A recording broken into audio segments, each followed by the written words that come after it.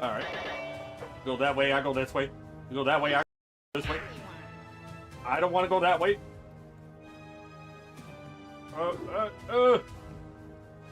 Do not freaking...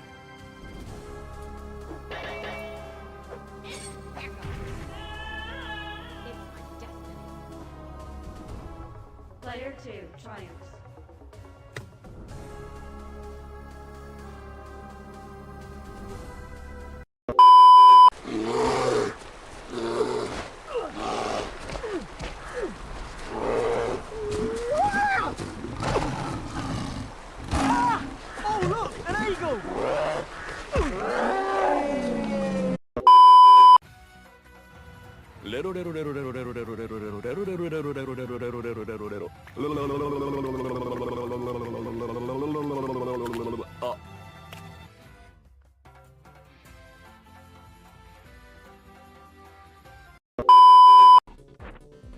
Oh shit. Oh shit. That's bad. Yep. Well, what the fuck? What? Right there! No! What in the world? No! How? Wait, what in the world just happened right there? Now the martial arts get real. WMAC Masters, World Martial Arts Champion. These WMAC Masters compete for each other's ki, and you control the action. Superstars, powerful sword slash. The Machine's pulverizing two-handed twist. Great Wolf swinging club. Red Dragon's double-handed sword. Olympus's brutal kick. And Tiger Claw's fearsome death grasp. Display their keys on the coveted Dragon Belt. So get real. WMAC Masters from Bandai. Could just let it go.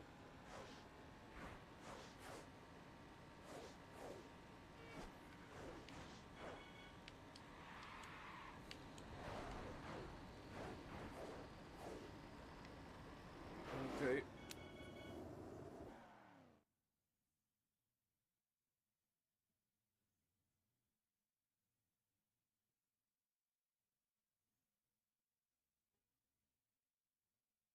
What? Goodness me, no. There we go. There we go. AI artwork. Oh shit. The game wants me to like zoom in to, yep, that's how the game wants me to zoom in. Right into his pelvis. Woo! Oh shit. You look like you might put up a good fight. Yeah, right. Take your shot.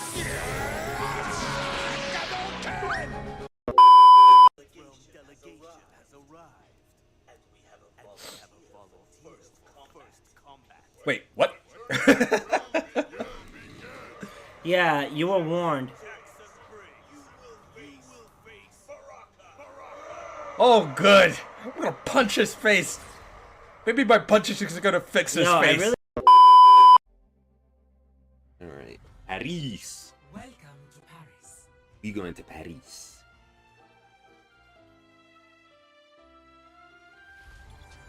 Prepare for battle.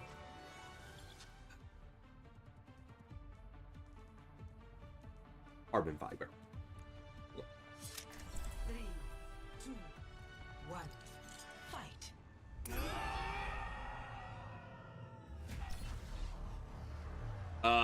Excuse me, Overwatch? What happened?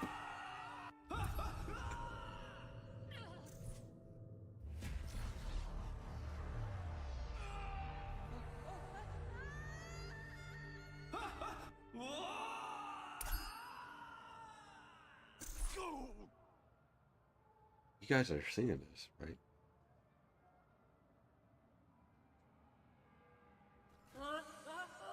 It's literally bullshit. Men.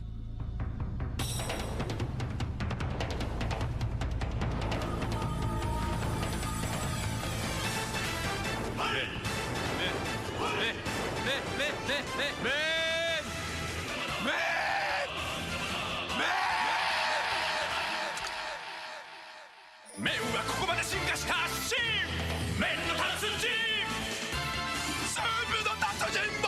him! Get away from her, you bitch. Excuse me? You know, the movie. Tiny girl, ginormous alien. Ripley! No? Seriously? The glitch in the PlayStation 1.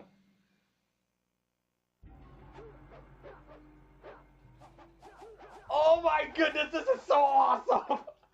We can't do it! Oh shit, wait, he got hit! Holy shit!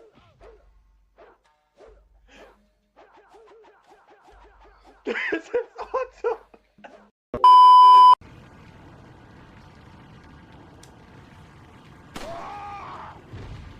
Is he dead? I'll wait.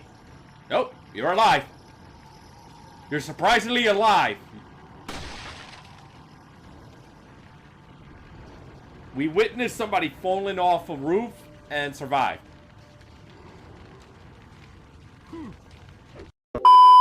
Oh, okay. Got him. Let's try to get this W.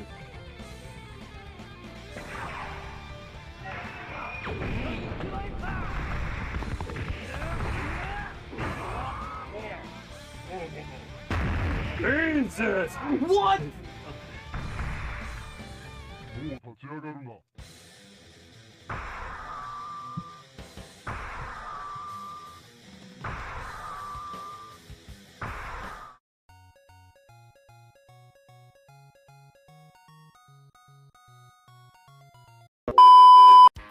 I'll be pretty honest, Doom has surprised me at times, because it's like, expect the unexpected.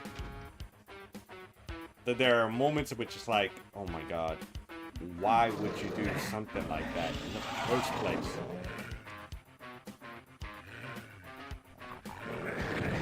Ow, ow, ow, ow, ow, ow, ow.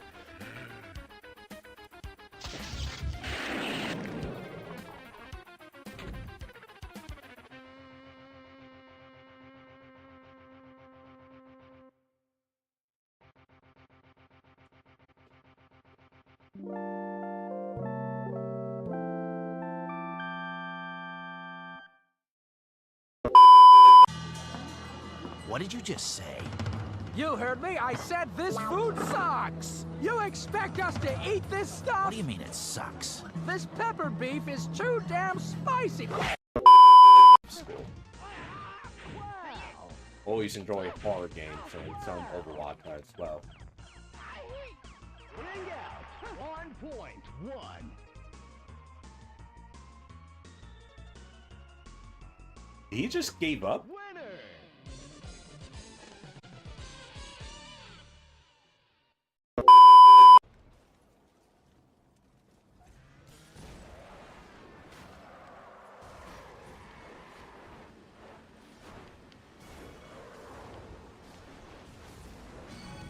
Ooh, cereal pillar. And I took the pillar myself. Hey, congratulations on getting a cereal pillar. Your reward, a pillar! Yeah, I heard about that.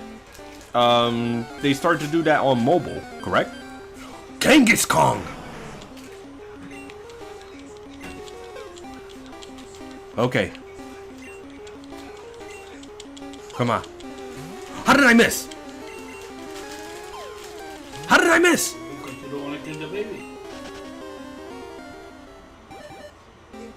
The baby in the cut.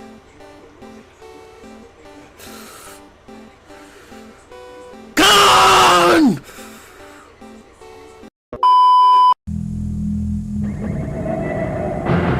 Coming to a Dreamcast near you.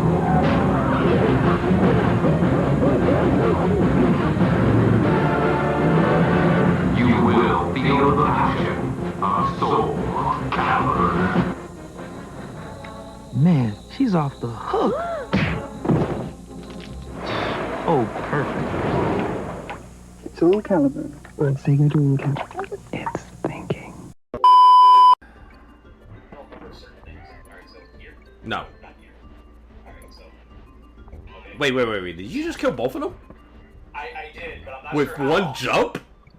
With one jump, apparently. I saw that too. I was a little confused, so I did it. Oh.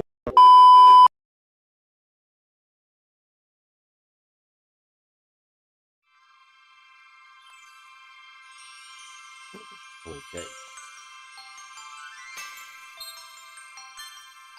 This is a good old DK. And Mario. And my game fucked up.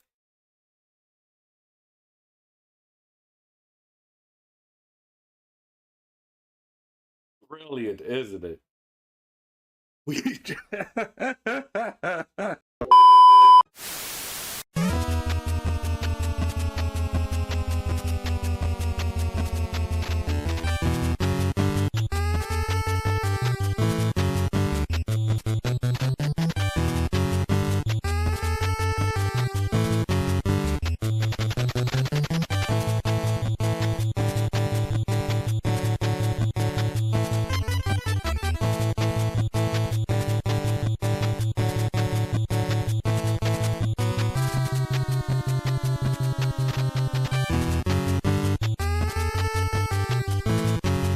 Good afternoon, everybody. Thank you for dropping by.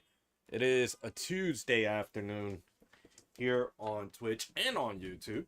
Can't forget about that. So, yesterday we did start up with the Twisted Metal series. Pretty much completed 3 characters, if I recall, which is Hammerhead, Darkseid, and Yellow Jacket. I did took a lot of extensive time, folks, helping out with the family, so that's why we had to cut it short as well. Today, it can be a little short as well. I can't really say for sure if it's going to go long, but we're going to cover as much as we can, and if anything, we could be able to continue on with more Twisted Metal down the line. Heads up on Friday, I am going to be late because I got word about a couple of friends coming over. One from Connecticut. So, pretty much a good time to be able to hang out with them.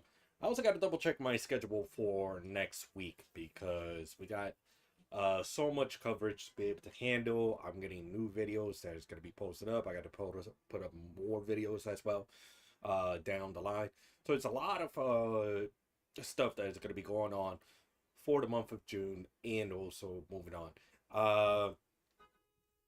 I am going to be going back to college in about 3 months from now. I'm going to resume for my master's degree on game design, and I don't know what I'm going to be doing afterwards on that one. Most likely trying to get a place in a studio. That's for sure. You know, work with a team or a contract or such. Whatever I can to be able to get myself out there. But in the meantime, we do have a couple of streams to be able to go through. I also got to do an Overwatch stream down the line. That's for sure. That is for sure indeed. All right. But anyway, we're only 2 days away from the launch of the Nintendo Switch. Nintendo Switch is going to go live this Thursday. All right. So hopefully that launch will go pretty well. I know if things go smoothly into the holiday season, that could be one of the bangers out there. That could be one of the games that really, actually not games, one of the consoles, I mean, that could really make waves down, make waves and be able to pretty much push forward or such. I apologize, I'm losing words and such. But anyway, it's due to the release of Metroid Prime, which is going to be released this fall. I just don't know the date so far. I'm actually looking up on the list of games that is going to be released this year. I'm going to give y'all a good look at what I am looking at right now. There we go. So we are in the month of June, and so far, nothing major that's going to be released. Of course, Elden Ring is out. Stellar Blade for the PC is going to be released very soon. Oop, there we go. But most likely it's going to be let's see here. We've got Persona 5, the Phantom X, coming out in June 26th. Actually, Death Stranding is coming out on June 26th. So there's going to be big hype this Sunday with Death Stranding. That's going to be that's going to be the main focus for Sony State of Play this Sunday. This is a sequel to Death Stranding, which was a big hit several years ago. A game that Kojima created, the Kojima Studio has created. So, big pop right there. We do have Hunter x Hunter coming out next month, and in 2 months we'll have both Gears of War Reloaded, which, if I'm correct, this is 1, 2, and 3, one full package. Metal Gear Solid Delta Snake Eater is going to be released, which is a remake of the third Metal Gear Solid game. Lost Soul Aside, and we got Borderlands coming out in September. So that's going to be the big takeaway. Ghost of Yotai is coming out in October as well. So those are the big takeaways. We don't know when Metroid Prime is going to be released. Probably going to be able to know a little bit more hopefully this weekend. If not, then we're going to be able to know more in the Nintendo Direct coming up before its release. So it's going to be a pretty crazy month. On top of that, happy Pride Month. This month is also Men's Mental Health Awareness. All right, all men do get affected by depression, anxiety, and also other mental stress and illness. So please show support to your friend, family, husband, loved one, with whoever. Be able to let them know that they do matter. All right.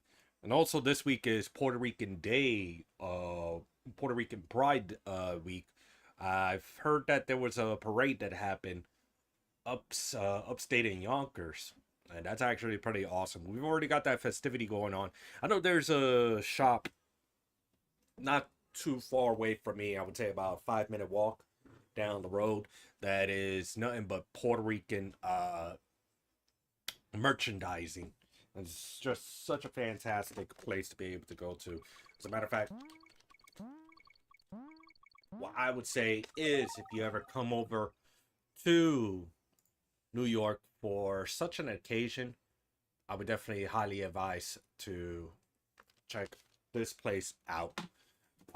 This is called Taino Mayor Studios, which is exclusively for not just Puerto Rican, but they also got other islands as well. You got Dominican Republic. Pretty sure they'll also have like Cuba and maybe Trinidad as well. But this is highly huge love to the Caribbean. Oh, Mexico is down there as well. Caribbean islands, and they're really selling out flags. They're selling out merchandise, especially for such an occasion on Sunday. Over in Manhattan section of New York, you can also see some of the flags that they sell. It's not only Puerto Rico, but also Dominican Republic. You also got a couple of more, such as Nigeria, Trinidad, Mexico. I believe, yeah, the Bahamas are right there as well. So highly advise to drop by to Taino Mayor Studios.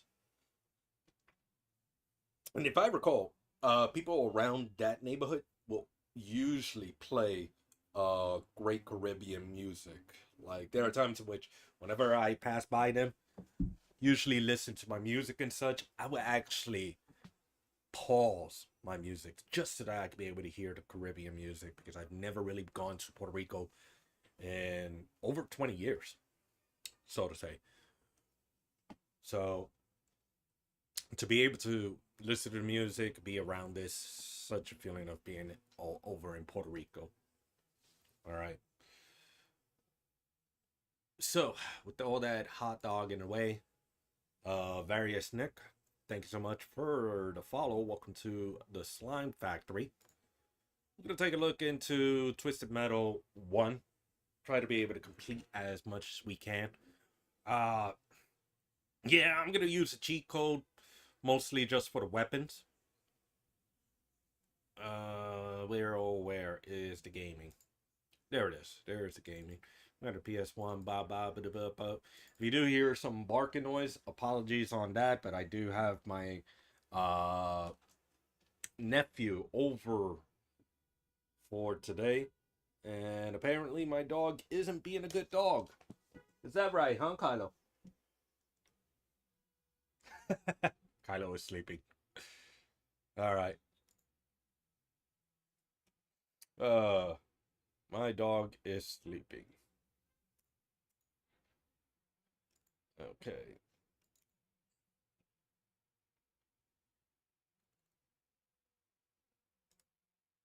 So let's go with a full boot.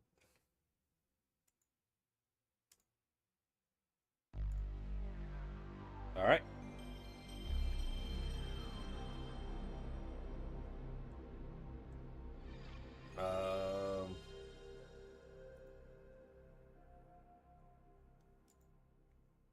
All right. I'm gonna be able to boost this up so I can be able to hear what's going on. Good. Alrighty then.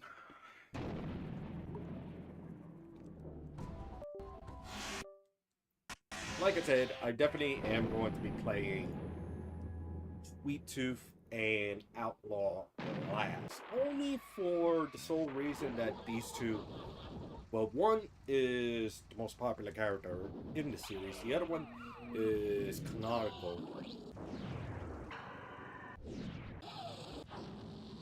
I think I'm gonna go with Roadkill on this one. Roadkill. Pieced together from many junkyard hulks, Roadkill is a heavily armed demolition derby on wheels, driven by Captain Spears. Captain Spears is a man filled with regret. He is competing in Twisted Metal in hopes of recreating the past in which he is currently living. And weapon is a steel rod, a giant rusty metal firing at 100 miles per hour, metal javelin that destroys whatever it hits. Pretty well balanced, so this is going to be one of those vehicles that is a must drive for beginners, if I'm correct. I could be entirely wrong. Alright. There we go. Alright. Let's prepare the arena duel against Pit Viper, who, in my opinion, could have been in future Twisted Metal games.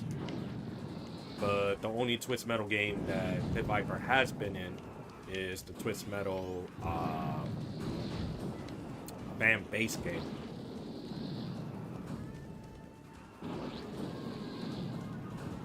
Oh shoot.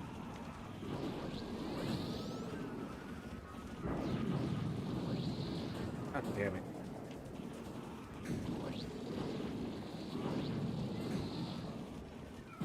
There we go. Good. Alright. Basic indeed, so we're good. Pit Viper returned with Warthog and Mr. Grimm. I gotta be careful with Mr. Grimm. It's that one character that really could mess me up.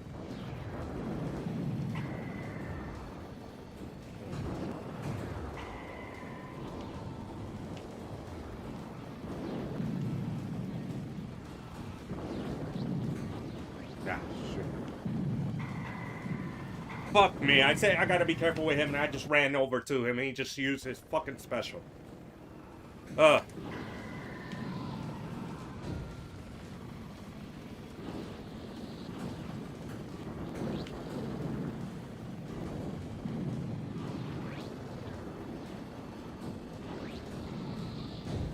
Jesus. For a character that has weak armor and such, having the most powerful weapon in Twisted Metal history is just wow. I'm just gonna run you over for being a prick.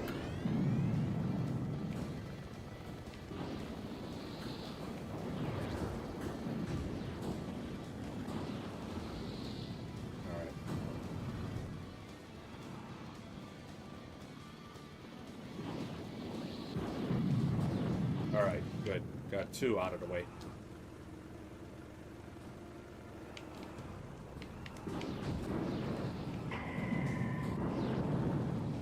Mr. Grimm? It's like twice already with Mr. Grimm.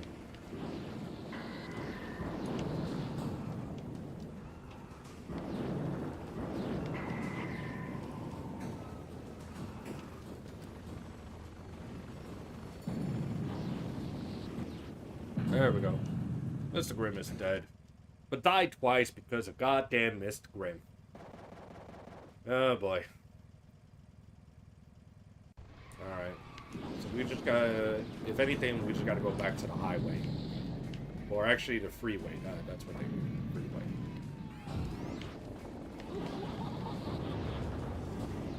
Okay, good.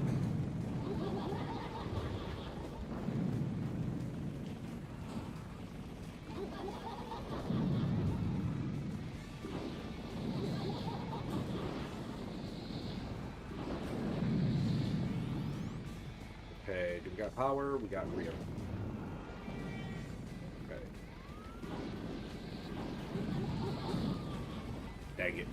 I think he hit me with a homie. Come on, switch out to the rear.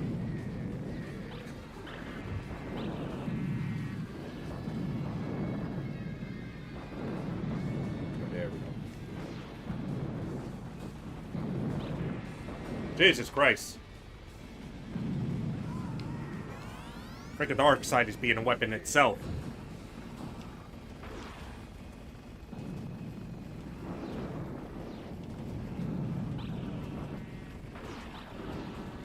There we go. Good.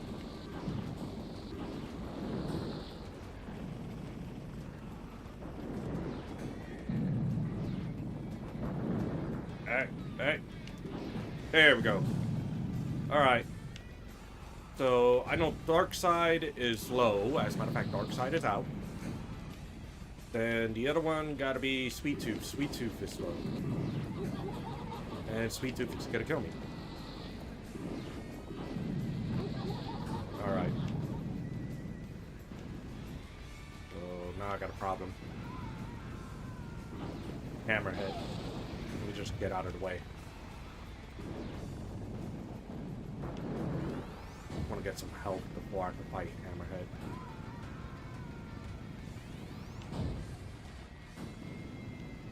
Good.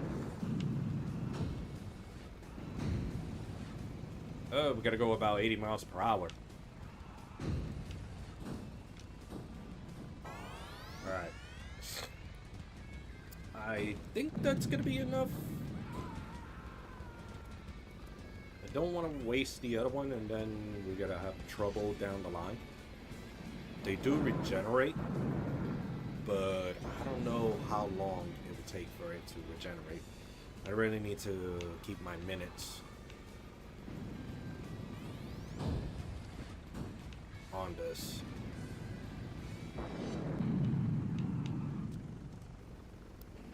Alright.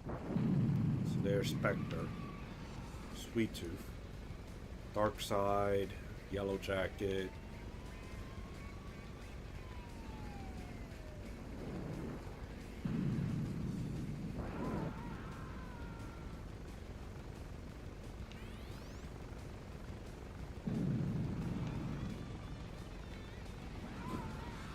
Alright. Going around in circles.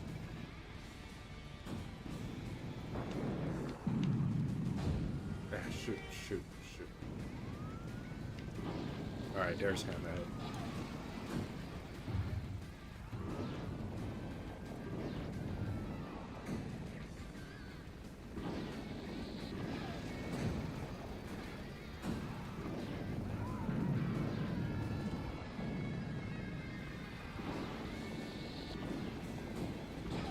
Oh, shoot. I survived.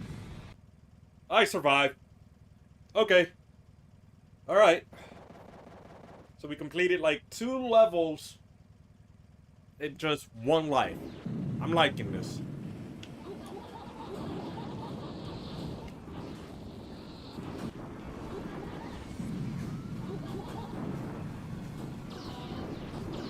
Ow.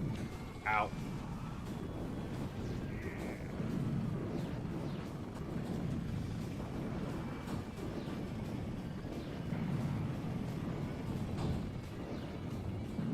Okay.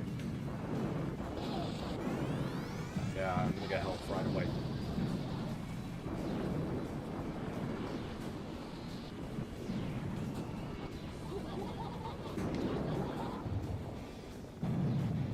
Okay.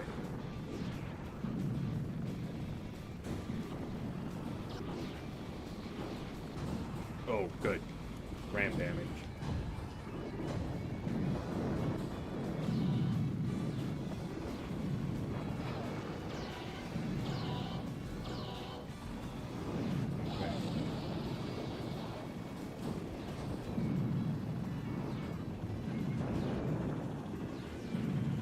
I'll do some homing. Cause, yeah. Freaking roadkill special is really good in this game. I don't know if it actually gets any better down the line, but really good special that actually deals a great amount of damage. Alright, good. Just jump in here, fire a couple of shots.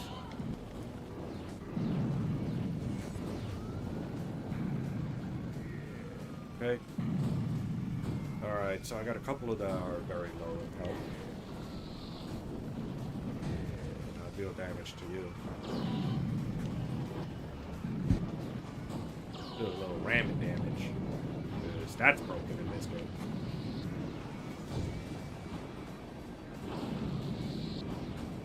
Bumper smoke.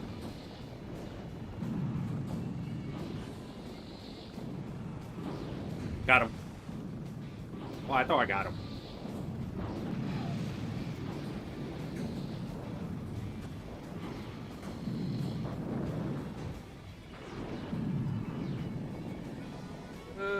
Did not get him yet. Okay, now I got him. Alright. That's 1 down. 5 to go. I know Sweet Tooth. His special is gonna kill me.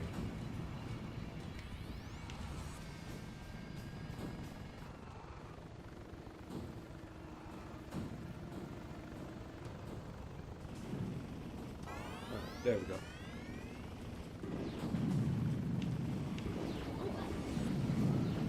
Alright, Hammerhead is about to die. I think I got him. Yep, he's gone.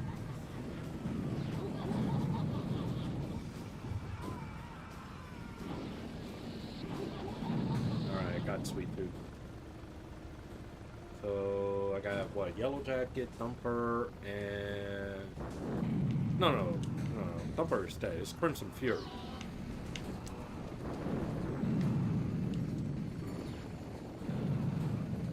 Okay, Brenton Fury is gone. Same as Spectre. Alright. And there goes Yellow Jacket. So, One Life Xeno. That's what you gotta call me. Ah, shit. There's Mr. Grimm.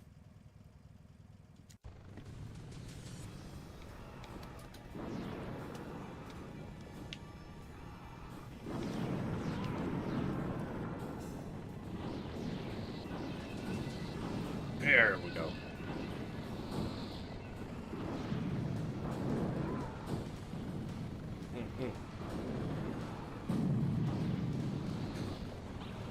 Okay. There we go. Good. So, Spectre is dead. I think we're gonna go with Hammerhead? Yeah, Hammerhead. Oh shit. Good. I'm bouncing around. Yeah, let me just drive off.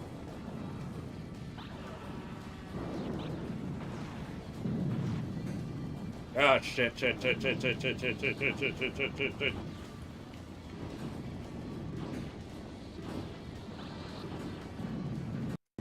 Good.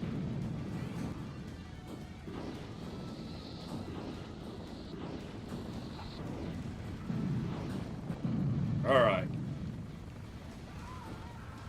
That was just weird, to be honest.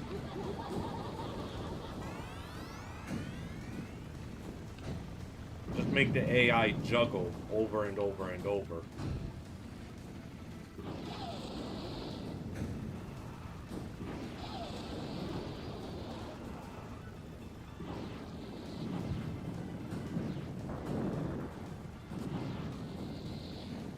Ah, crap. It's on top of me. Alright. So, 4 more to go, halfway down. Warthog. Yeah, Warthog got Yellow Jacket. Got Mr. Grimm. Sweet Tooth.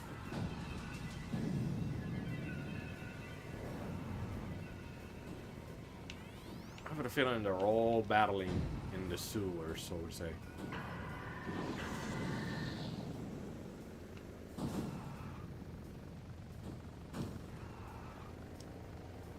There we go.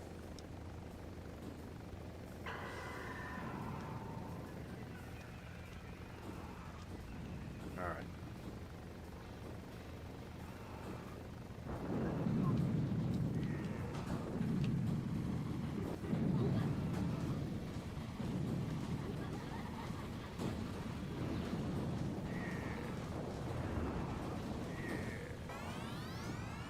Well, it's a little too chaotic.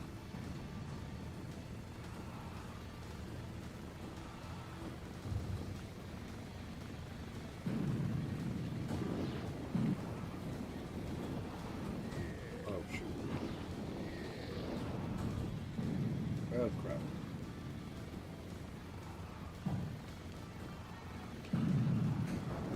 Oh crap. I don't know if it's the frames that's just screwing it up.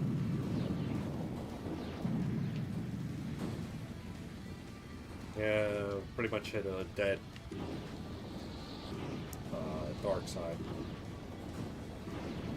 Am I dealing damage? Yes, I am.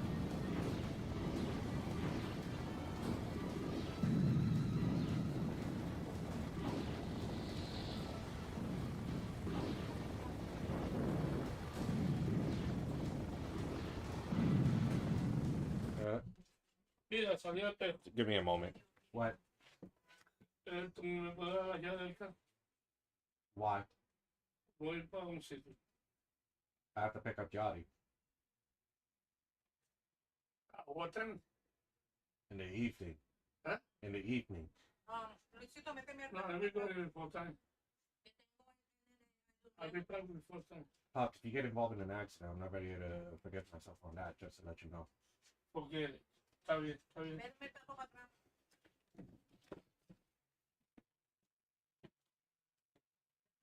Where do you need to go?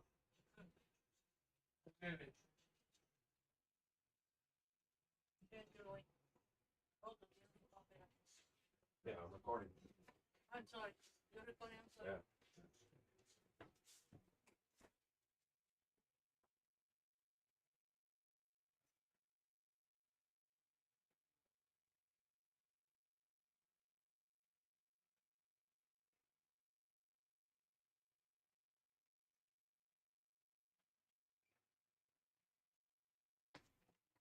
All right. Sorry about that, folks.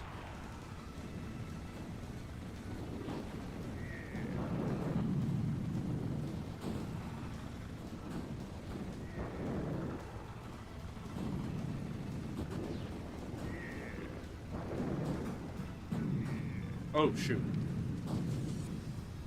Oh, my God. I can't believe that happened.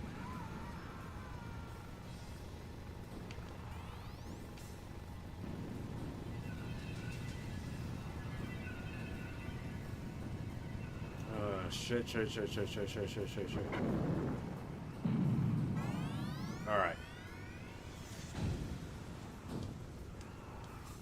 Good.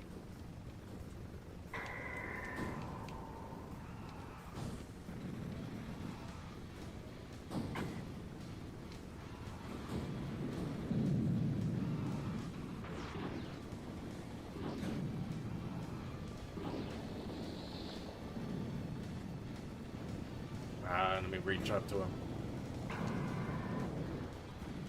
Yeah, shoot. Come on, stay behind him. Good. Oh, shit. Yep.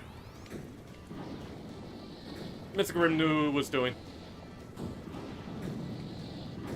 Ah, crap. Get the fuck out of there. Run away. All right.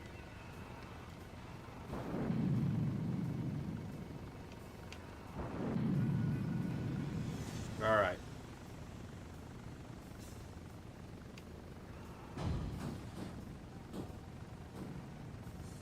Okay, there we go.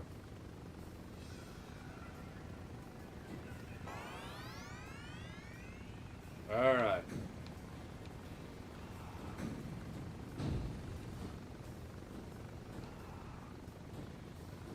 Okay.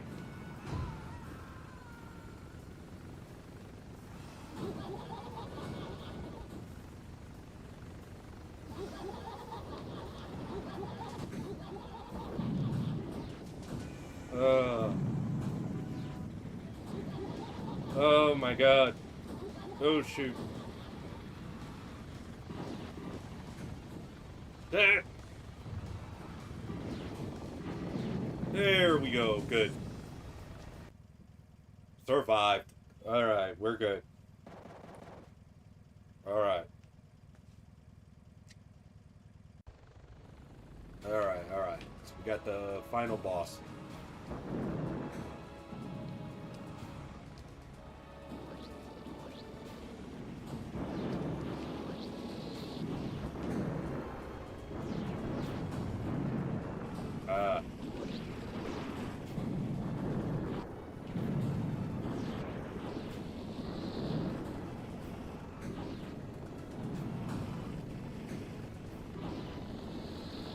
What is Pit Viper doing?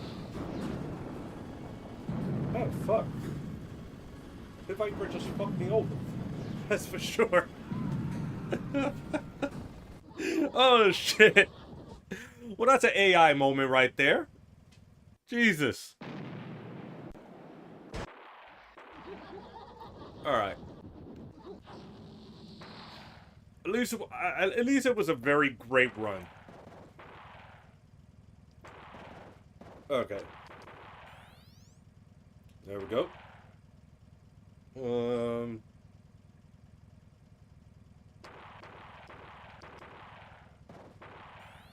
There we go. Let's go to the rooftop combat. Okay.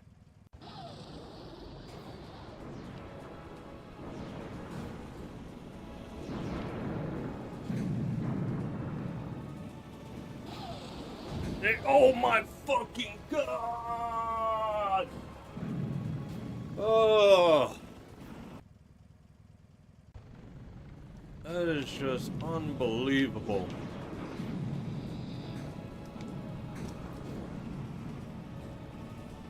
I cannot believe that happened.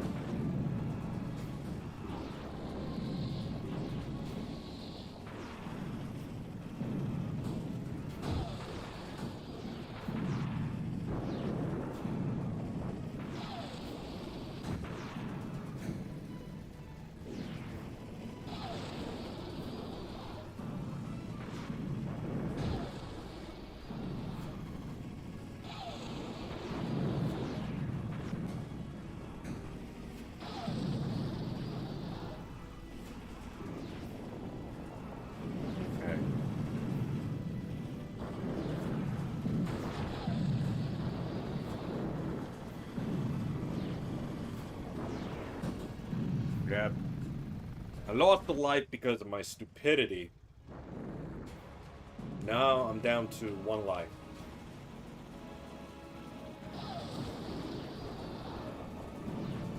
Hey, I try to be able to make this jump.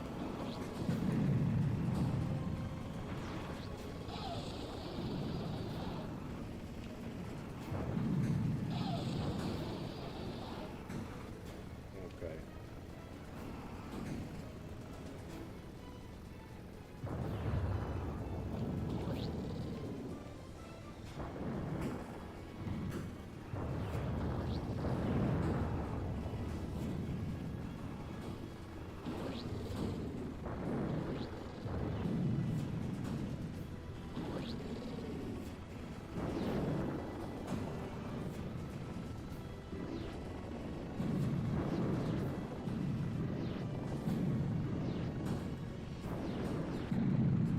Alright. So we got Hammerhead last.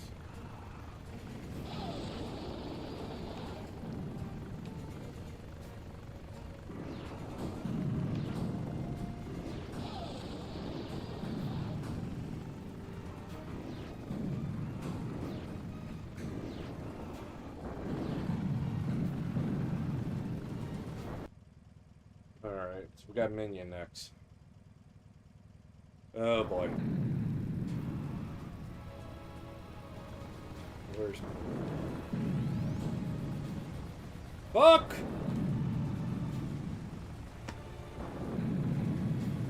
I'm an idiot.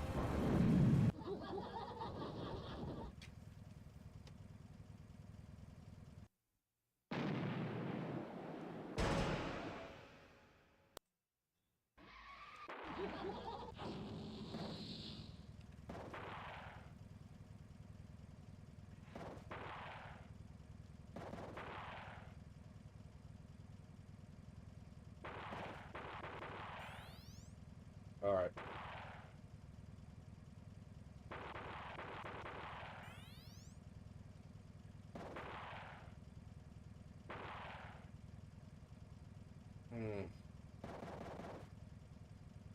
Alright.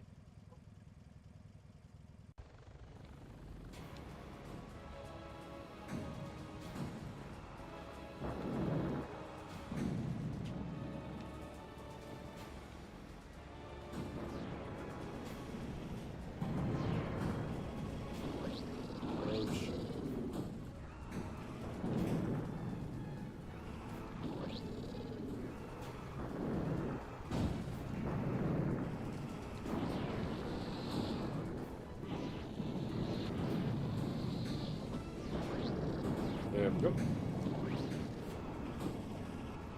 Oh shit.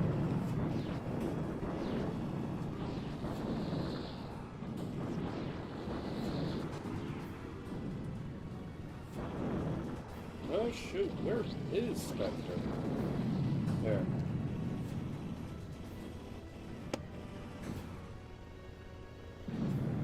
I don't know why I'm having a hard time with this level with this character. I don't know why. I'm I'm having a hard time with the rooftop with one single character. And that character is like the most basic character that there is.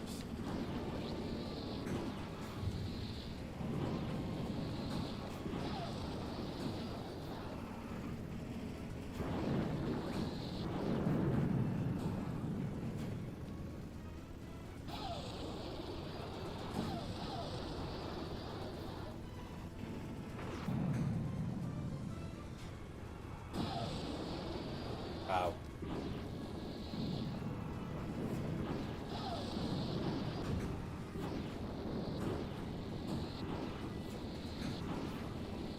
Okay.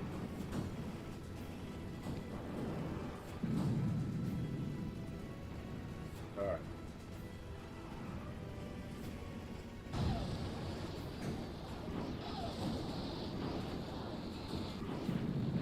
There we go.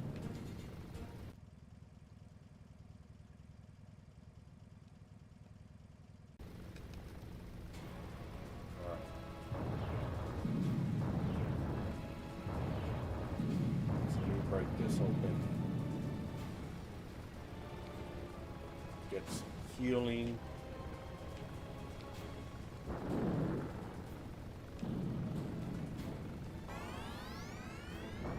Alright.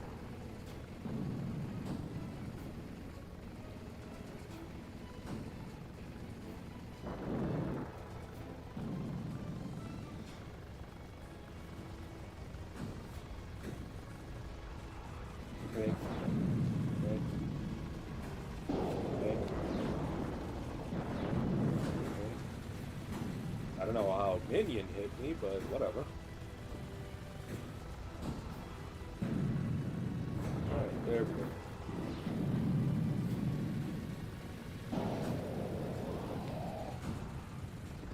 Oh, oh.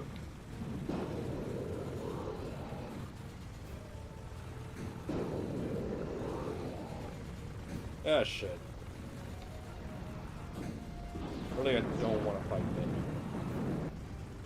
Don't want to fight them one-on-one like this.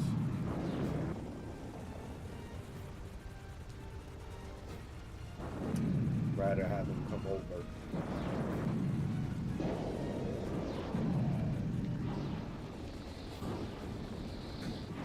There we go. Ow.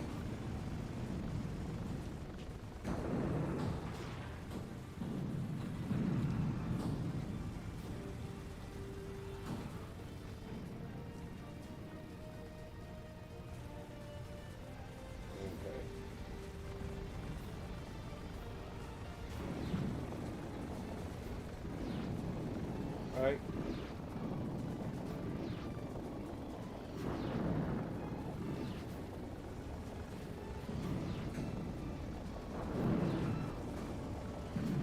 Alright.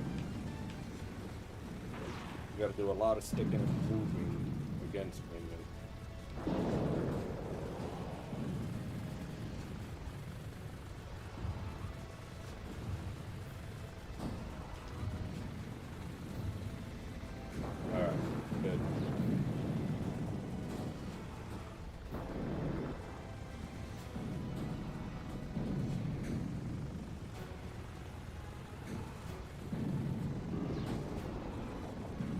Oh shit. I took the damage. Crap. Yep, dead.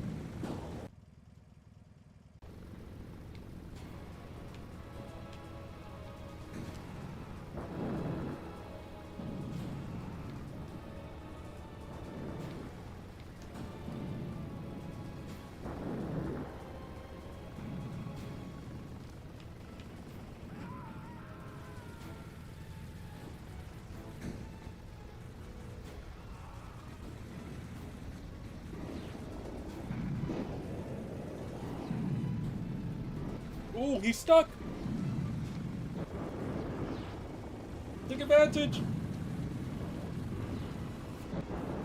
Oh, I'm stuck!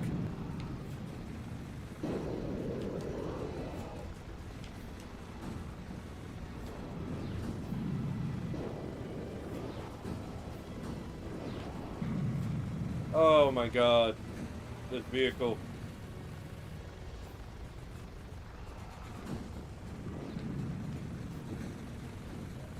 Okay.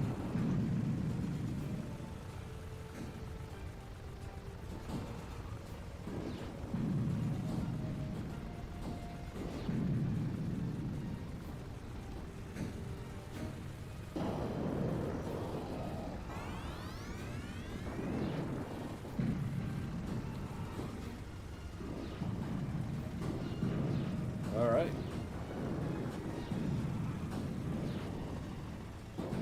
There we go. Alright, congratulations, you have won the 10th Twisted Metal competition. Prepare to meet Calypso and receive your prize. Here we go. You're the winner of the competition and granted an audience with Calypso, the creator of Twisted Metal contest. As you speed into his underground garage, you spot him surrounded by bodyguards and seated on a throne of broken car parts. His face is burnt beyond recognition. His smile is hideous. He speaks. As you know, I shall now grant you any prize you request. I was a captain in the Jungle Wars of South America. You tell him. I lost my entire platoon. I sent them straight into the enemy's trap. And now as your prize, you want a second chance. You want me to send you back in time so you could save them. I don't recommend it, Captain. Calypso tries to warn you about the dangers of such requests, but you refuse to heed his advice. Realizing your mind is made up, Calypso simply shrugs and agrees to grant your wish. You should have listened to the guy. You are sent back in time, dropped in the middle of a raging South American war. Before you have time to save your platoon, you're shot at point-blank range by an enemy soldier. You died instantly. The next day, back in 2005, two high school kids find your car sitting in the middle of a dirt field. They steal it, speed it off, and vow to enter next year's contest using your vehicle. That's time travel for y'all. Oh well. I'll be honest, I was shocked when that happened. Like, wow. Can't believe the dude went back in time, but got killed. Now in the present day, he's, well, not the living. I think we're gonna go with Pit Viper on this one.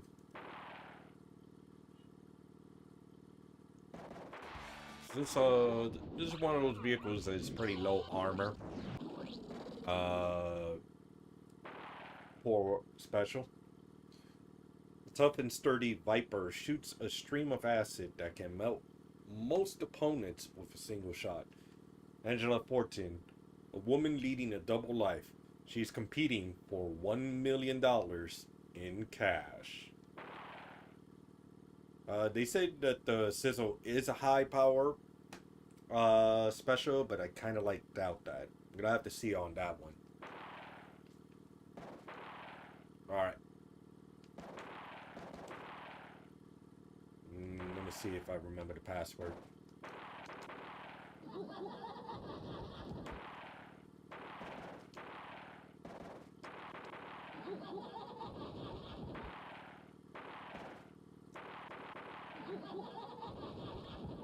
Oh no.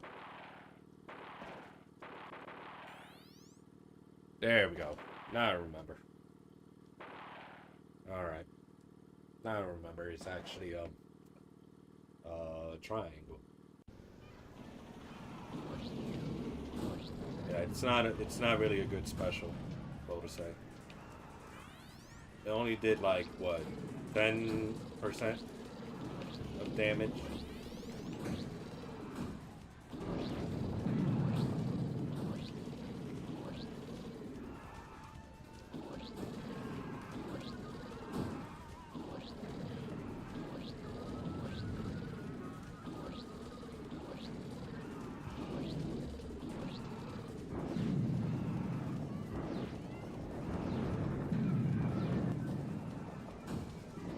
There we go. Throw in the homing. Get that out of the way. Okay.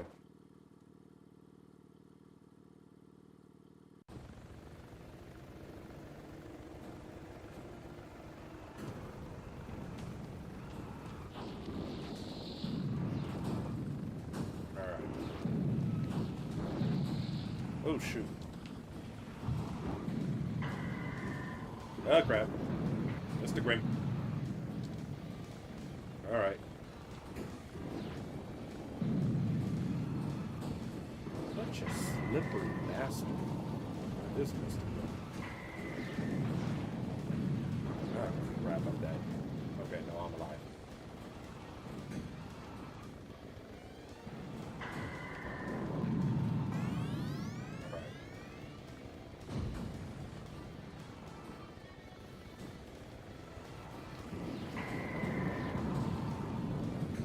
Oh, crap.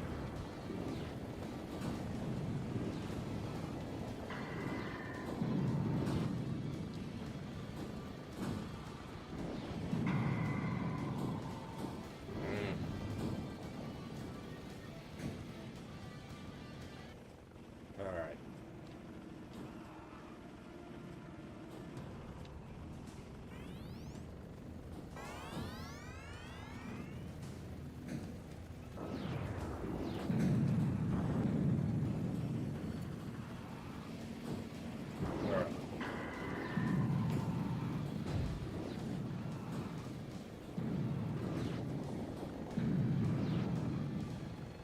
Ah.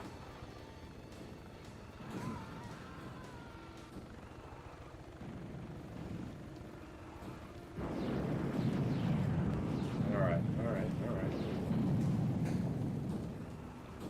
Come on.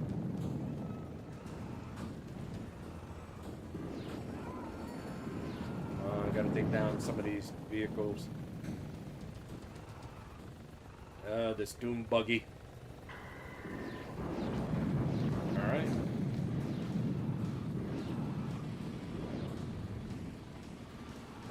Focus on a vehicle, you fucking car. Ah. There we go. I gotta be careful with Mr. Grimm and his special.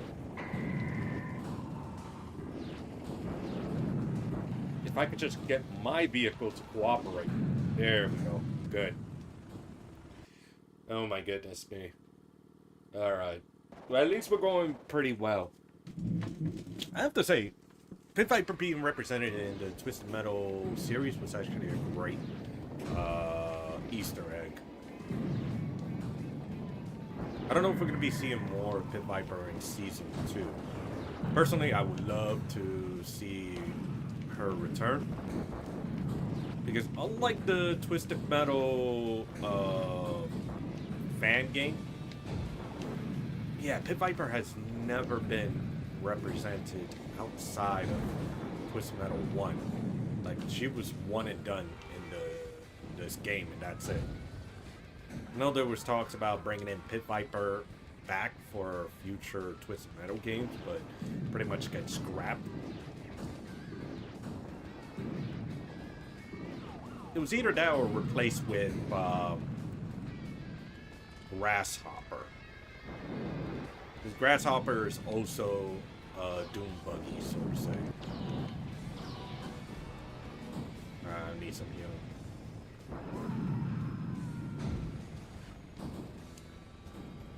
Oh, shoot. Alright, good. There we go.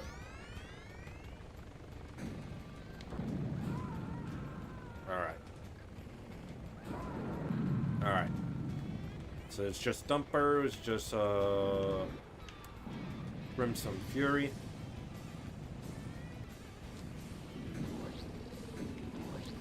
Ah, crap. Let me get out of there.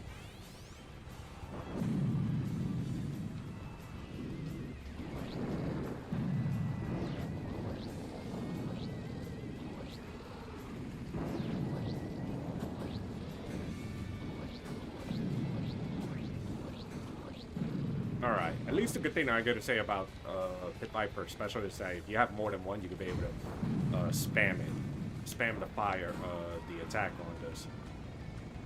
So that's good. But for it to say that this is a high power weapon, yeah, that's not true. It's not like Sweet Tooth or Mr. Grimm.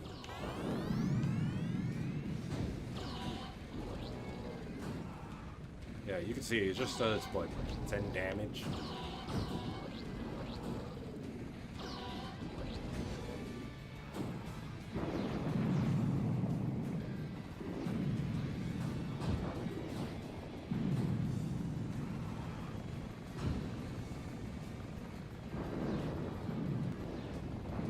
Alright.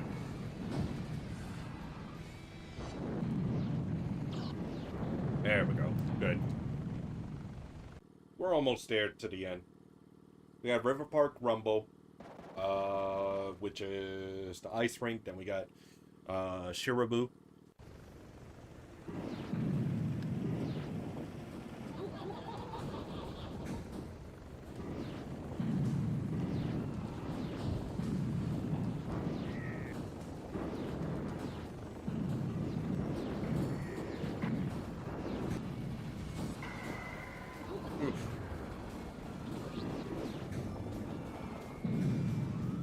Oh shoot!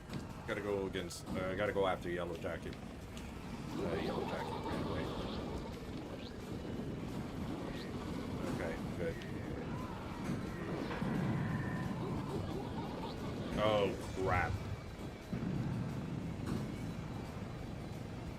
That's bad. Okay, there. Oh shit! Get in there. Good. Alright. Took a lot of unnecessary damage.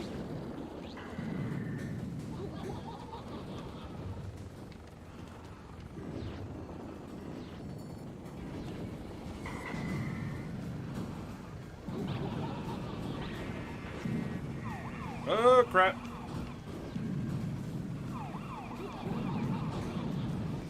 Alright, so someone's dead. I think that's Mr. Grimm that got killed.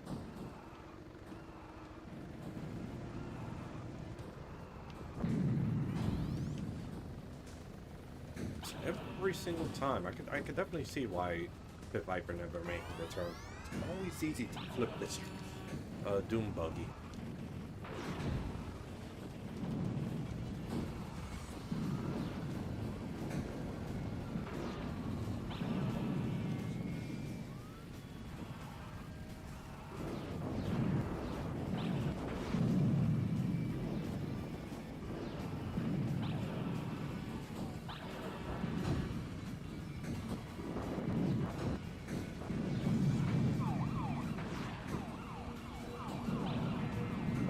Yep, I'm dead.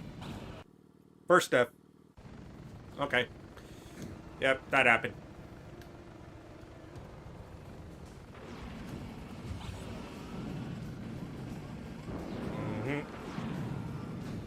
But hey, going this far with Pit Viper on one life, yeah, that was actually pretty good. Okay. There we go. So I only got Warthog. I know I got Sweet Tooth, and I think I got Yellow Jacket.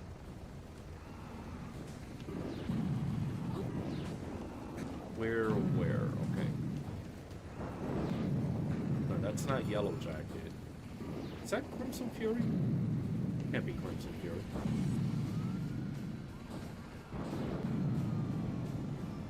Oh, it's Mr. Grimm. Mr. Grimm is still alive? I thought he was the first one that got killed.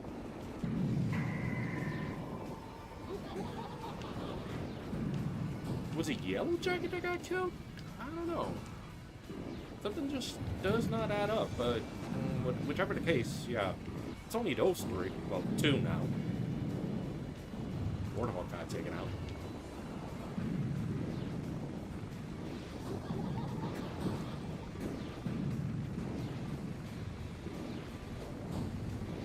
Sweet Tooth using Warthog to protect himself. There we go. Alright. Alright. Assault on Shibuya. Shibuya.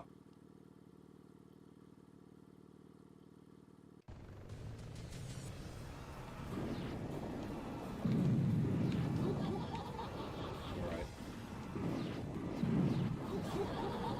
God damn it. Oh, crap. Holy shit, that was wicked.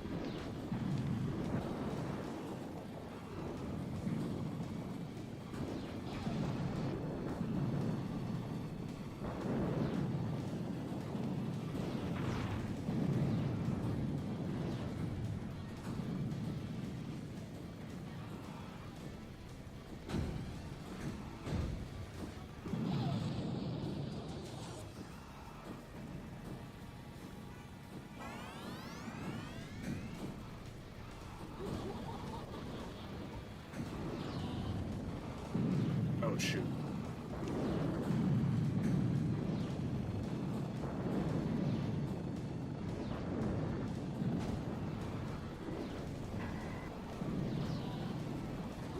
Yeah, that was a bad idea. That was a bad idea. Okay. Crush. Alright. Much better. At least one of them got taken out. I think that was Sweet Tooth that got taken out because he was actually low on armor.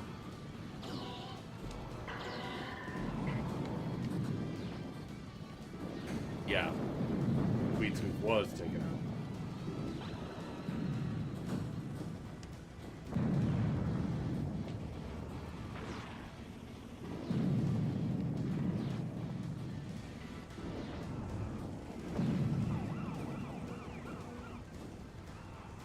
Okay. Focus on dark side. Let's focus on dark side. Yeah, dark side.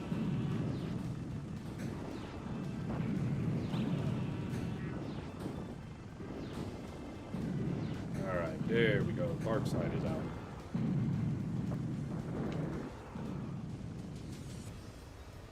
We got 6 more opponents to go. I got 2 lives, so I got a lot to spare. On what I would say most likely be my best run to this date.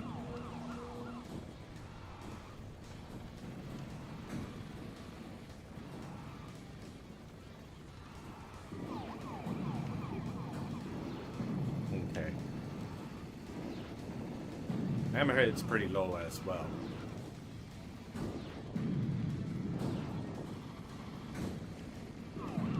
There we go.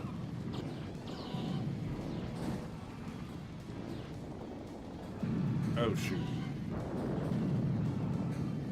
Ah, crap. Get the heck away. Oh, wow.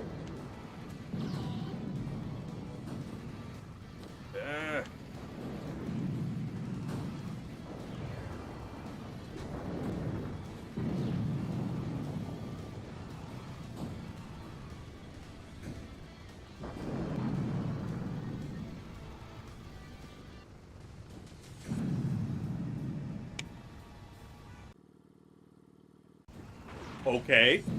So apparently I could just deal self-damage and kill myself that way. News to me.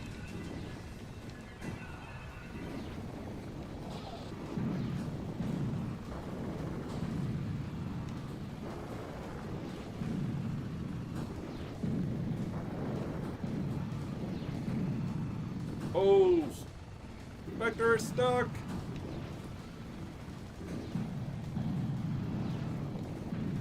Good. That's 2.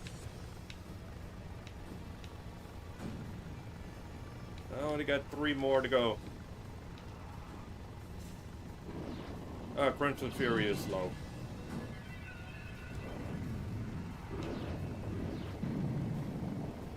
Get him, no, okay.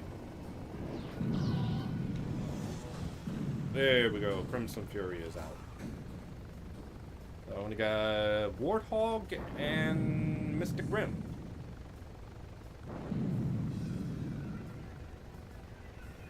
Warthog and Mr. Grimm.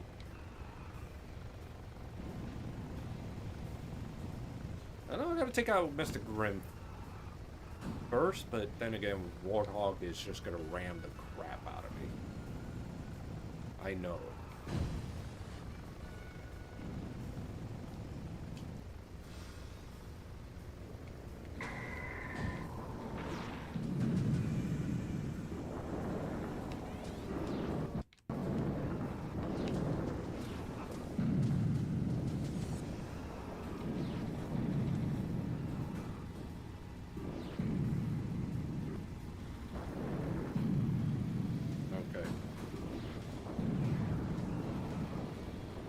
Crap.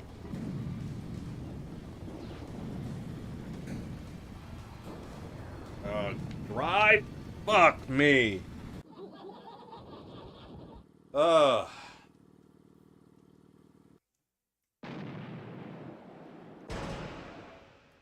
is it, boy?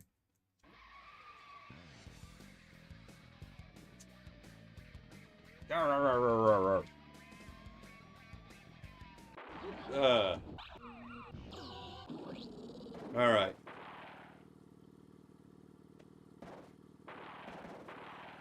So, bop, bop, bop, bop. Okay.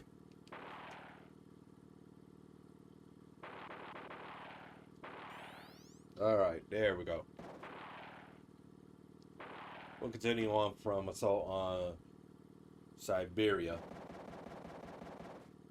There's only 2 more drivers left. 2 more.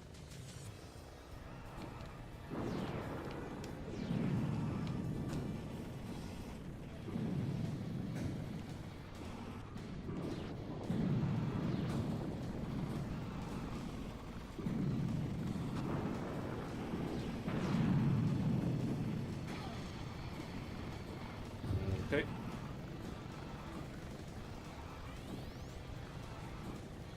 Alright, let me just go across.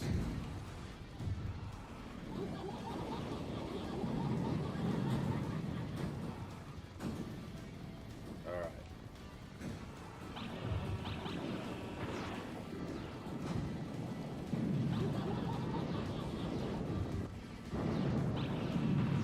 Shit. Truck.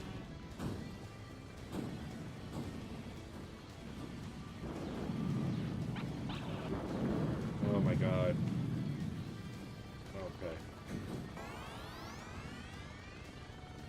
Alright.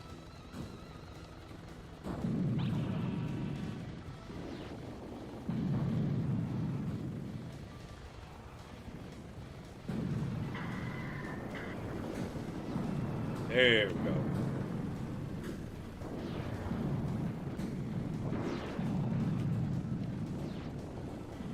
Oh shoot. There we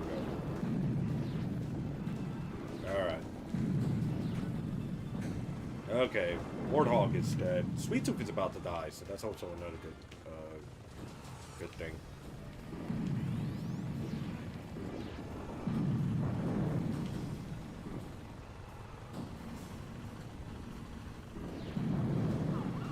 Oh shoot.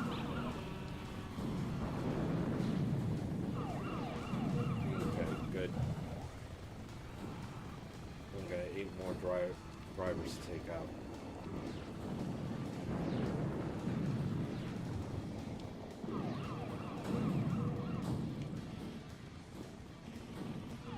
Oh, what? Oh crap. That's bad. I'm getting out of there.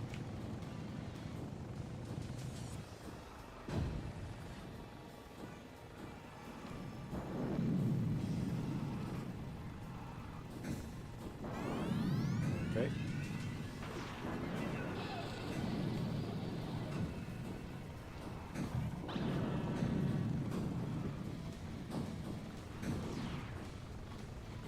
Alright.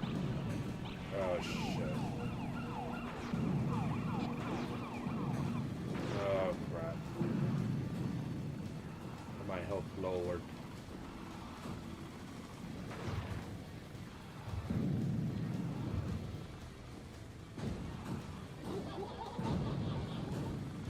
Yep. That happened. multiple occasions. Okay, at least I could be able to get to the health pack. There it is.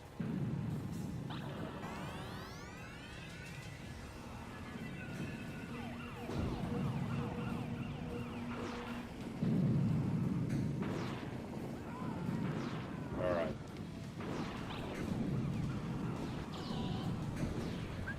Darkseid, you took the damage. What a sweet little AI you are.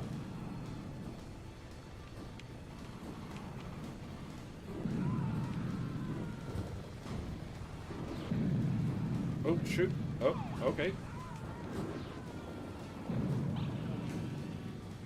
Oh, come on. Get out of there. My goodness me, what is up with the trees? And I got hit by the slick oil. Nice. Oh, shoot.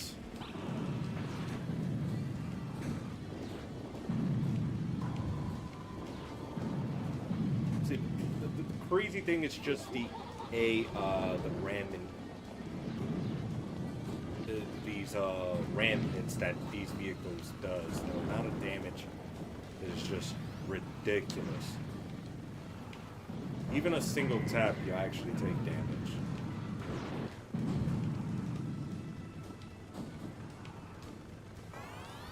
Alright. So 2 vehicles are out.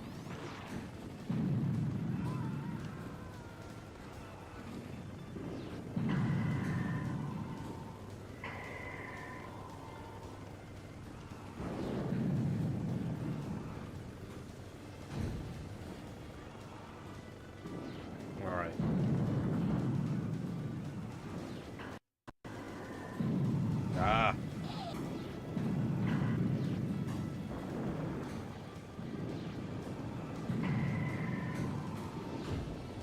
There we go.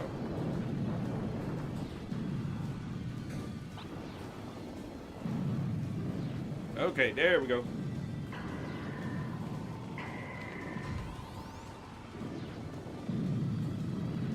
There we go. Mr. Grimm is finally out. So it's Darkseid. Good. 2 for 2.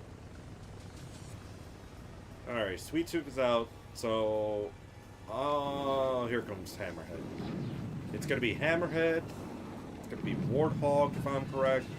Spectre, I don't think I took out. If I'm correct, Thumper. No, Outlaw.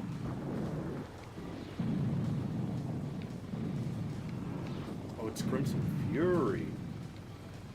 Alright. So there's Warthog and Crimson Fury.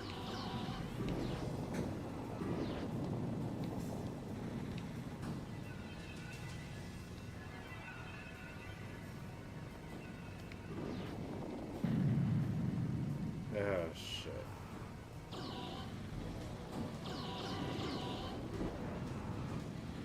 Oh, Warthog has been taken out.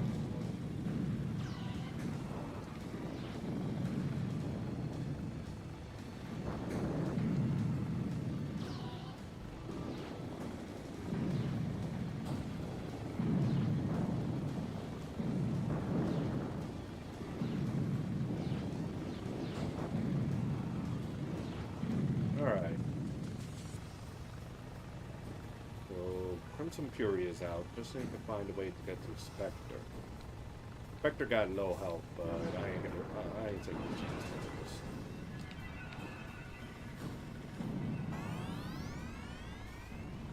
Not with the way the AI and the collision is in this game. There we go. Alright. Rooftop combat. Spectre, Roadkill, Hammerhead. Shouldn't be an issue. Alright.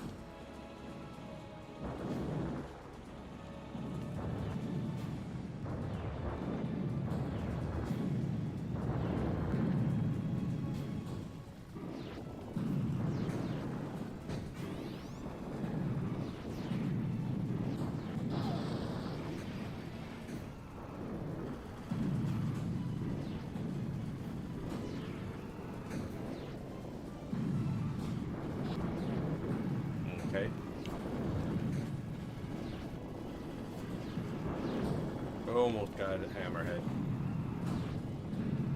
Alright, Hammerhead is gone. Vector is gone. So all I need is just Roadkill. And then the final boss. The homing missile does a lot of damage. That's what I will say. The homing missile has been very helpful.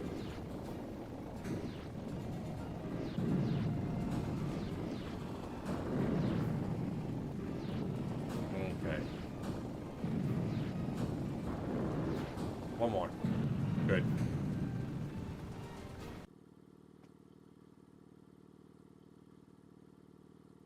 Final round.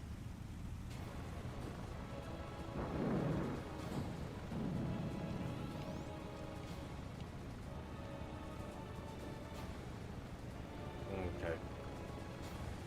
Go up here. Gonna go down here. Gonna set some traps.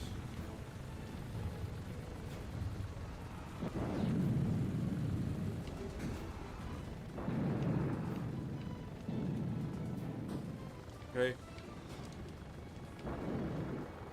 We're gonna go back up here. Maybe a little trap here and there.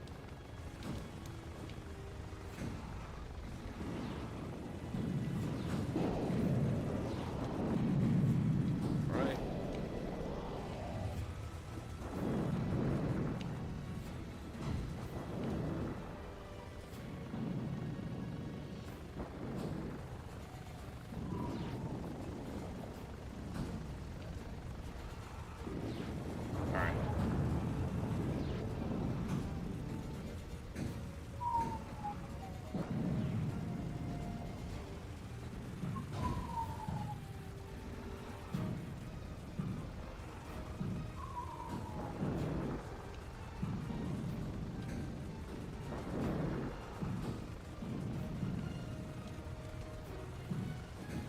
Good.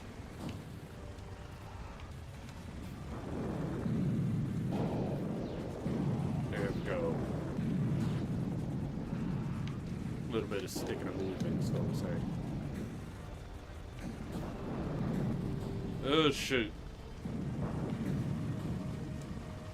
Definitely not what I wanted.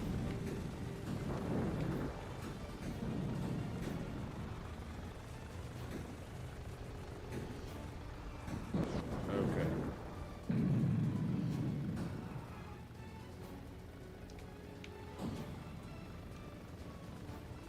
Oh, turn it, turn it. There we go, good. Alright.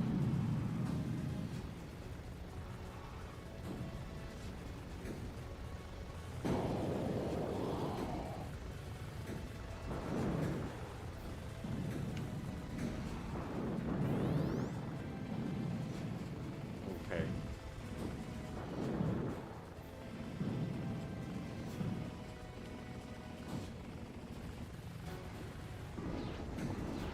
Throw some homing. Oh, wow. That was accurate.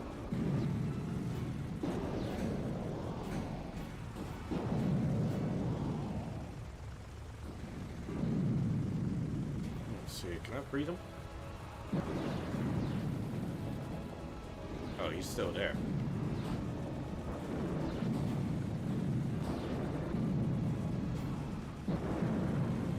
Alright.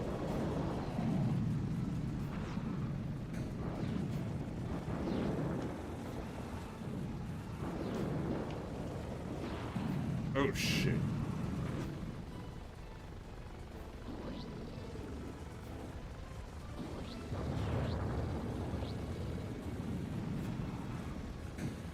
Okay.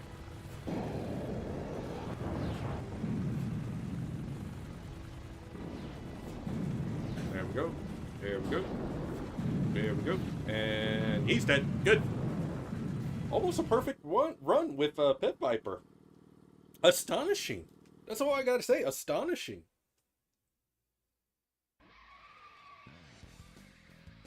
You're the winner of the competition and granted an audience with Calypso, the creator of Twisted Metal Contest.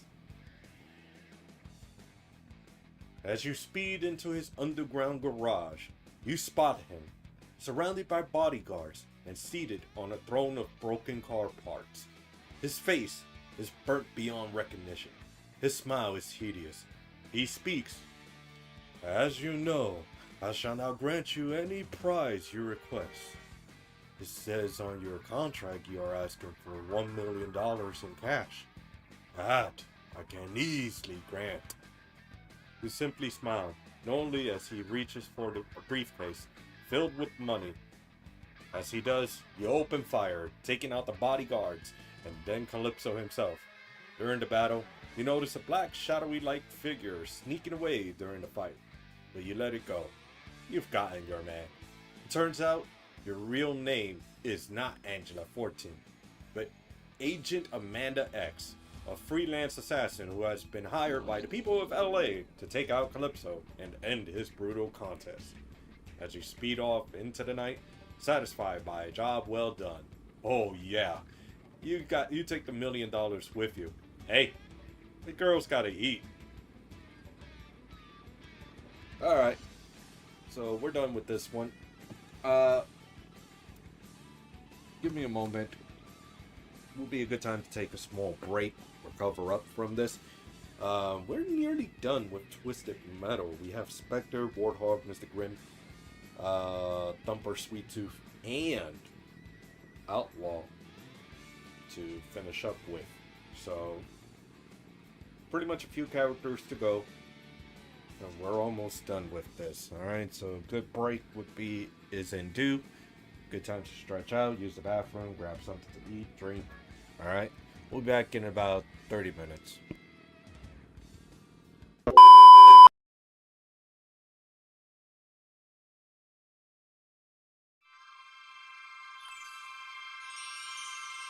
Okay. This is a good old DK. And Mario. And my game fucked up.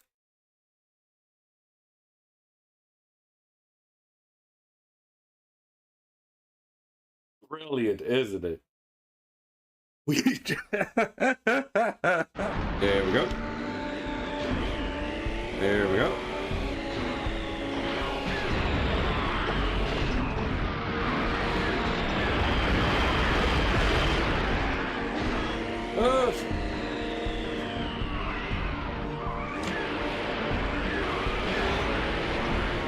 Oh, crap.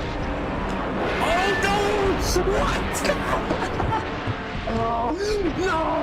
What? Oh, no! Not bad, but still not slick. Fucking plane!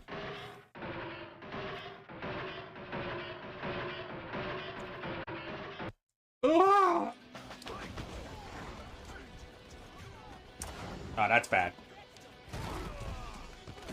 Oh! Who caught it? Who caught it?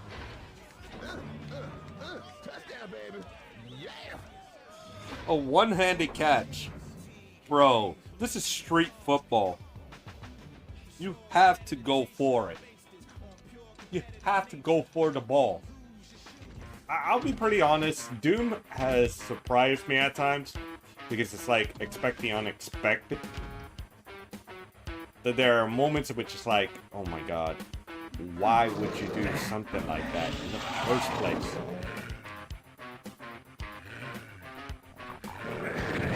Ow, ow, ow, ow, ow, ow, ow.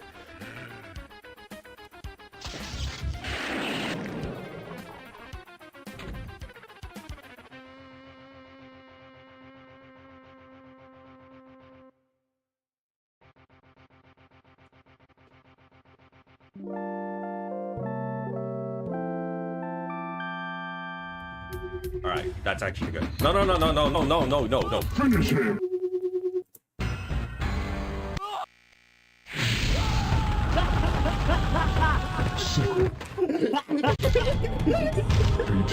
Look at this shit!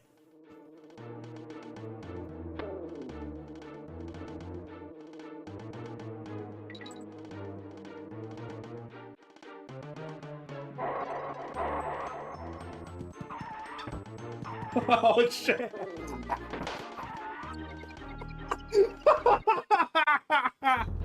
Yeah, what the hell?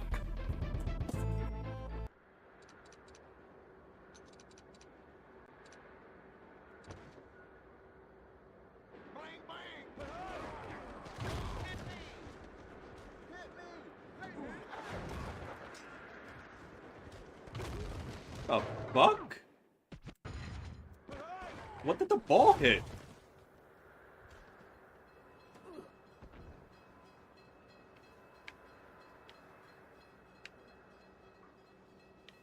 Where did the ball go? Where's the ball?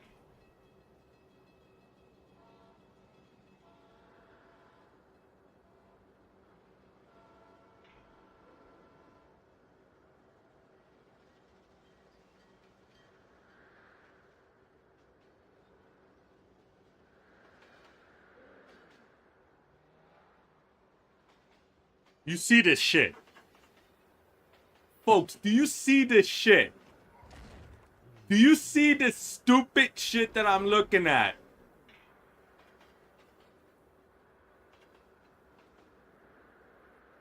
How in the hell did the ball hit an electric wire?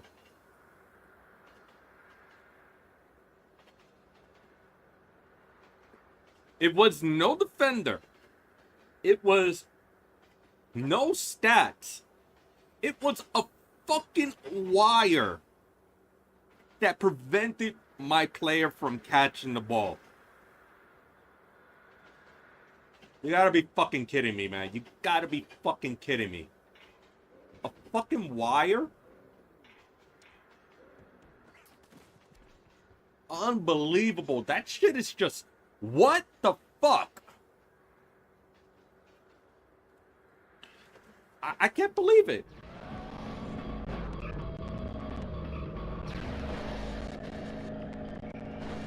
Ah.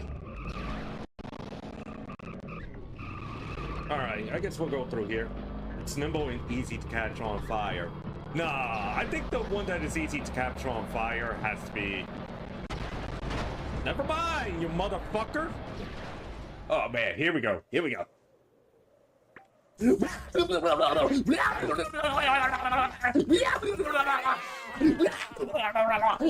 where this one. I am the strongest one. I am the most amazing person ever. These guys are nothing. I am the Bowser. I am the Kong. I am Bowser Kong. Woo! All right.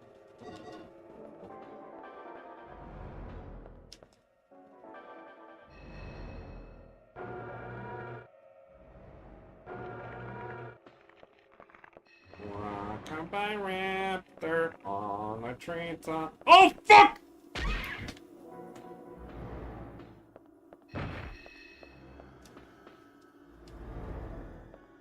on. Wow.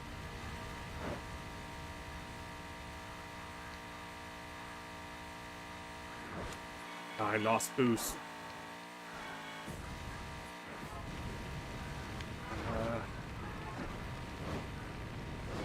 Okay. Only got 8 seconds left. Fuck!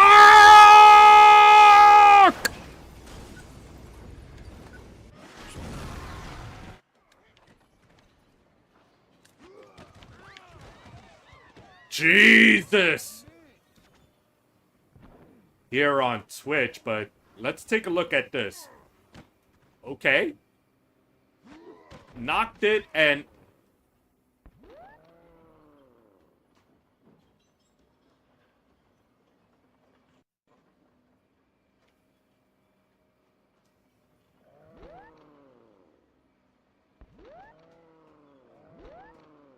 My man, are you the most clumsiest player I have ever seen?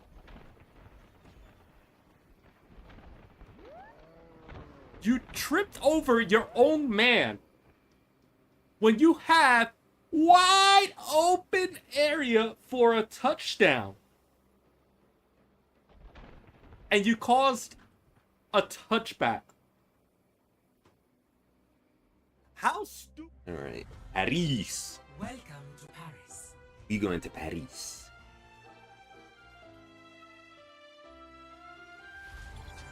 Prepare for battle.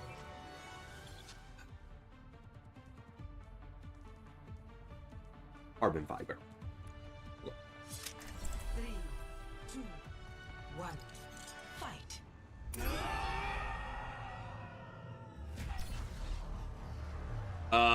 Excuse me, Overwatch. What happened?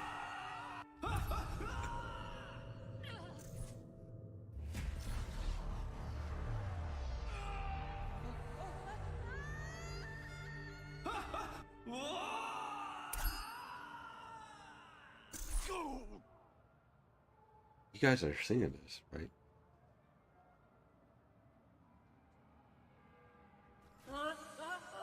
It's literally bullshit. Oh, you fuck! Fuck! What? No, her! Oh, wait, really? Yes! Thank you! No! Fuck you, game! Fuck you, game!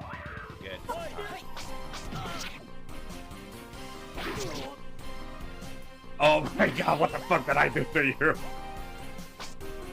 I don't know what I did! Ah! This is horrific! Oh god, I can kill every fire! Ah, this thing has been demonized! Ah!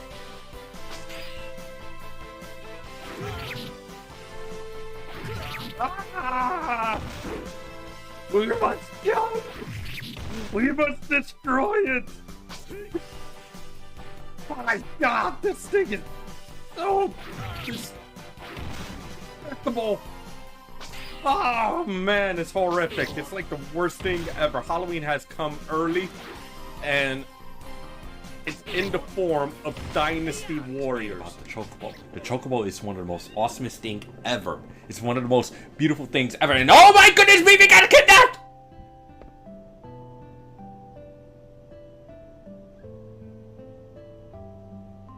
Wow.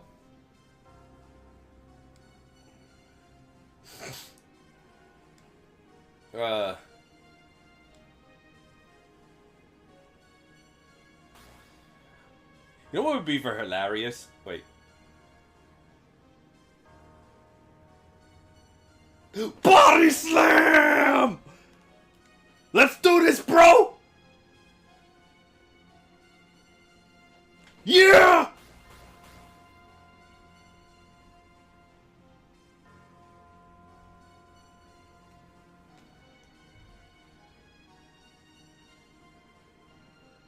I mean, you know.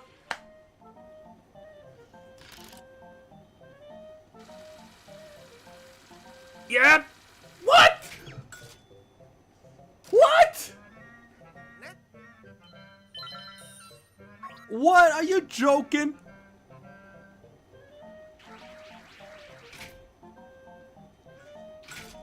Are you joking, guys? Is this actually becoming an actual crane game? Oh boy. There we go.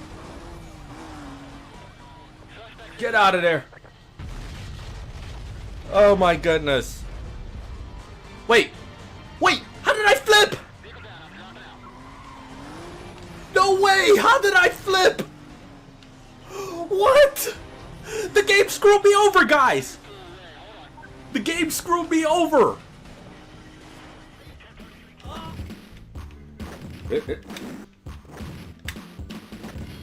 Yeah, well, we just stunned each other.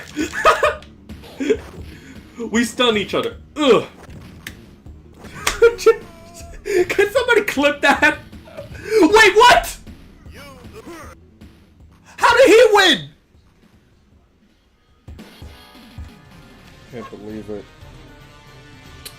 I'm gonna get the Abyss. I'm pretty sure of it. I'm not supposed to ring him out.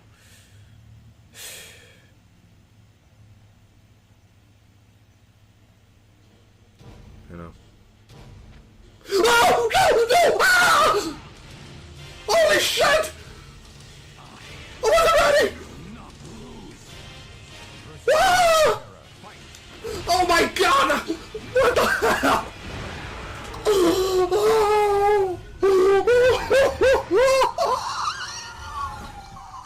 because shit is going to happen. All right? You got a parking lot right there. Use it. If there's no parking space, okay, that's fine. Whoa!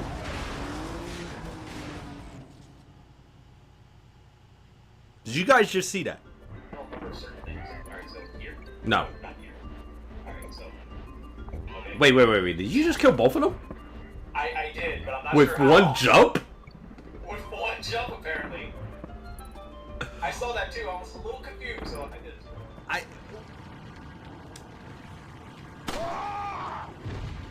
Is he dead? I'll wait. Nope, you're alive. You're surprisingly alive. We witnessed somebody falling off a roof and survived.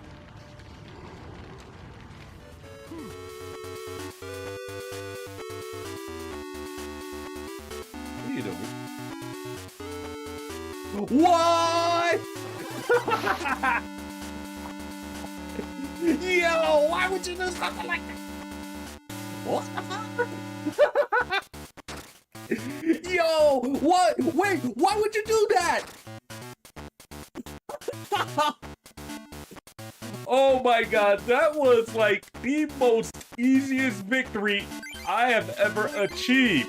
What the fuck, my man?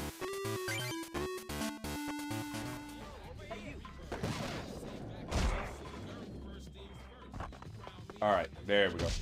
Get out of here. Eat this. Alright. Oh!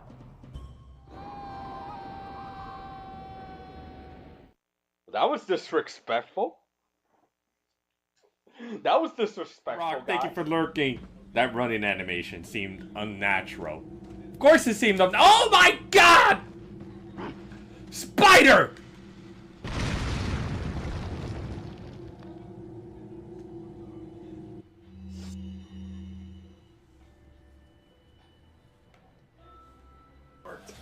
And I'm out. Wait, why is the announcer chair outside? Top buttons, L1 Okay, is to okay. block. Okay. Hulk Hogan just did a Hurricane Rana. Hulk Hogan, Mr. Brother, leg drop, brother. To me. All right.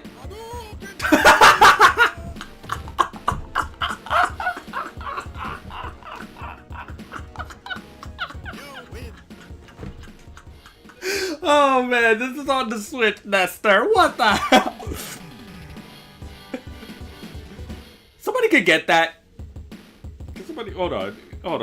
This is just Has ridiculous. been Atlantic City in New Jersey. It's a very long travel by car, and it's just scrolling.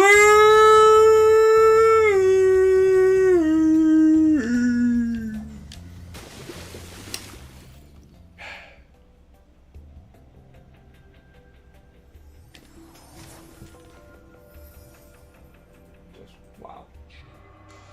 I demand it. If it were not for warriors such as myself, his attack against Raiden's forces would have failed. Perhaps you can convey your feelings to Shinnok himself. What? Infidel! You are in no position to demand anything. I could kill you with a mere thought. But we had a deal. A deal? I am not a god of my word, reptile. All deals are off. Wait, what? Yeah, you were warned. Oh, good. I'm gonna punch his face. Maybe my punches is gonna fix his face. Always enjoy horror games and some Overwatch as well. 1.1. He just gave up? Oh shoot. Did I tag him? Yeah, I tagged him. Okay, got him. What? Oh my god! What? What? Oh my god! Alright. We're back. Alrighty then. Then we're gonna do Mr. Grimm. A fast, highly movable chopper built to go the distance. Besides handling, this vehicle carries a weapon from the other side. Unknown who Mr. Grimm is, a collector of sorts, tonight he will claim the one item that has eluded him for years. Which has high speed, the best special. We're definitely gonna use it tonight. Alright. There we go. Let me fix up the audio a bit as well. Alright, so audio should be good. Alright. Keep up the difficulty at medium. Ah, shit. Already we're going against one character. Just 3 shots of this and that's it. So 3 shots actually kills Sweet Tooth. Alright.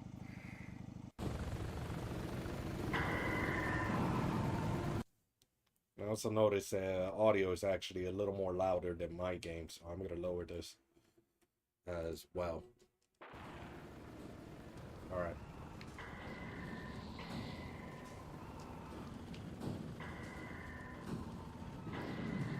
Good. That's the deal. You don't need any other weapon. You just need this. A creepy pasta face, so to say.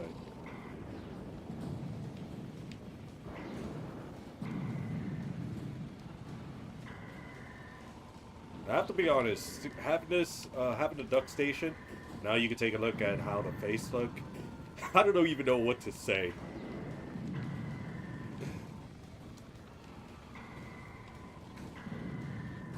It is freaking hilarious to see someone actually try to bring in Nosferatu's face as a special attack.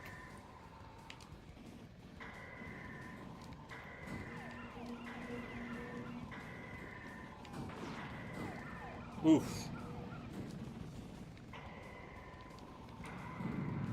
There we go.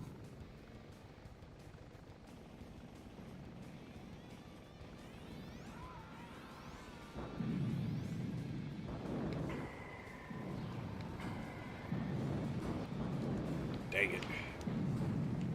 Yeah, I took a nasty hit. So I might as well get some healing.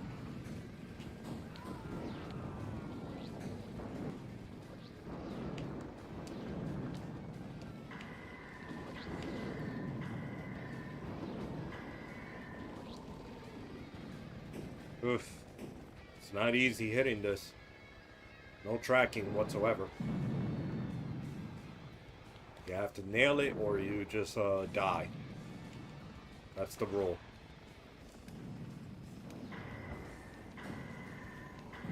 There we go. Good. Nail it or die.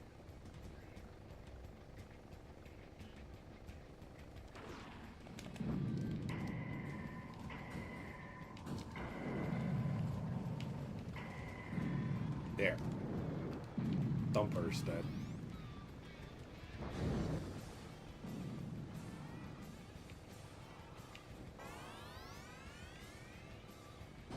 It's very interesting is that Mr. Grimm would consistently have the best special attack. And quite possibly all 3 of the Twisted Metal releases. Until Twisted Metal 4. Where it starts to have the cannonball. Doesn't really do much. And that was a spin take of Mr. Grimm. turning him into Captain Grim. Spin on a pirate gimmick. Oof.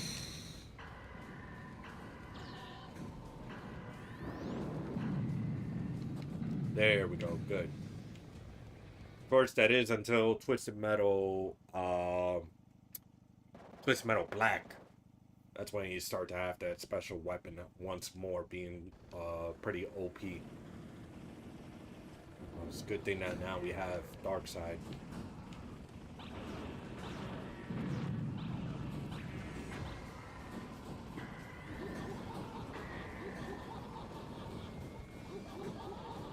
Alright, good. Let me just get out of the way.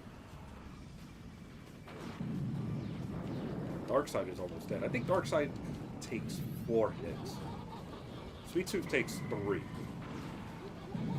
Yeah, most of the vehicles takes 3 hits.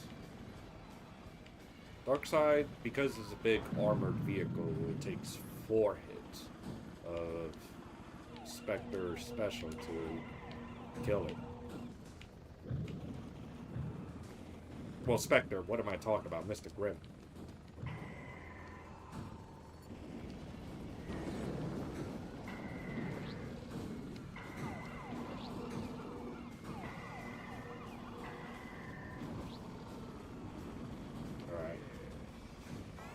Good.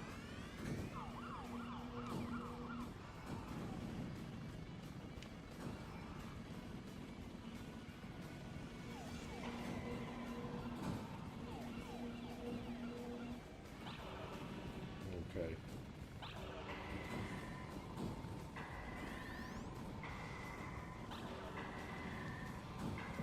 There we go. Darkseid is dead.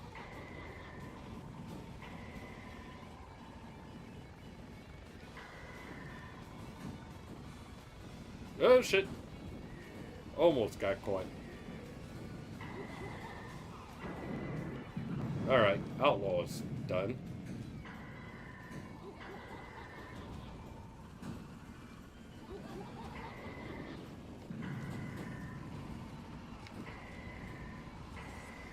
Alright, Sweet Tooth is done. Alright, good.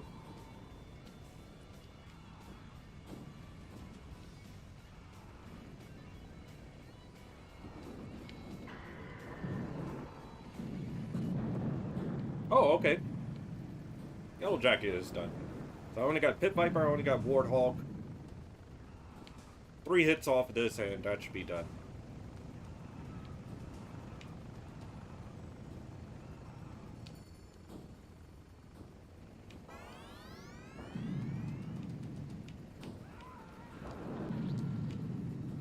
Alright.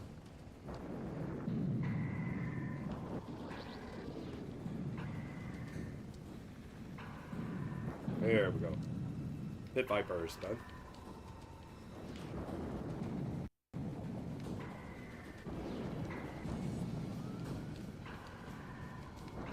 There we go. Warthog is done.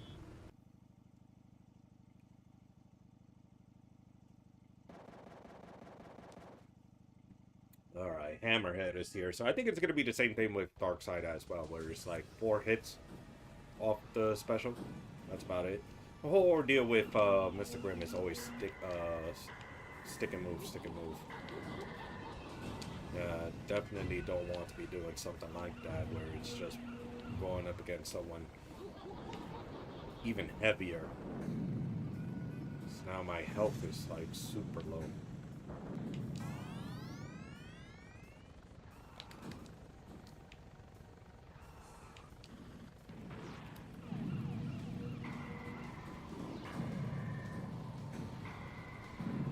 Alright, good.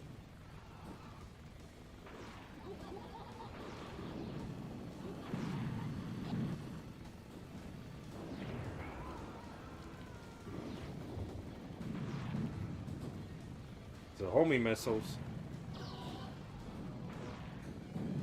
That's for sure.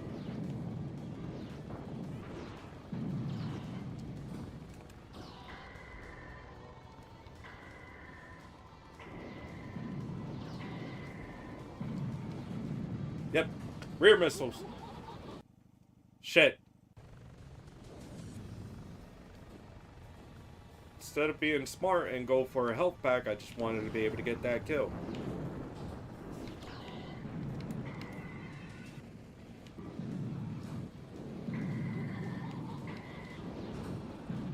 Jesus Christ.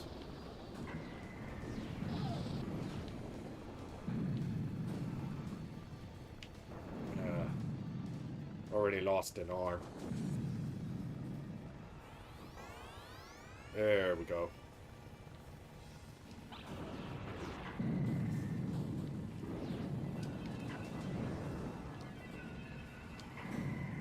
There we go.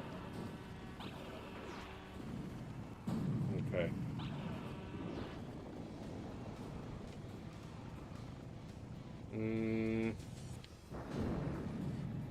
No health pack. Crap. There should be one around here nearby.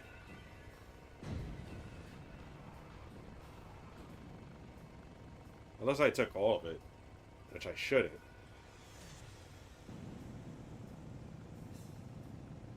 Yeah, there it is. Yeah, this level is going to take some time.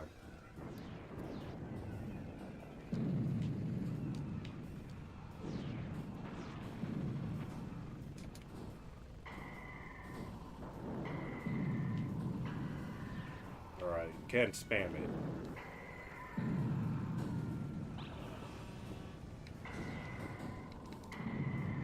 Alright. So, Spectre is dead.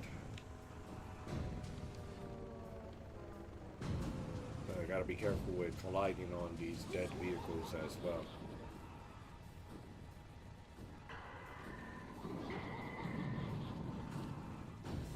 But almost died.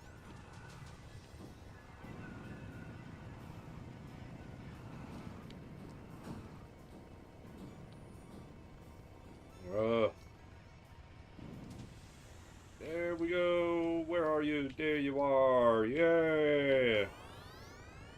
There we go. Alright, we're good. Okay. Sweet Tooth's nearby. Yay.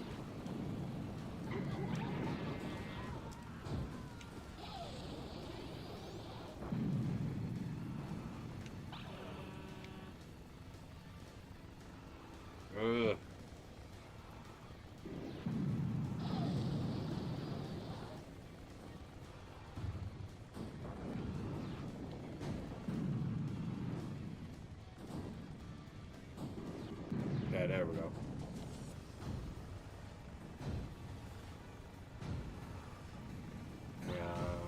So I'm not gonna bother with that.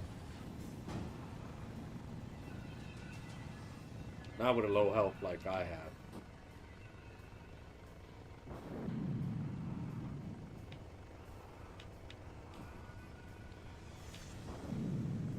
If I could be able to get a health pack somewhere, and definitely I could be able to challenge them, but ugh.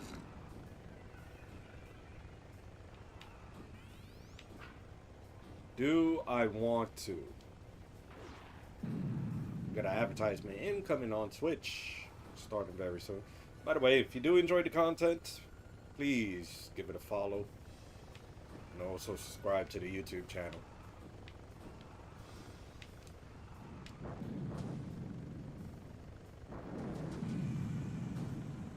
Hello, Gaming Hill, how's it going?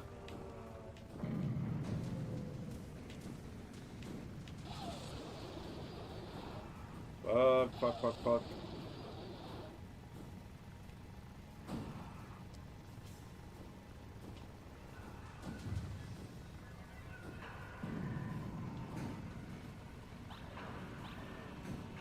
Shit!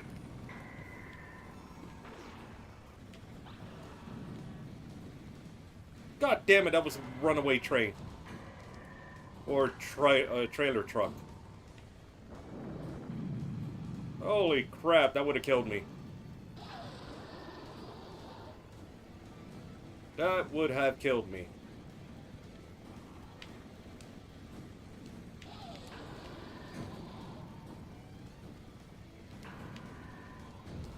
Ah, crap. Alright, good. There we go, good. Hopefully you like Mr. Grimm, by the way, Gaming Heel.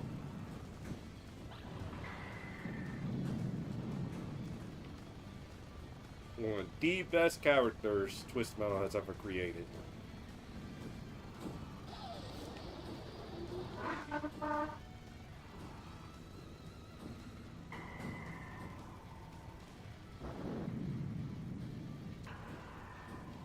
Can I destroy this car? Yes, I can. Oh, wow. Almost got ran over as well. Oh, I'm going to get run over. Yep.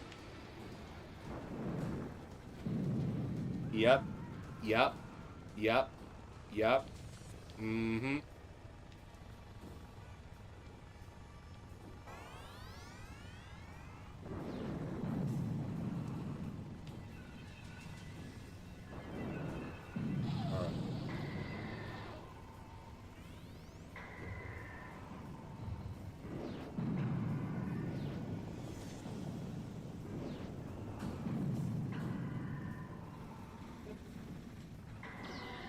There we go.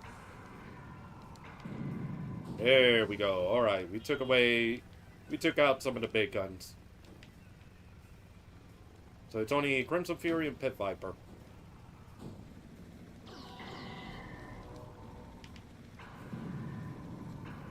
It's only 2 hits for Crimson Fury, right?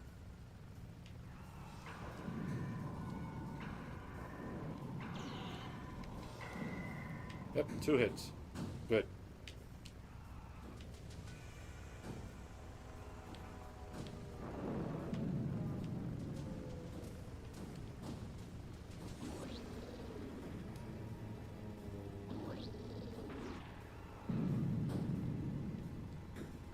Where's Pit Viper?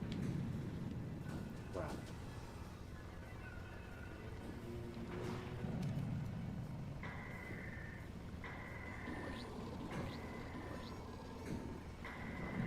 Good.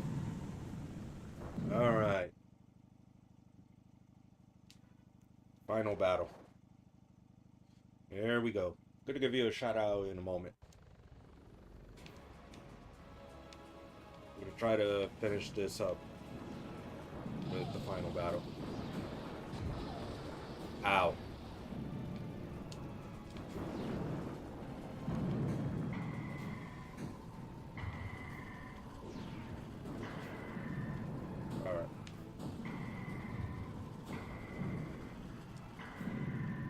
Alright, Crimson is dead.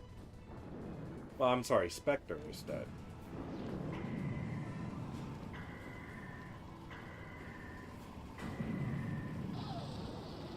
I'm gonna get run over. Ah! I got ran over.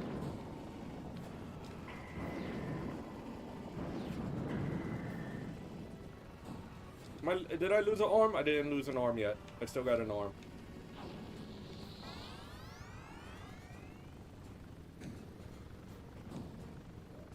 Alright.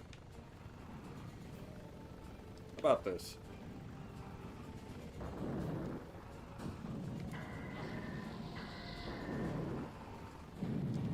Oh, okay, you know what? Fuck you then.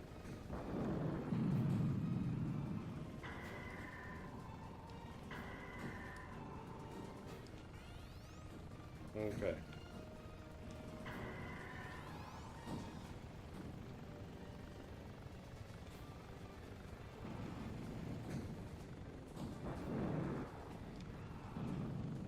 Come on.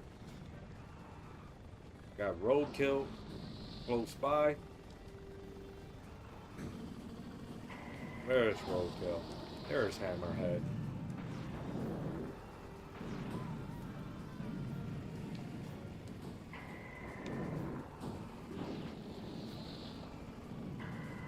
There we go.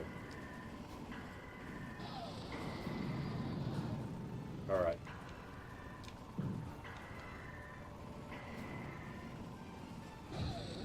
Crap.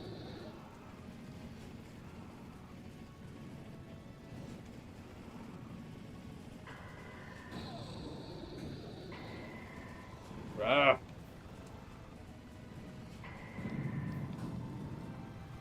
Okay. Alright. I don't know how much damage does this do to minion.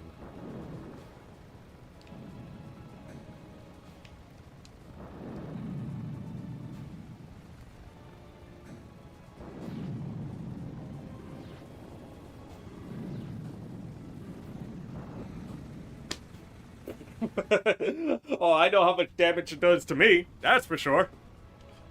Fuck me.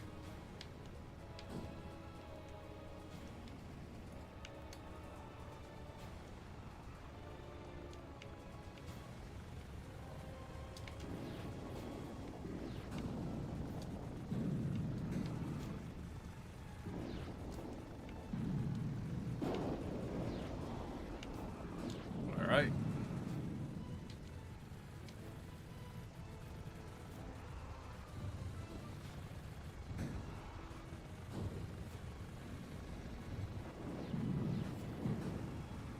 Oh shit! Ah! Ah. Fuck. Unbelievable. It was going so good. Quite possibly the best run there is. Yeah. Yeah, it's the handling. It's the handling on Mr. Grimm. All right. There's a, yeah. No, it wasn't a brain fart, to be honest. The handling just screwed me over right there. Because once you do that sharp turn, man, the speed on this vehicle just really knocks me off.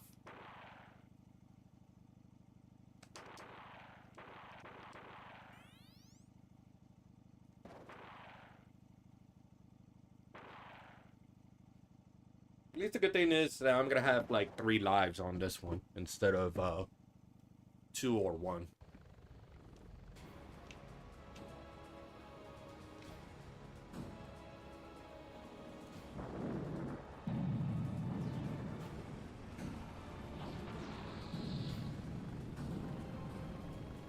Shit. Let me take out Spectre.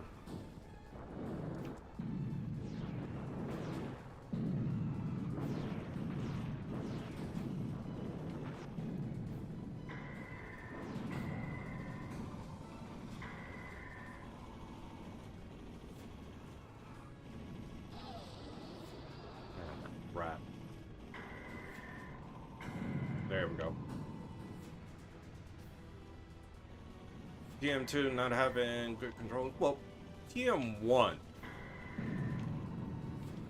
does have a little bit of a... I don't think it's the control issue. It's more of the damage output. That's where the problem is, because the RAM damage is just broken in TM1.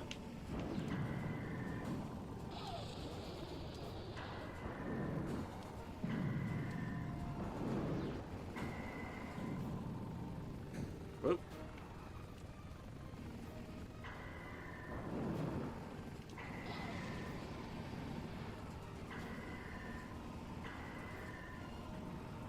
Alright, I'm taking you out.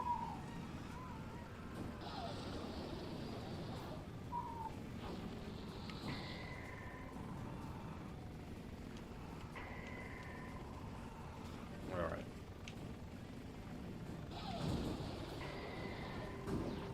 Jesus Christ, Hammerhead just freaking rammed roadkill. Oh my god, it killed me! Ah! Oh! God damn it, I just dropped down. Yeah, I guess I gotta go with the homing missiles for a bit.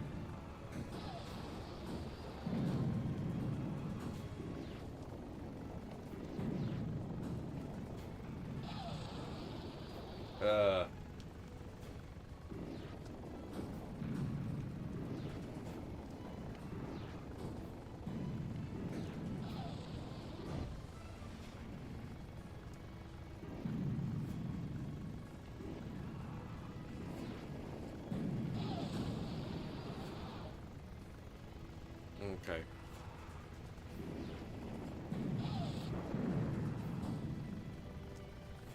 Oh,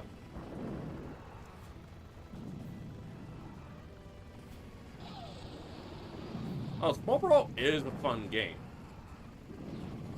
I'm not gonna deny that. Small Brawl is a very fun game despite the premise not being, well, Twisted Metal, so to say. Because the mechanics of the game are good. The characters are interesting. Just, some of the wishes in this game are just bad. It's either revenge on Calypso or something ridiculous that they want to wish for. Like Twister wanting to go fast, or Mr. Grimm, or actually, I'm sorry, not Mr. Grimm. Grimm. Wait. Yeah, I think it's Mr. Grimm. Because it's not Mr. Slam, it's Slam. Yeah. Mr. Grimm wanted to go to Halloween Town. So, really, the crux of it is the level and the game mechanics and the vehicles. Other than that, character-wise, just generic kid shit. Alright. It's not really harmful, it's just kids just being kids, so to say. And believe me, the wishes in Twist Metal Small Brawl, from what I've seen, is far better than what some of the wishes are in like 3 or 4. Alright.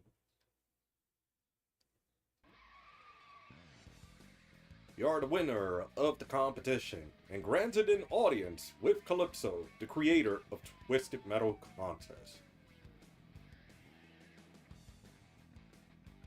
As you speed into his underground garage, you spot him, surrounded by bodyguards and seated on a throne of broken car parts. His face is burnt beyond recognition. His smile is hideous. He speaks. As you know, I shall now grant any prize you request. I am the winner, you say, and you are my promise. You pointed your hand towards Calypso, revealing that the arm under your leather jacket is nothing more than a dirty white bone. In an instant, Calypso recognizes you. No, it's not time, he screams. But it is time, and you know it. Finally, after 100 years of trying, you are able to capture the one soul that has eluded you since you took the position as the Grim Reaper. As you speed off into the LA night, you feel as good as a collector of souls can feel. But the feeling is short-lived. There's always work to be done. Always more work. Give me a moment. I'm here with my dog.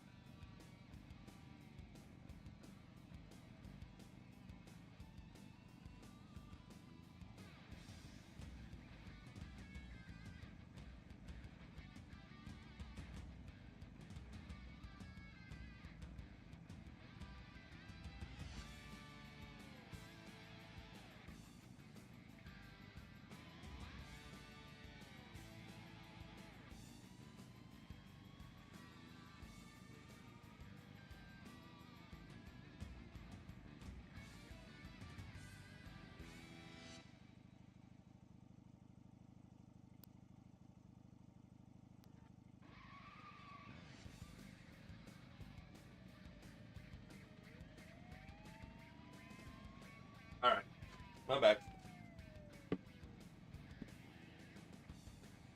Alrighty then. We're going a little easy on TM3 and 4, given that the team had to work hard. Not gonna downplay 3 and 4 definitely was a lot going against, however.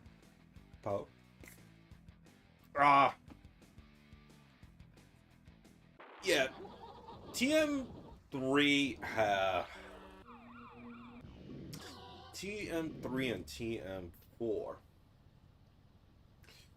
I'll be honest, TM3 and TM4 are like the worst of the series, but TM3 case, yeah, they had a lot going against them because it was just a new engine, a game that was dropped, very little time. TM4 was their own project. And the gameplay was better, but the stages was just ridiculous. Alright, Spectre, classic ride from 1965, fast, maneuverable. Spectre is great rush on the open road, driven by Scott Campbell. Scott Campbell is a restless soul who hopes Calypso contest can make him whole again. What I will say is this, I do love Spectre's special. Spectre's special is, in my opinion, one of the best ones, one of the best reasons why I actually select Spectre early on in Twisted Metal. I believe Twisted Metal 3. This, it was not only because it was a Viper, but the special indeed phases through the walls and such.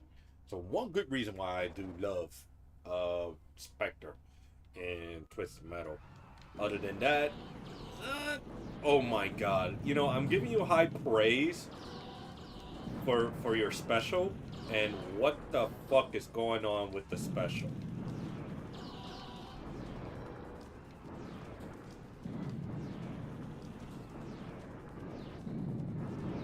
Look at this.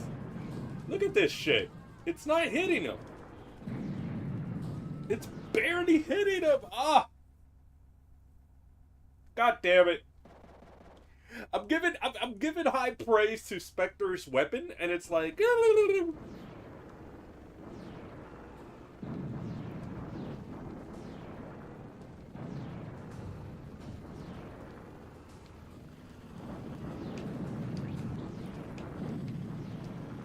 shit.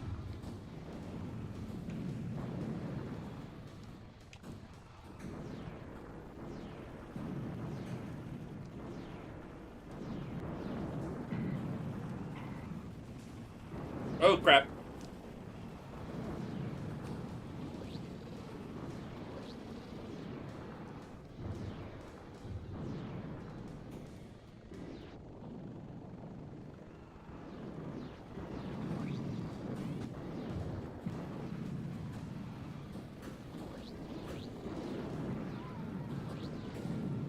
Alright. Crap. I hit each and every one of these spikes.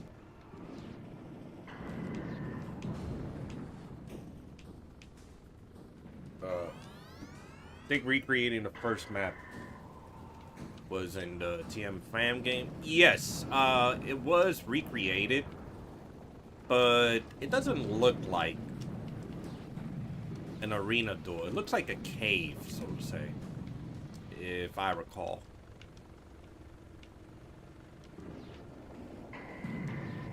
Oh, hell no, Spectre. Wait, I'm Spectre.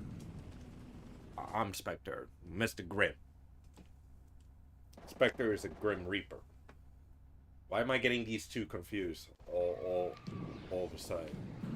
It's like I forgot that it's Mike and Stu, not Stu and Luke.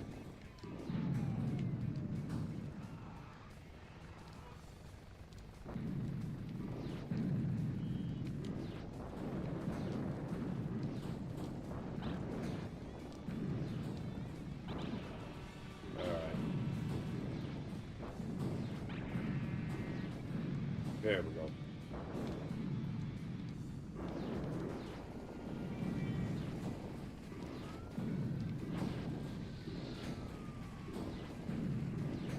All right. Nothing beats LA level in TM2.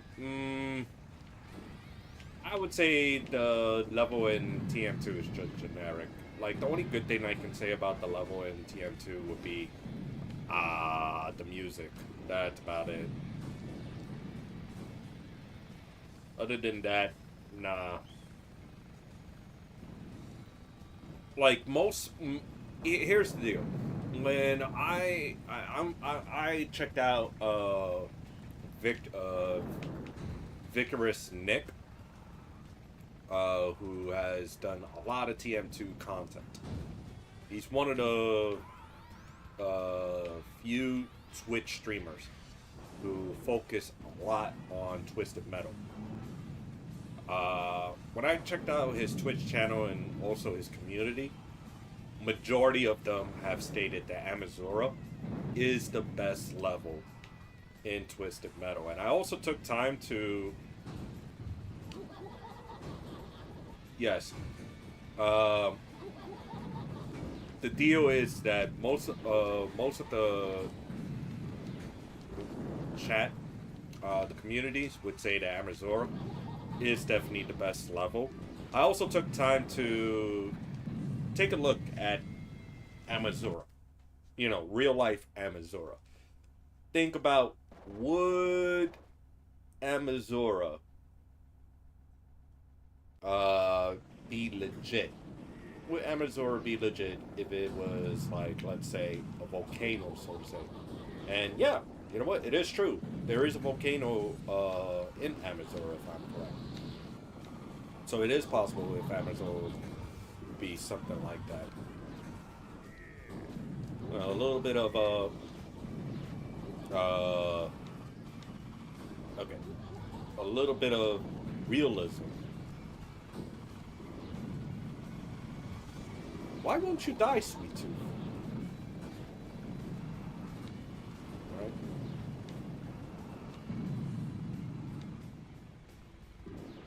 Amazura is a lot of risk and reward. It does give you the best minion fight. Especially the introduction of him coming out of the volcano and wanting to raise hell. So you got that going. For LA to be, TM2 to be the best one, I mean, that's your opinion. I'm not gonna lie on that one. Alright. That's your opinion.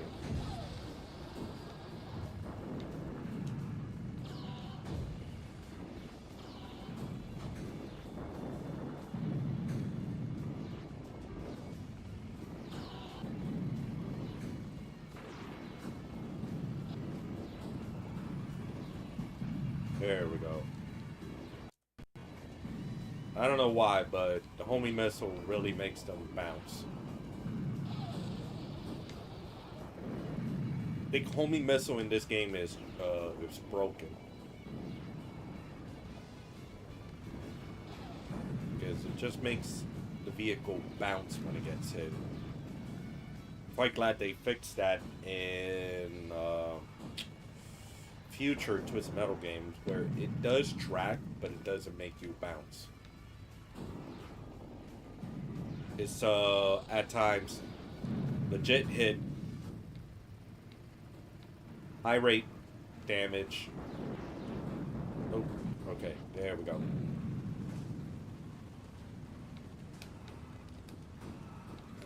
Crap.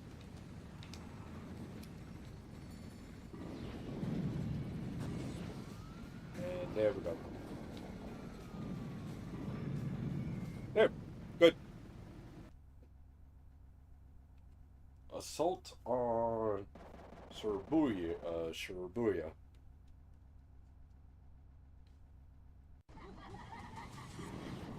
Oh shit. Already. Sweet Tooth, you asshole.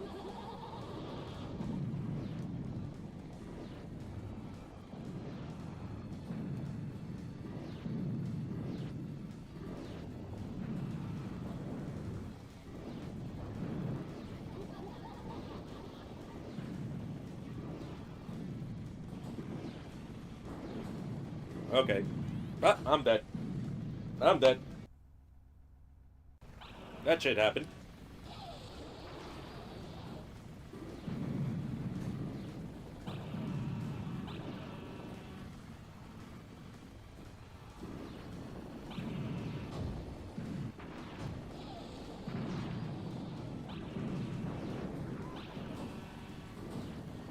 Alright, Darkseid is dead.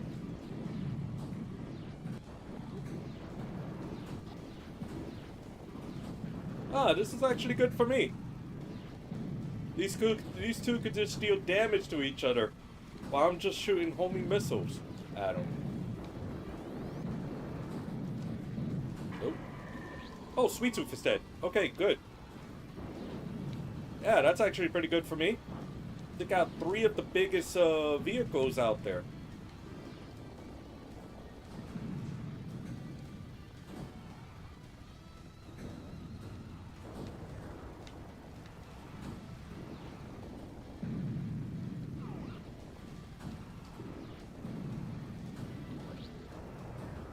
Let's call for my special.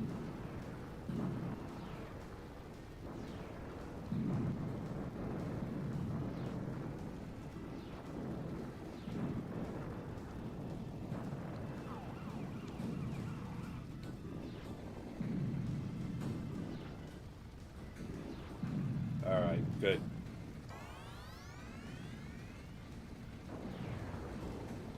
There's only one Twisted Metal game that I have not played so far, and that is Twisted Metal Head On. I did play the demo, but never the full game. I have seen how the full game is, by the way. And that's one of those games I definitely want to be able to try out.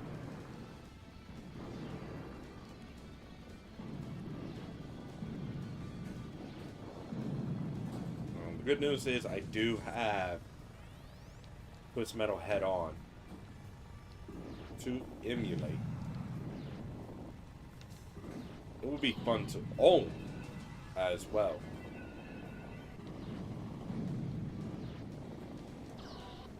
Oof.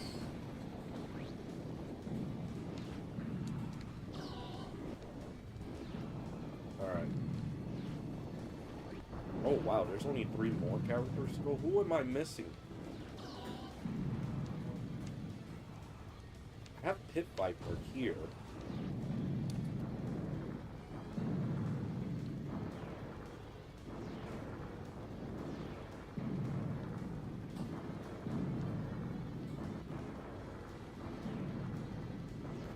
Just who am I missing?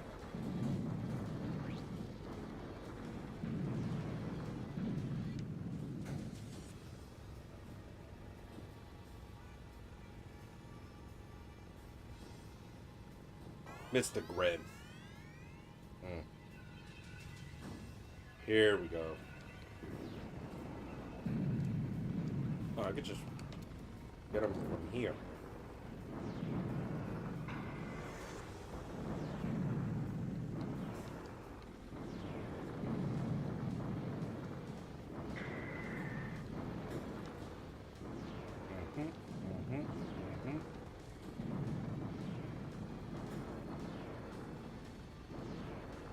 Alright.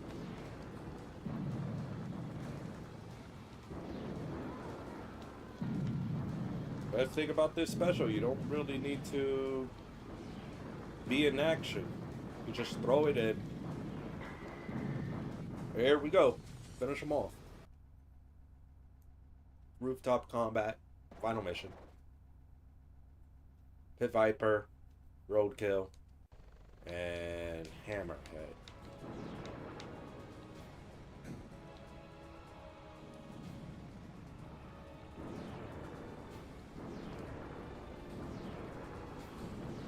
Very interesting. So some of these characters do have consistency specials. Like no, Warthog has his special change. So Warthog isn't consistent. I think Spectre is the only one with consistency with the special. Because if I recall, every single one of Spectre's special has always been the gimmick of phasing through the wall. Sweet Tooth has changed. Outlaw has changed.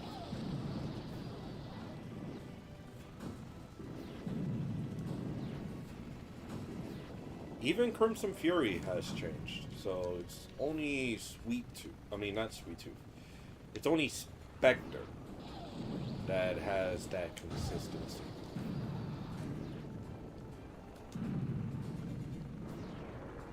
I don't know if you want to count Hammerhead as well.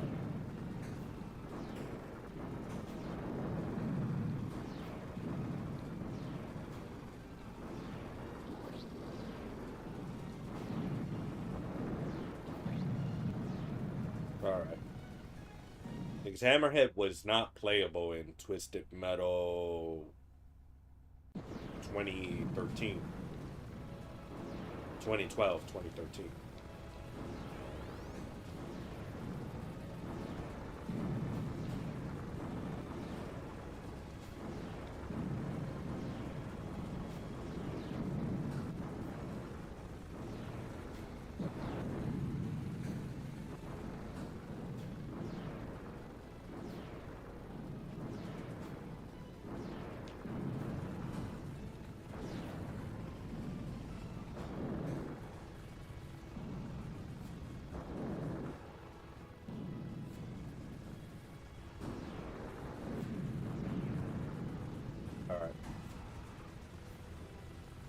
Try to do a lot of stick and move, so to say, against me.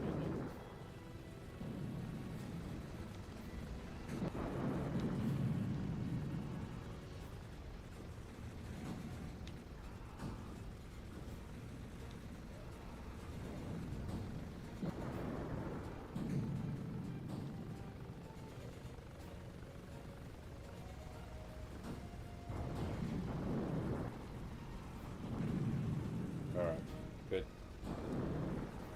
Good. Okay.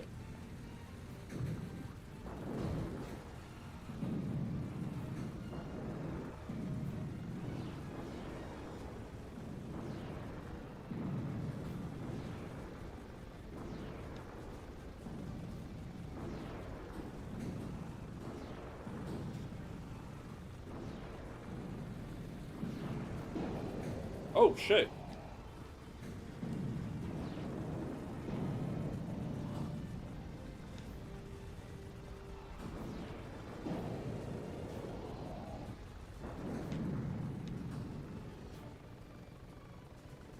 All right.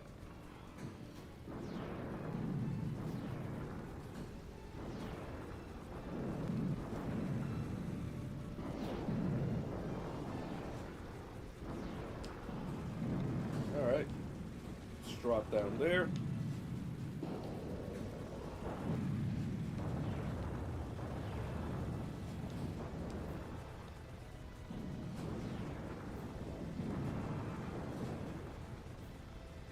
All right.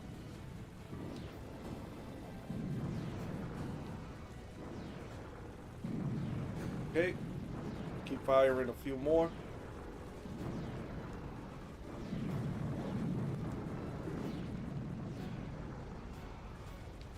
All right. Boost out of the way.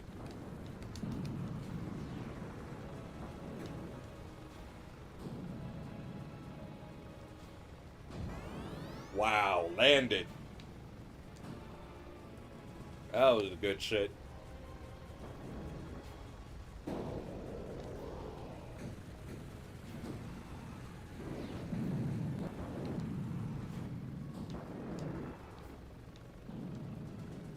All right.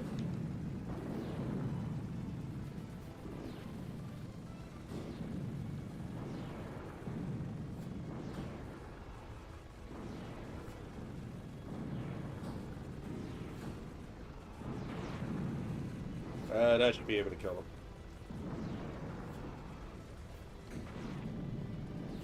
There we go. Only one death in this competition, so that's actually pretty good. That was good. Alright. You are the winner of the competition and granted an audience with Calypso, the creator of Twisted Metal, or of the Twisted Metal contest. As you speed into his underground garage, you spot him surrounded by bodyguards and seated on a throne of broken car parts. His face is burnt beyond recognition. His smile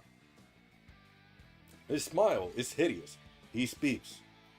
As you know, I shall now grant you any prize you request. Please, sir, you said. I just want to be alive again. For the last 5 years, you have been a spirit, a ghost, a dead guy. Stabbed by a maniac serial killer at a local circus. You were killed instantly. Since then, your soul has been wandering the earth in search of a way to come back to life. Now you have your chance. As the winner of Twisted Metal, Calypso must grant you any wish you ask for. And he does. In a flash of bright, white light, you are alive again. You raced off into the LA night, headed home to be with your wife and little girl, who was born 3 days after you died. Your heart is racing and tears are streaming down your face. It feels great to be alive again.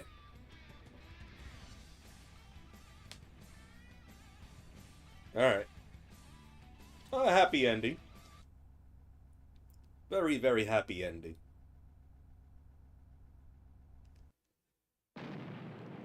Alright. I guess we're gonna do Thumper, because Thumper has one of the best specials in this game.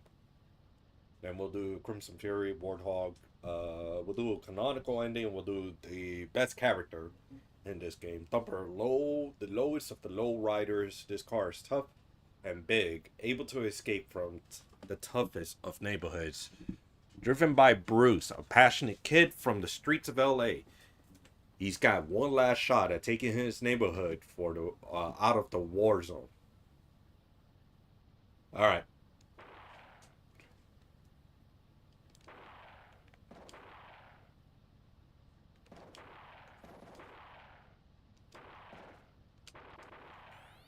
Good.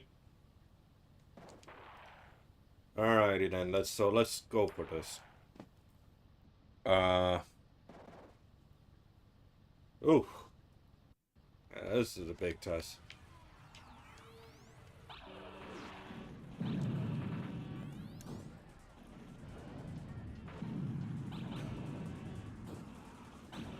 Oh.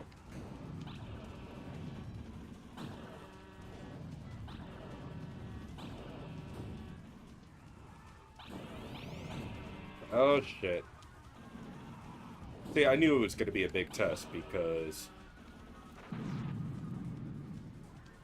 it does not reach long enough. And on top of that, I'm going up against Darkseid.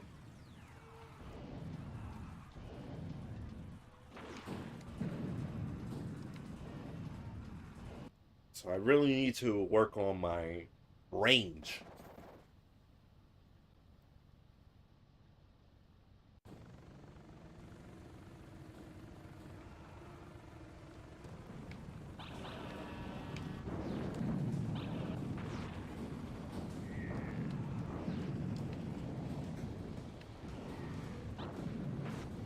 Like, you can take a look at all the damage that this already took. Yellow Jacket is already in the red.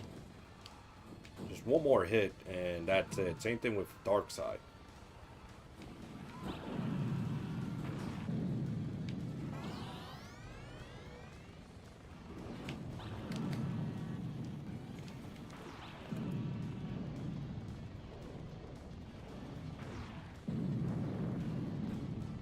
There we go. Darkseid is dead.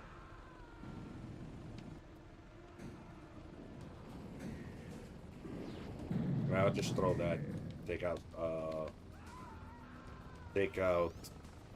Oh! Almost hit the doggy.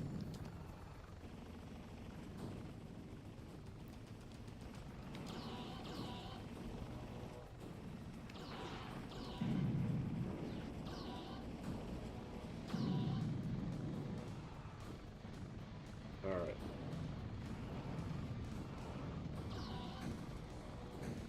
Oh shit.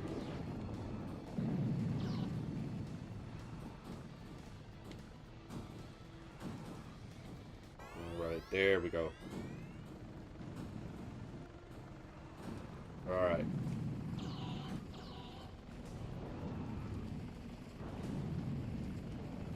There we go. Good. Alright. I think, Thumper Special does improve. And TM2. Look at this. Bang, bang, bang. Already in the red. Ah, shit. Fucking Mr. Grimm!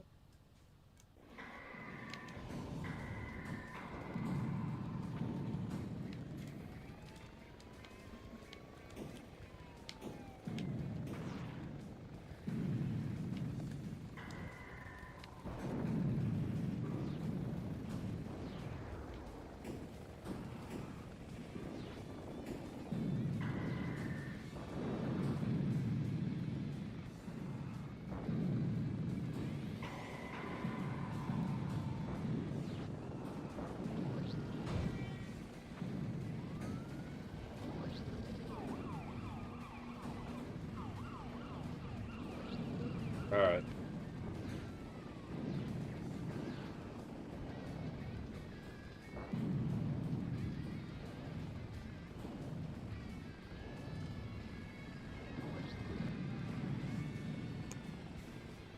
Hello, Doom Daddy. How's it going? Thumper.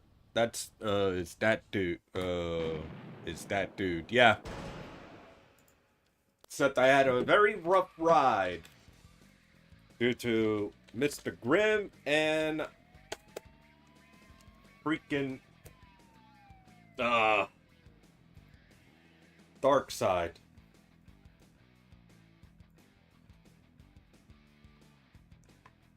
Sent out his special towards you. Don't remind me. Alright.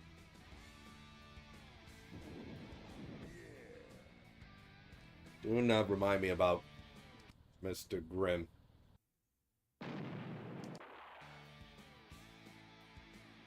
So what was it? Freeway for All? Yeah, Freeway for All. That's where we last left off. Like I said, Thumper Special does get better over time. That does, what, 30% damage, if I recall.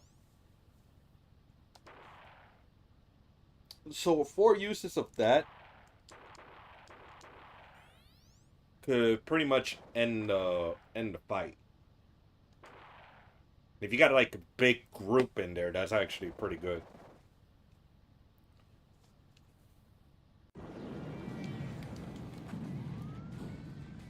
Ah, fuck you, okay.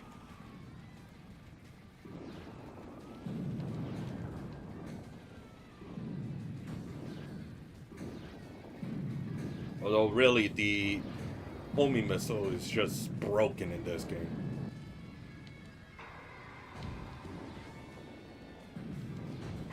TM2 Thumper. I gotta double check on TM2 Thumper. Because I know Twisted Metal 3 Thumper is usually the best one. What's funny is that his special is, it's replaced. They gave it to Firestarter, yet they've given Thumper a much better weapon. That pretty much knocks the opponents way far away. And if you're in a stage like Calypso's Blimps or even Hong Kong, that's like the best thing, best time to use his special attack.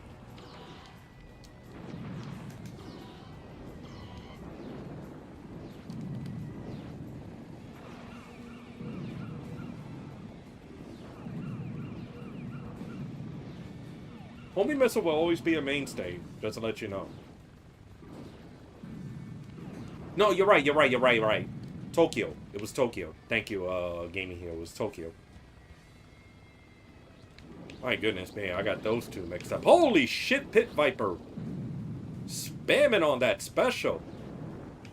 Yeah, I really need the green stuff.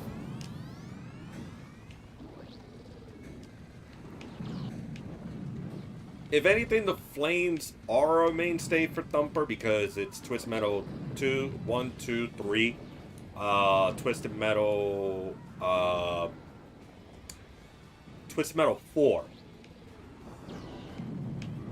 And it's such a effective weapon, especially when you freeze an opponent. For me, sound waves, the way that you could be able to actually knock the enemies away and you could be able to get an instant kill with that. Again, I gotta play Twisted Metal 2. I gotta play Twisted Metal 2 to be able to know how Thumper is. What's also good is that, here's the deal. I gotta go from freeze missile and then switch over to the special just to be able to use the attack. And the freeze doesn't really help out that much, especially if I get knocked up. Okay, so it does like 20% damage, but it's still a lot. It's still a lot for someone like that. Yeah, I'm gonna have to agree with you on that one. Darkside minion, or Warthog in Darkside. I actually cannot wait to use Warthog again in this one because I think I completed the first time I ever completed Twisted Metal. It was with Warthog.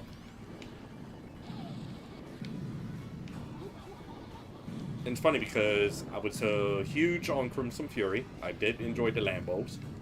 I was huge with Hammerhead because I love monster trucks, but I could never complete the game with those two.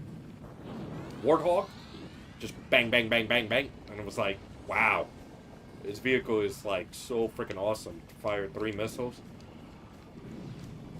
and such, and it's also kind of like a tank.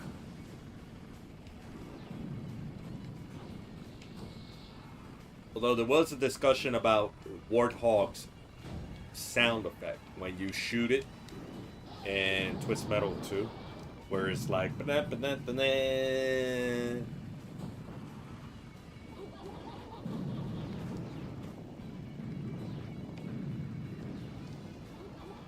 Alright, Sweet Tooth is dead. How's my health? My health is okay, still in the green. Hammerhead is going to be gone. I really hate the NPC in this game because they're causing too much trouble.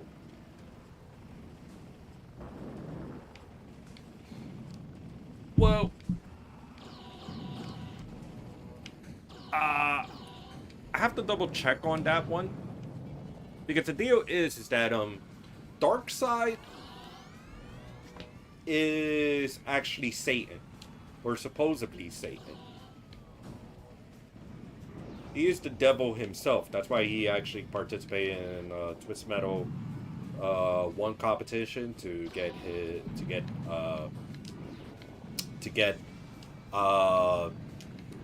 Black back, which is supposedly one of his creatures in the Twisted Metal series. So, oh, I could just ram them. Fuck me, what am I doing? There we go, good. A goddamn, freaking, idiot for not thinking about ramming them. But anyway. For Darkside to not be in 2, I guess it was, most likely canonically that Satan needs to regenerate himself. And just to let you know, it's a coincidence that Black is the driver of manslaughter. Yeah, the driver of manslaughter is named Black. But here's the deal: Black in Twisted Metal 1 is supposedly Minion. So the final boss is supposedly the creature that that Calypso used to have a stranglehold of the Twisted Metal competition. I'm dead. Oh, I'm alive. No, I'm dead. I'm dead. Of course, things really do get, like, retconned here and there. So, yeah, they definitely retconned Minions' story in Twisted Metal 2 and so on. So, if you really want a good look at the Twisted Metal story, like the timeline and such, I definitely recommend check out Tactical Bacon, who does give his best assumption, his best look at Twisted Metal from all of the series, from the time Calypso gained his powers, you know, his accident with his little sister, to quite possibly the rebirth of the Twisted Metal series. So Tactical Bacon is your best person on YouTube to check up on the Twisted Metal timeline.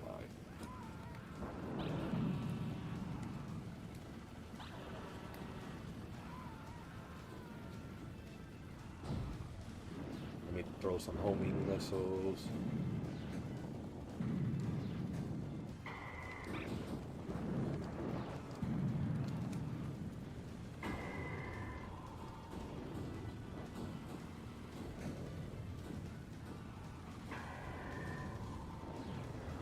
Alright.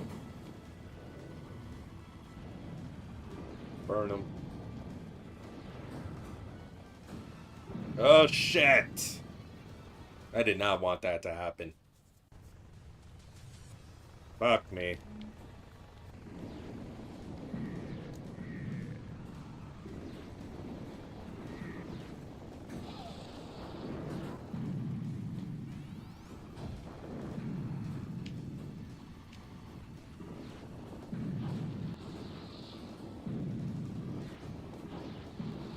Ah.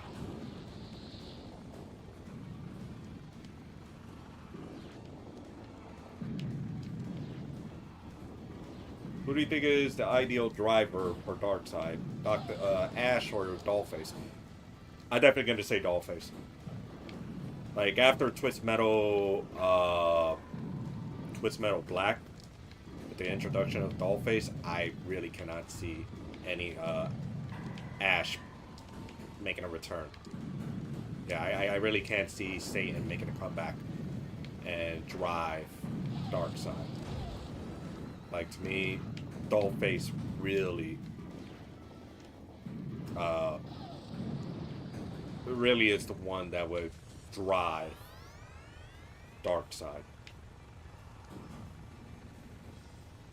Now, if they're gonna do Dollface in Twisted Metal Season 2, driving Darkseid, that's gonna be very interesting.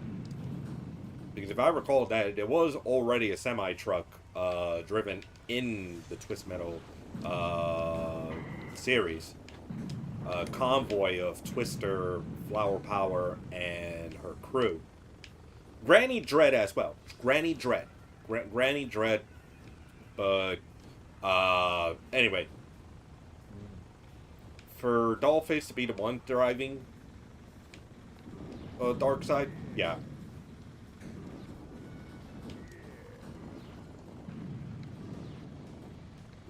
Not the 2012.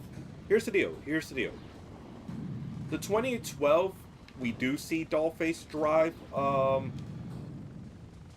Okay, 2012.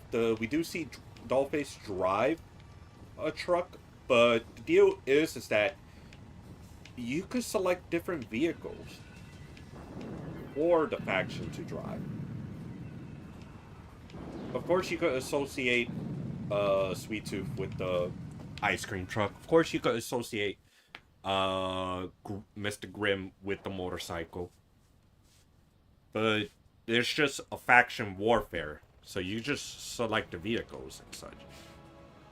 Heck, they didn't even let you drive Sweet Tooth's okay, there we go. Sweet Tooth's truck ice cream truck in the boss battle against the Grims. They gave you roadkill, if I'm correct. So it's one of those games in which, yes, you could, canonically, you could say that they're associated with that vehicle, though part of me just feels like, not really. Not really.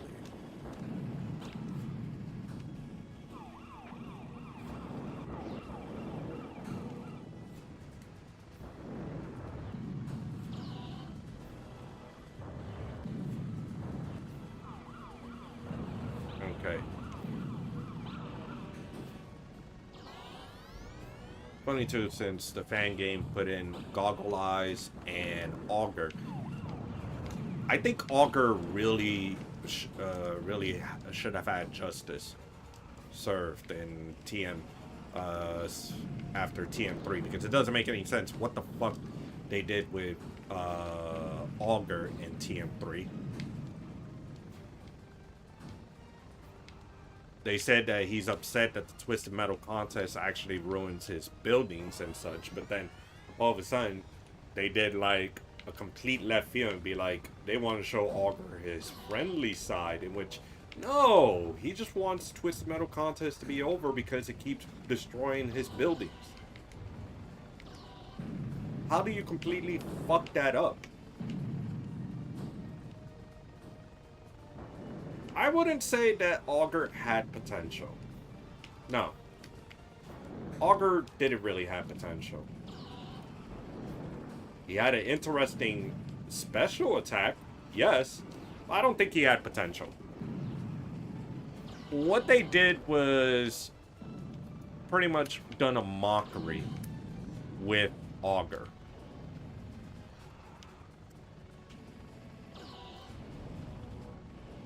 Like, how do you... what were you thinking? Saying that he didn't really want it to... He didn't really want Twisted Metal to end. They just want him to be, you know... Show that he's a friendly dude. Like... Wouldn't that... Wouldn't he say that on his... biography? Not once have ever that ever been mentioned. Holy shit, Minion. What the fuck was that special attack? Anyway. Goggle Eyes was actually one of the most interesting characters in Twisted Metal 4. Aside from Meter Maid, if I'm correct. That one was also another interesting character. So...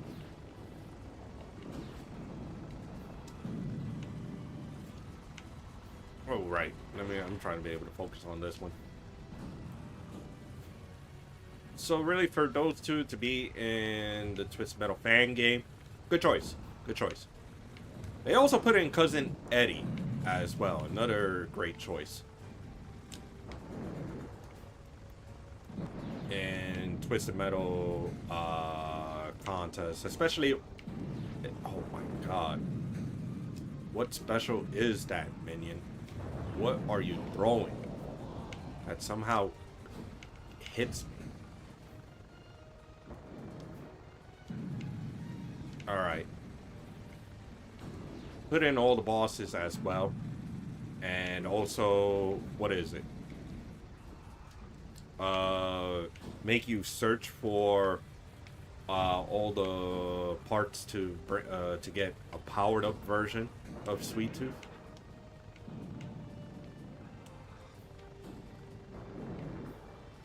So the fan game is definitely one of those games in which it definitely brought in the spirit of Twisted Metal.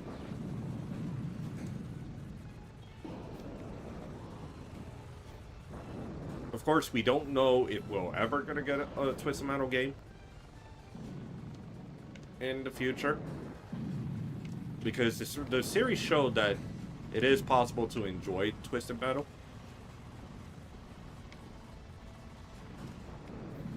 Especially with the range of characters they put in.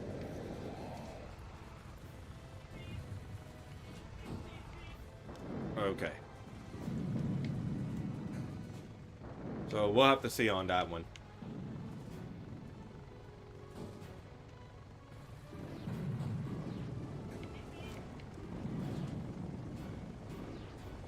We might, but Sony will have to acknowledge that. Yeah.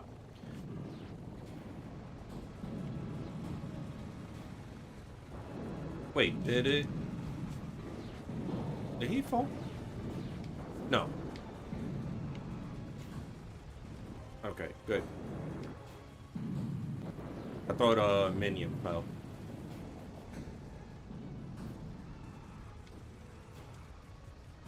Alright. I wouldn't mind if Twisted Metal is a B game as well. Treat it as a B studio game.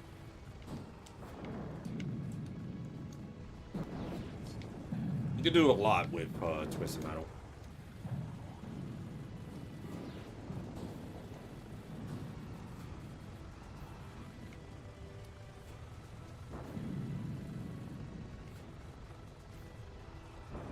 Alright.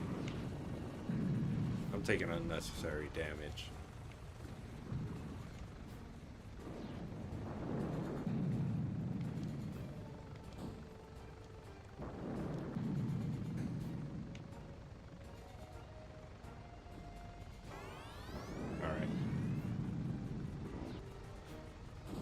Now the question is, are they going to follow up with the Twisted Metal series from the 2012, or are they going to just do follow up from the, not the animated, from the television series, or are they just going to make their own version of Twisted Metal?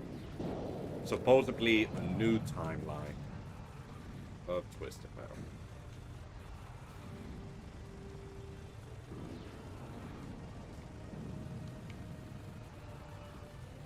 That's the question.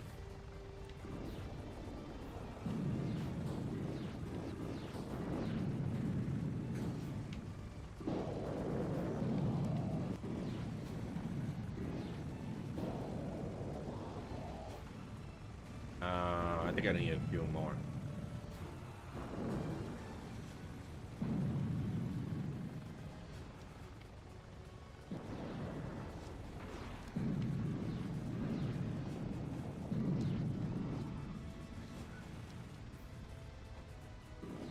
Don't want to fall.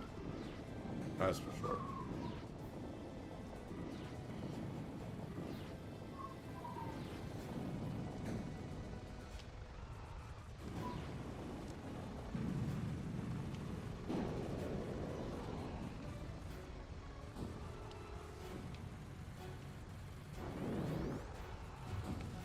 Okay.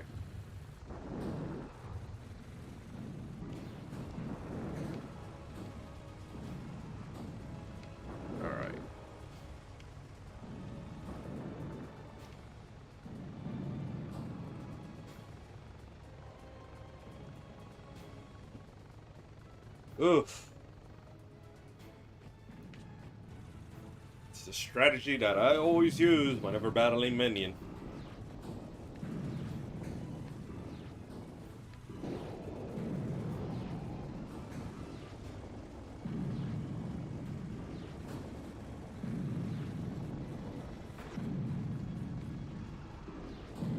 There we go. Minion is dead. Alright. Time to collect the prize. You are the winner of the competition, and is granted an audience with Calypso, the creator of the Twisted Metal contest. As you speed into his underground garage, you spot him surrounded by bodyguards and seated on a throne of broken car parts. His face is burnt beyond recognition. His smile is hideous. He speaks. As you know, I shall now grant you any prize you request.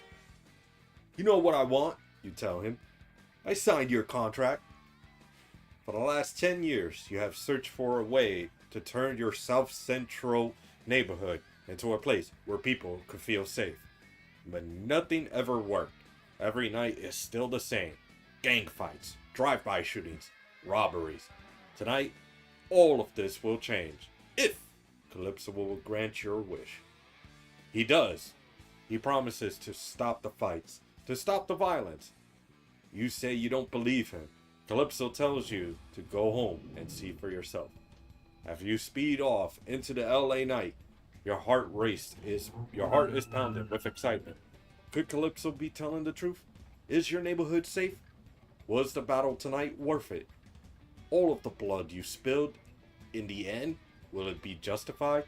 You drive at top speed, racing home only to find Calypso was not lying.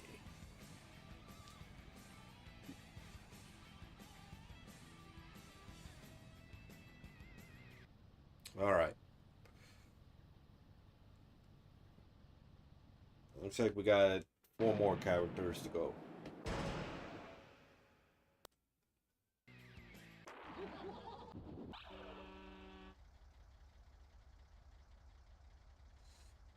Okay, so should it be Warthog? Should it be Crimson Fury first? I think I want to do Warthog first. What is my favorite Twisted Metal game? Black. Of all time. It's easily Black. Definitely. Let me know, Chad, what's your favorite? Warthog, slower than most of this year's competitor, but with a mean special weapon and a ton of armor. It doesn't need to be fast. Commander Mason is working for the US government. He's hoping Calypso can help him retrieve an item so powerful it could destroy the world. So, heavy armor, 3 weapons of missiles. They got 12 and a small brawl as a close second. Wow. Like, it's always a toss-up between 2 and Black. But it's usually Black that really gets me more into Twisted Metal. Like, I even was interested with Twisted Metal Head On. But I think with Twisted Metal Black, it brought in a series that really needed a revolution. Really needed a series that really needed. Oh my goodness me! A facelift after TM4. It brought about several interesting characters, including Junkyard Dog and Crazy 8. And it actually done something that was different than Twisted Metal, and that was an opening, an ending, actually an opening, a middle, and an ending. And along the way, you also get the loading screens. You also get characters discussing about what has happened in their life. Like, especially after the mid-boss, they actually, like, remember what happened over time. And it's like, holy crap. Like, they either feel regret or vengeance and such. Even questioning whether what they've done was, like, warranted for people's forgiveness, or oh shoot, I'm trying to be able to get roadkill while I'm talking about. There we go. Okay, whether they are warranted for forgiveness or such. Along that, the idea of Twisted Metal being inside Sweet Tooth's head, that's interesting.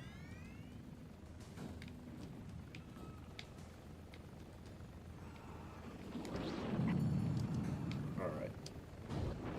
Like, there's one problem I'm gonna have with Twisted Metal 2 is usually the difficulty. Like, it's so dang frustrating. on the difficulty. The controlling, I don't think it's much of an issue.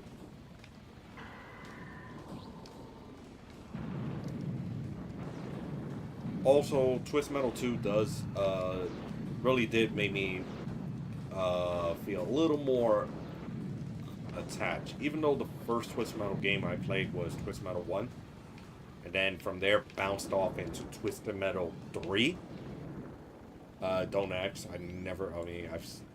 I've seen Twisted Metal 2 on advertisements, but never got the opportunity to be able to play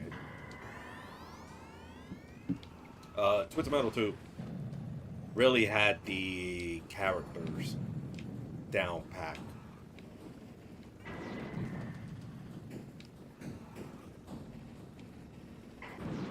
Even the animation artwork has been done well.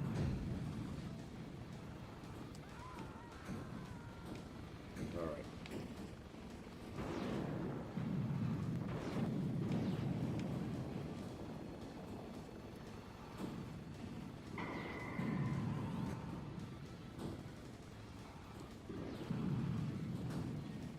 Really do not want to run into Mr. Grimm.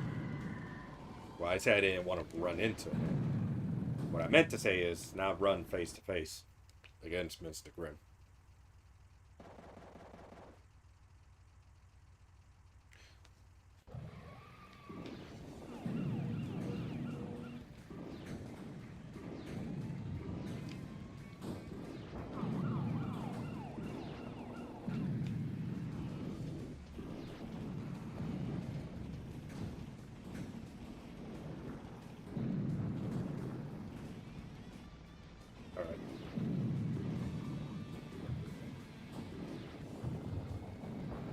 Oh, shoot. I didn't take him out. There we go.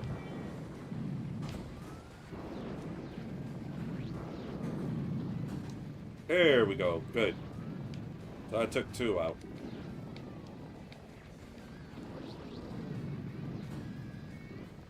Like, if anything, if we could be able to, if I could be able to, edit the fan game, because I've seen it on YouTube. Like, there's a couple of things that I feel like definitely needs to change. Definitely, I feel like the endings need to change. Do a little bit of animation to go along with that. I don't know about Calypso, because we got 3 different versions of Calypso. You know what? I'm not going to say 3 different versions. 4 different versions of Calypso. And I'm not counting the Small Brawl version. Alright? That's a totally different Calypso. We're talking about Calypso from Twisted Metal 2, Twisted Metal 3, Twisted Metal Head On, and Twisted Metal 2012. Oh, wait, I forgot. Black was also a different Calypso, so yeah, 5 different Calypsos then. 5 different Calypsos. So anyway, call me crazy, but I would rather take Calypso from Twisted Metal Head On. Like, most people would definitely go with Calypso from Twisted Metal 2. That version. I don't know if Twisted Metal 3 Calypso is anyone's favorite.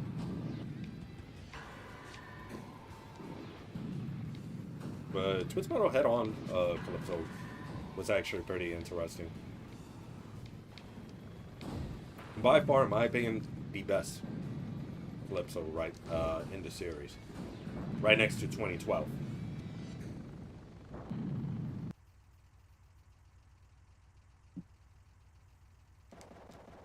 Alright.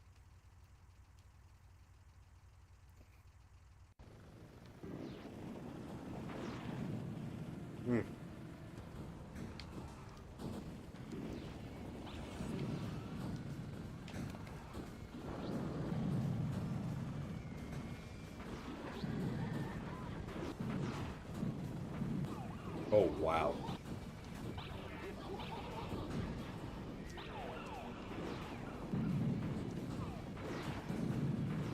I don't know. Something about this special does not tell me that this is good. A good special.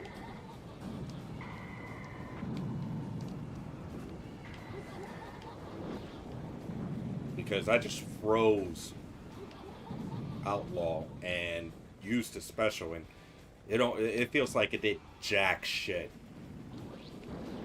Holy crap. Don't tell me that Outlaw, oh no, not Outlaws. Don't tell me that his special is bad.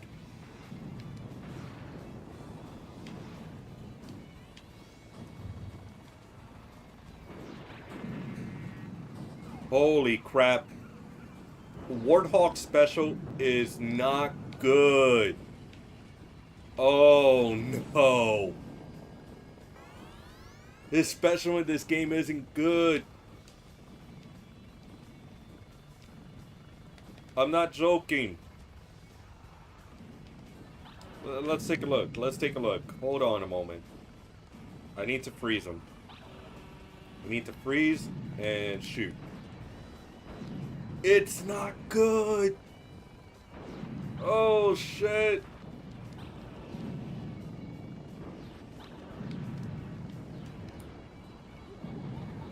Like, the only good thing about this special is,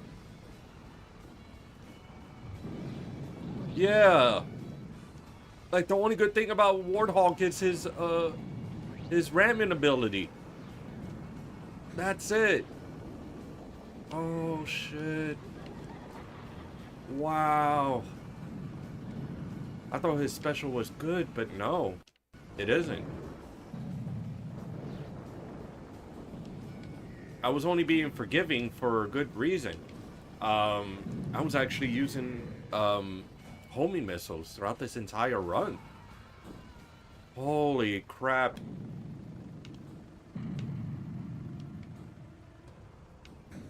Like, admittedly, TM2 and TM3, yeah, you could say that they fixed Warthog, but also make it a little more iconic. Give it red, white, and blue. Give it a red, white, and blue colors.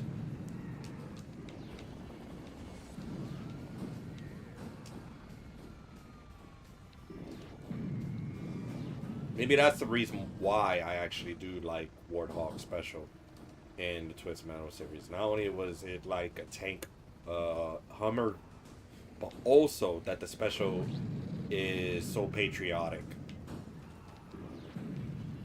Is easily recognizable. Speaking of the 2012 Warthog, I'm hoping that we could be able to see that version of Roadhog live on the Twisted Metal Amazon Peacock series. That would be a very interesting That'll be a very interesting take on Warthog.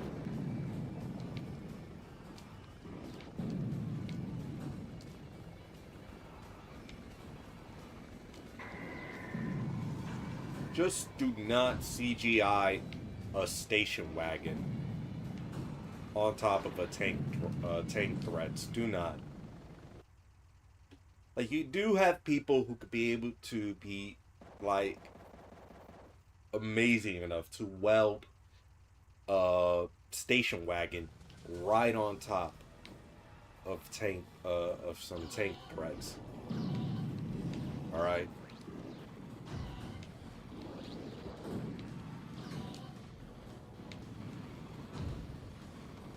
Ooh.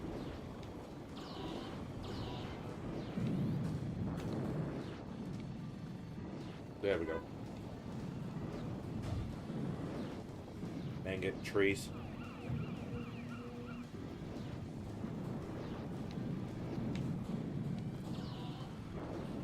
Going after freaking Crimson Fury has been shooting reverse missiles right in front of me. To be frank, I feel Warthog was late. Rushed added in. I don't think Roadhog was pretty much a late addition, but I also feel like getting Warthog in the 2012 is painfully, it's just pain, so to say. You have to complete the story mission on the hardest difficulty with everything being gold.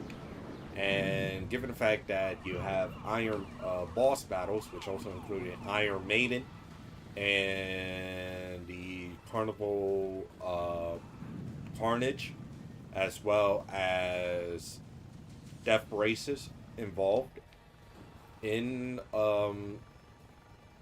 Twist Metal 2012 and Juggernaut, yeah, especially 2 Juggernauts, not just 1 but 2 Juggernauts. Yeah, getting the gold is gonna be so damn painful.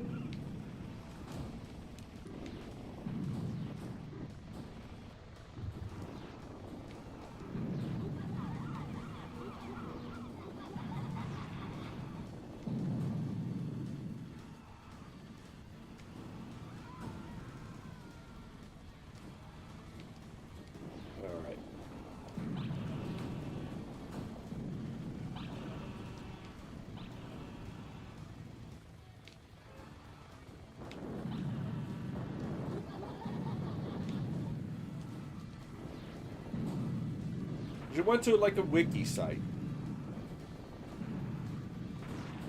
because I know those could be edited.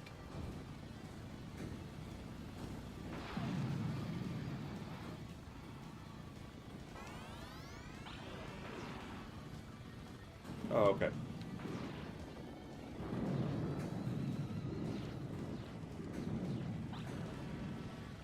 I know if someone were to pretty much edit some of the stuff in the Twist Metal wiki, is just gonna be like, oh, actually, I just gotta tell the guys at the Twist Metal community and be like, oh, blah, blah, blah, blah, blah. Maybe, who knows?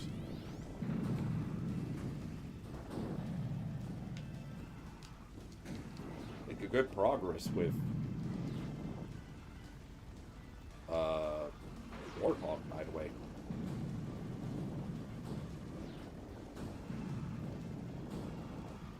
Oh, okay. So you actually got the game and you also got the manual. So, yeah. Ah, crap. Got ran over.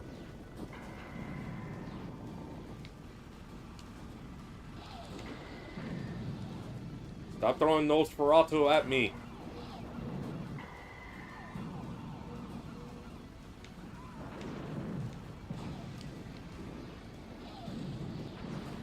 Alright. So... it's Mr. Grimm, Pit Viper, Crimson Fury. Oh, you bought it digitally. Nice.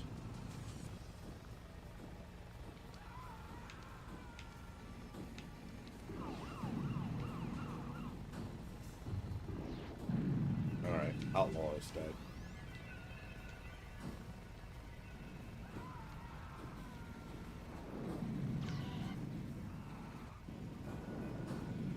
Okay.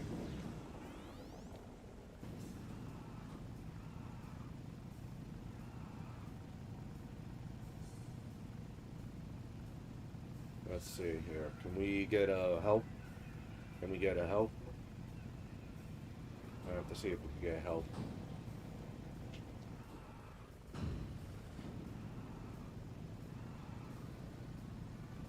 Yeah, there's a help.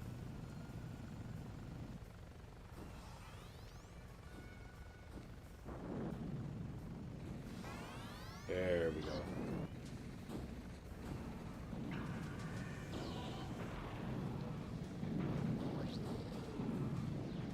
All right.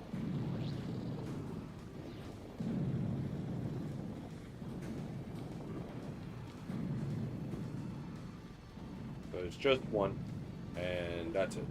Good. All right. So full health, no death whatsoever. I think we're to come into a perfect game.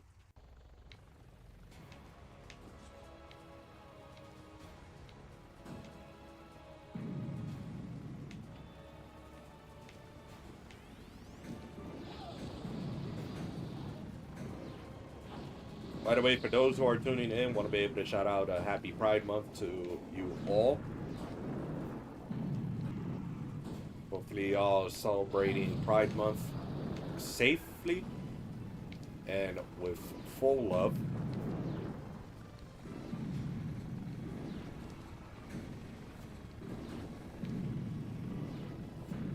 Okay, there we go.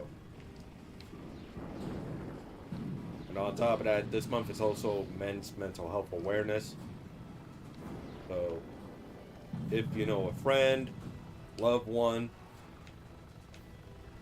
anyone that is struggling with life, let them know that they are not alone. Oop. I am having some sort of issue whatsoever. Okay, there we go. Show them love and support. Seek out help. Your health matters the most, right?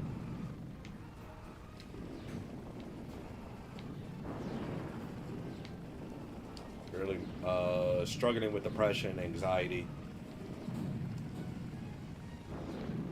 It's no joke. It's no joke. Oh shit.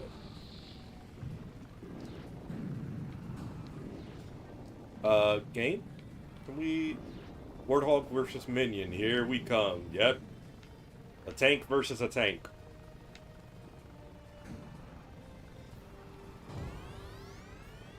You know, surprisingly, we did not get Minion in Twisted Metal 2012. I wonder what's up with that. Was there any plans to put in Minion in the 2012 Twisted Metal? As a matter of fact, hold it. It wasn't just 2012 Twisted Metal. It was also Twisted Metal Head On. Minion was in that game either as well. So, yeah, what the dealio?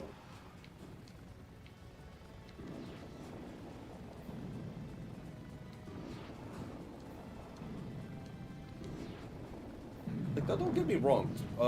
Minion in the 2012 Twisted Metal, in my opinion, kicked ass. It's actually a great twist to the Minion character. But yeah, Minion is pretty much a staple in Twisted Metal, just like Sweet Tooth and Calypso and Mr. Grimm.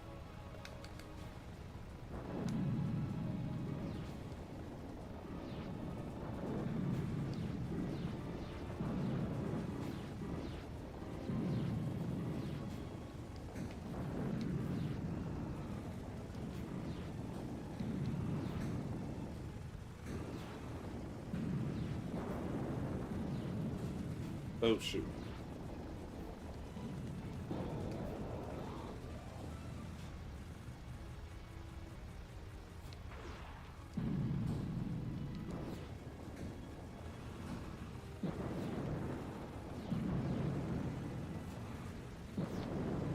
Shit. Where is it?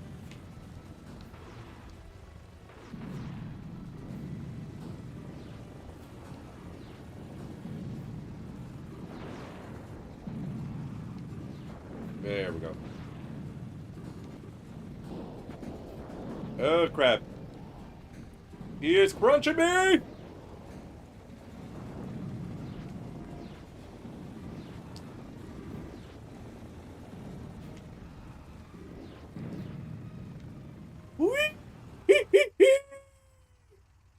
Warthog wins! USA!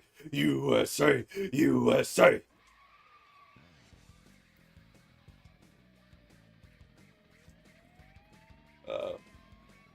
You are the winner of the Twisted Metal competition and are granted an audience with Calypso, the creator of the Twisted Metal contest. As you speed into his underground garage, you spot him, surrounded by bodyguards and seated on a throne of broken car parts. His face is burnt beyond recognition. His smile is hideous. He speaks. As you know, I shall now grant any prize you request. I won your contest, you shout in a gruff voice. Now give me my prize. Give me the box. Calypso smiles and tosses you a heavy iron box. It's a flight recorded box from a downed aircraft listening to the recording on the box, you now know why the government sent you to get it. It contains evidence that an elderly world craft shot down the airlines. The evidence that we are not alone. As you speed off into the LA night, you are content, happy that the government will get what is rightfully theirs. You also feel good knowing that the people of the USA can sleep tight tonight, kept in the dark about the things they are not ready to know about. Funny, they should have sent the Men in Black.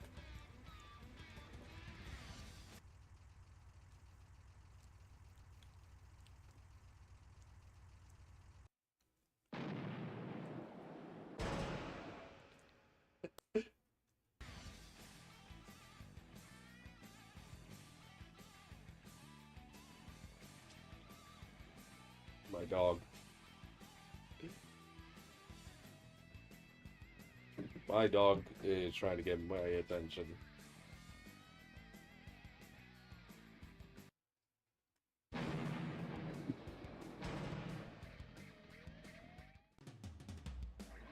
Oh my goodness, man. I think I need at least a small break with gaming as well. Come on up. There we go. Here's your good puppy. Here's your good puppy. Here's your good puppy. Oh yeah, you're giving the next. Good boy. Okay, okay, okay. Okay. Okay. Oh my goodness me. Alright, alright, alright. You're a very happy pupper. That's what you are. Alright.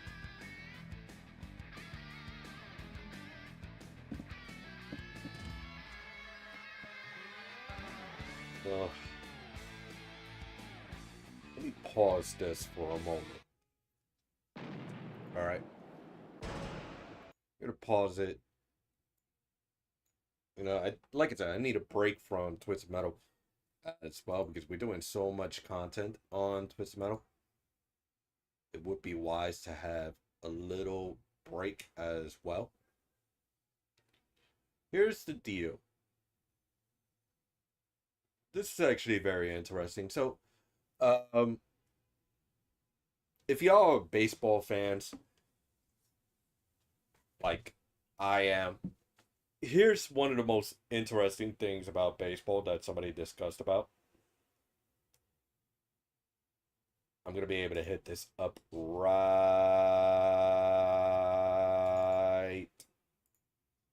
here. This is actually very interesting to discuss about, which is pretty much MLB fan base. Every single MLB fan base. Hold on. Please do not tell me. Yeah, okay. So, I'm looking at it right now. Some of them are saying royalty. Others say Hollywood. Abandoned, annoyed, cursed, villain. Yeah, I'm not entirely certain if you want to call Yankee fans royalty in terms of fan base. But if anything we could be able to check up on, is it true? The Arizona Diamondbacks. D-backs fans are like technically real. They exist. You just rarely meet one because a lot of people move to Arizona from elsewhere. The Arizona Diamondbacks. D-backs fans are like technically real.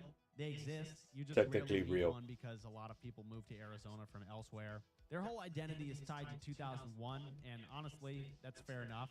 If you beat peak Jeter-era Yankees with a 38-year-old Randy Johnson pitching on no rest... Which, I'm going to be honest, yeah, the 2001 Diamondbacks was actually pretty extraordinary. A lot of the time, the stadium feels like an airport Chili's with a baseball field attached to it.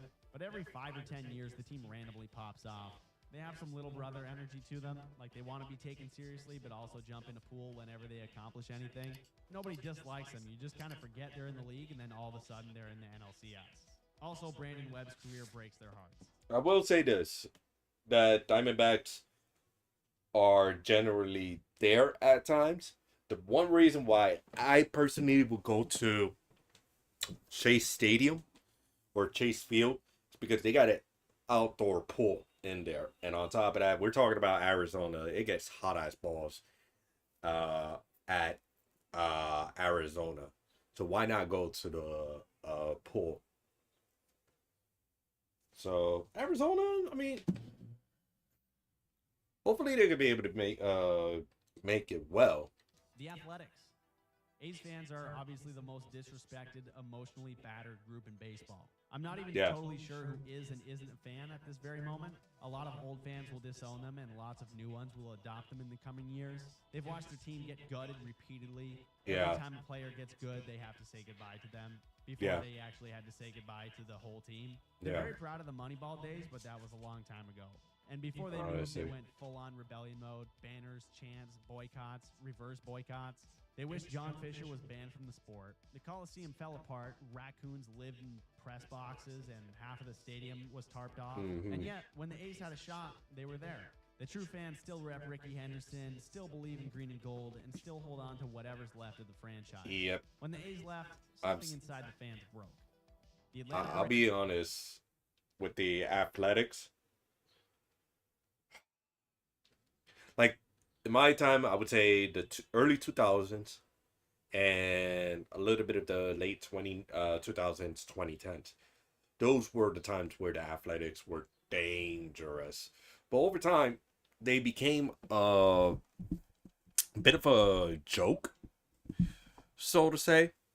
But what pretty much hurts me the most about the Athletics is that this is a team that Oakland was built around Oakland. Maybe I was wrong. Maybe there's a team Athletics was before, but it was a team that was in Oakland along with the Raiders. It does have their fan base and such, but the owners and MLB just disrespected them. And now these days, I'm asking myself, where are the Athletics? The Athletics do not have a stadium. They have a field which is a resemblance to something that you will find in either a minor league or college. And shit you not, in my opinion, that is just bullshit. Alright. I get that the stadium that they're in was actually falling apart. Alright.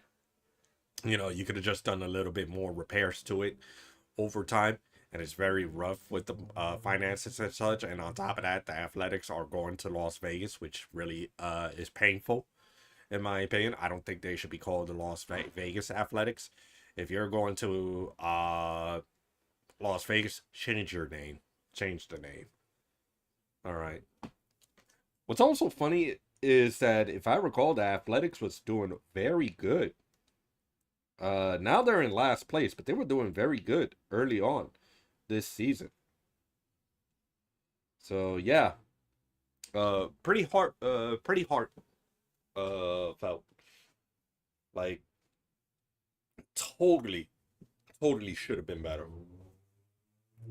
Braves fans live by two simple commandments: the Mets and the Phillies. Those are the only laws you need to follow. Yeah. The fan base has two sides. The old heads still polishing those 90s NL East banners like they're heirlooms. Fuck the Mets, and fuck new the wave Phillies. that is just obsessed with Ronald Acuna Jr. But they do have receipts. It's a good rivalry right there, Mets and Braves. 2 World Series in the last 30 years, about 10 World Series losses, and a roster full of guys who can contend for the MVP or the Cy Young. They treat Alex Anthopoulos like he's a wizard, and they're not really wrong, arguably the best GM in baseball. And Truist Park is like SEC tailgate energy, kind of, with a baseball game. Although I would say And the Turner tomahawk chop might be controversial, but in Atlanta, it's not leading. They love Matt Olson, but Freddie Freeman will always be their true love at first base. And if they lose, it was 100% Brian Snitker's fault. The ball. All right, so I don't know much about any of the managers or such, but yes, if I recall back then, with the Yankees, with the Mets, definitely some heated rivalries between the two. But I also remember that the Braves was like the team, especially in the 90s. And I was actually rooting for the Braves pretty recent when they made the return to the World Series and such. You know, it's been such a long time since the Braves ever won a World Series.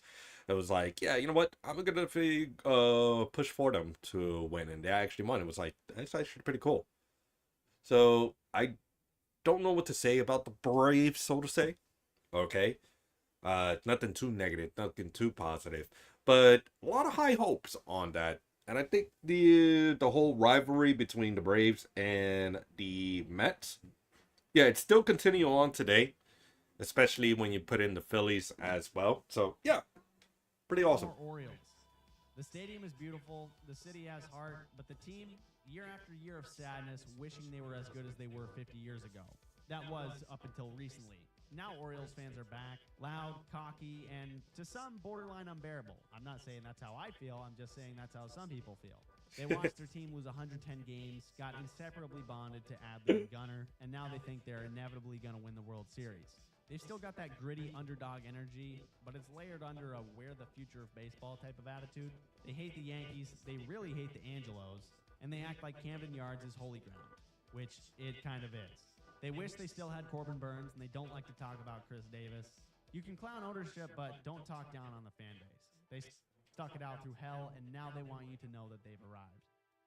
All right, so don't talk down about their fan base, which I will not. All right, but I believe the hatred for the Yankees came around the 97 playoff games. Like the 90s was definitely heated between New York Yankees and the Baltimore Orioles. This was before the Red Sox became very relevant, and then there was like the pretty much a war between the prestige and the underdogs, so to say. But if I recall, this definitely stemmed from the 90s, especially around that time in which a fan actually grabbed a ball when he's not supposed to over the fence, and they call it a home run, when it was obviously a fan interference. Back then, I didn't know anything about it, but I would say, 20 years later, 25 years, nearly 30 years later, yeah, it was a fan interference. Definitely, it was a fan that got involved that I shouldn't have. So it was like, yeah.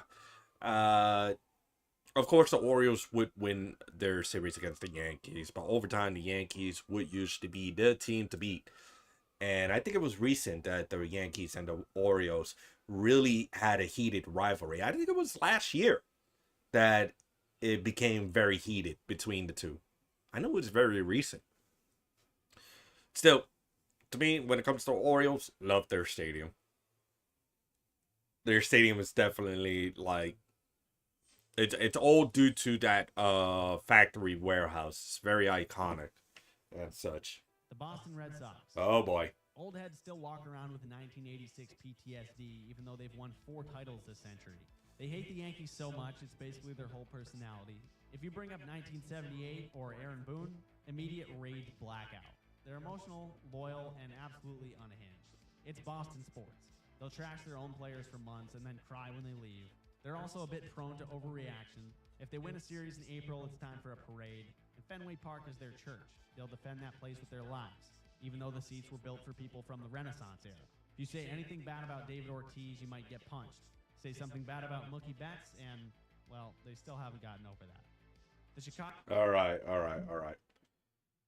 right. Definitely the 2000s.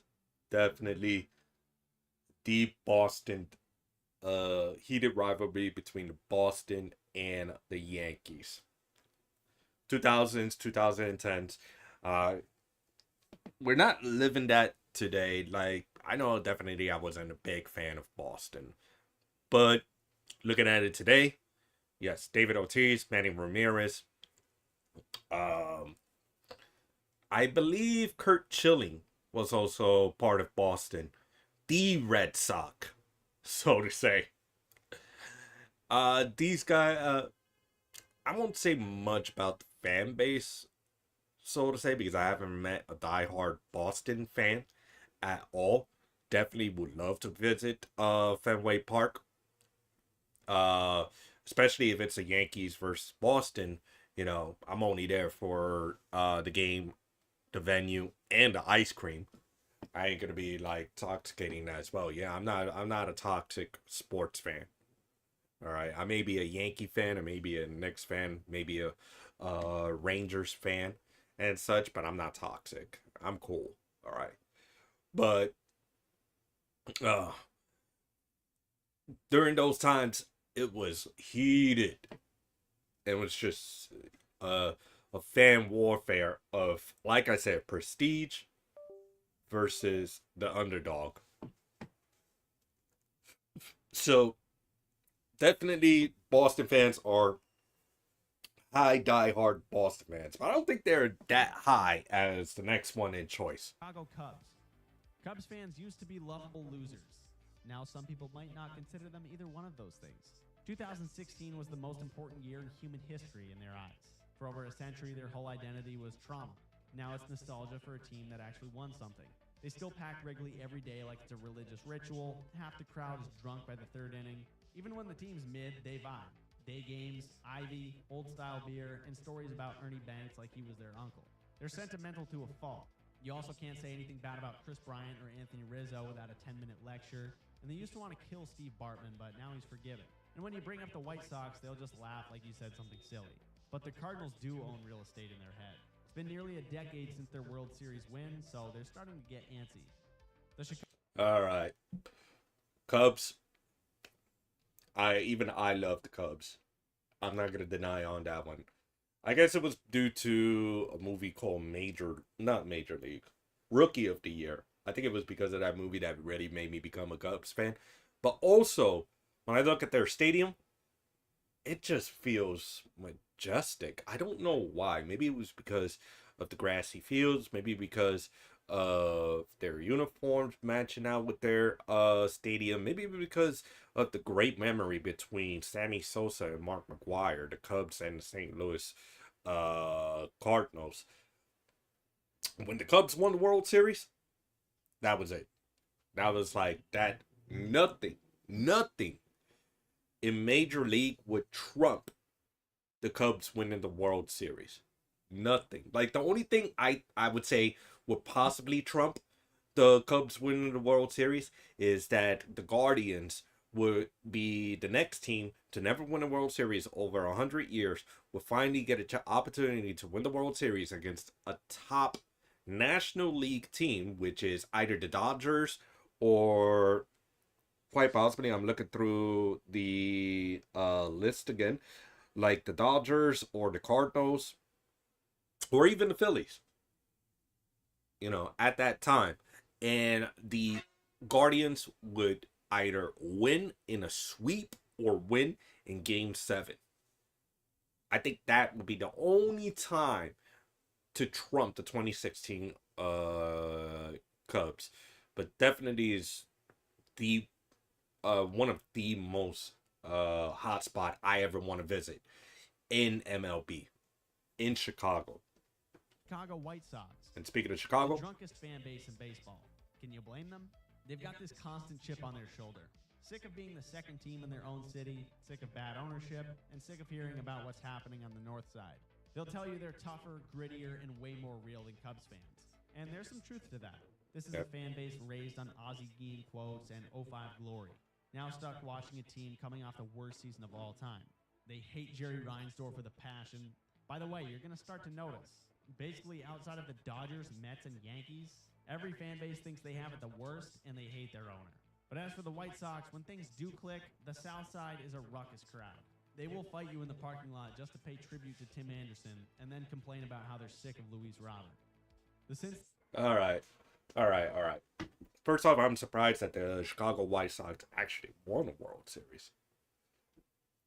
It's even funny because I think it was, 2005? No. Wait. Yeah, it was 2005. 2005 was an odd year in Major League. Like, let me see who won, who the White Sox went up against. I think it was the Cardinals. that the White Sox went up against. 2005. No, not 6. 2005. All right, there we go. Oh, they went up against the Houston Astros, another team I was actually surprised about in the World Series. But yeah, I do have to agree they're definitely tough. They're definitely gritty. I do recall the time with a big name, Frank Thomas, being involved in Chicago White Sox. Maybe in the future we definitely gonna have another White Sox World Series, because it's not only 2005. I do recall in the 40s or 50s, maybe earlier than that, that the White Sox are actually a world championship caliber team. Cincinnati Reds, the Big Red Machine. That's another name for the hell that Reds fans reside in. They're one of the oldest franchises in the game. They lay claim to Pete Rose, Johnny Bench, Barry Larkin, but it's like the MLB forgot they exist sometime around. I'm gonna admit, I won't have much to say about the Reds. Even I may not know about this team being a part of But now MLB. Cincinnati's a little bit exciting. Ellie De La Cruz is the most electric thing they've seen in decades. They also hate the Cardinals, along with everyone else in the NL Central. Don't really Obviously, the Pirates, Cardinals. and have very strong opinions about baseball being better on the radio. They're baseball purists at heart, but desperate for a new chapter. If the Reds get good again, the fan base is going to go absolutely feral, and for good reason. The Cleveland Guardians. Their last 3 decades are riddled with playoff appearances and some legit runs. By the way, They this don't was get the time national love. before They don't get the payroll, and Cleveland they changed their definitely name don't to get over 2016. That Game 7 still haunts them. Guardians. They were So this you're gonna see a close to slew ending of the round Indian older than most of their sides. grandparents. And then Rajay Davis hit a miracle homer just to lose anyway. They've had some filthy players in their history. Albert Bell, Jim Thome, Kenny Lofton, even Manny Ramirez as a youngster. But these days, their success is built upon somehow turning high-floor, low-upside pitchers into aces and turning little Jose Ramirez into an MVP caliber slugger. The front office also holds this cool annual tradition where they trade away their best player before they have to pay them. But through all the cheapness, missed opportunities, and broken dreams, they keep coming back because the Browns don't give them the happiness they need. The Colorado Rockies. Rockies fans are in a toxic relationship with a team that doesn't even pretend to try.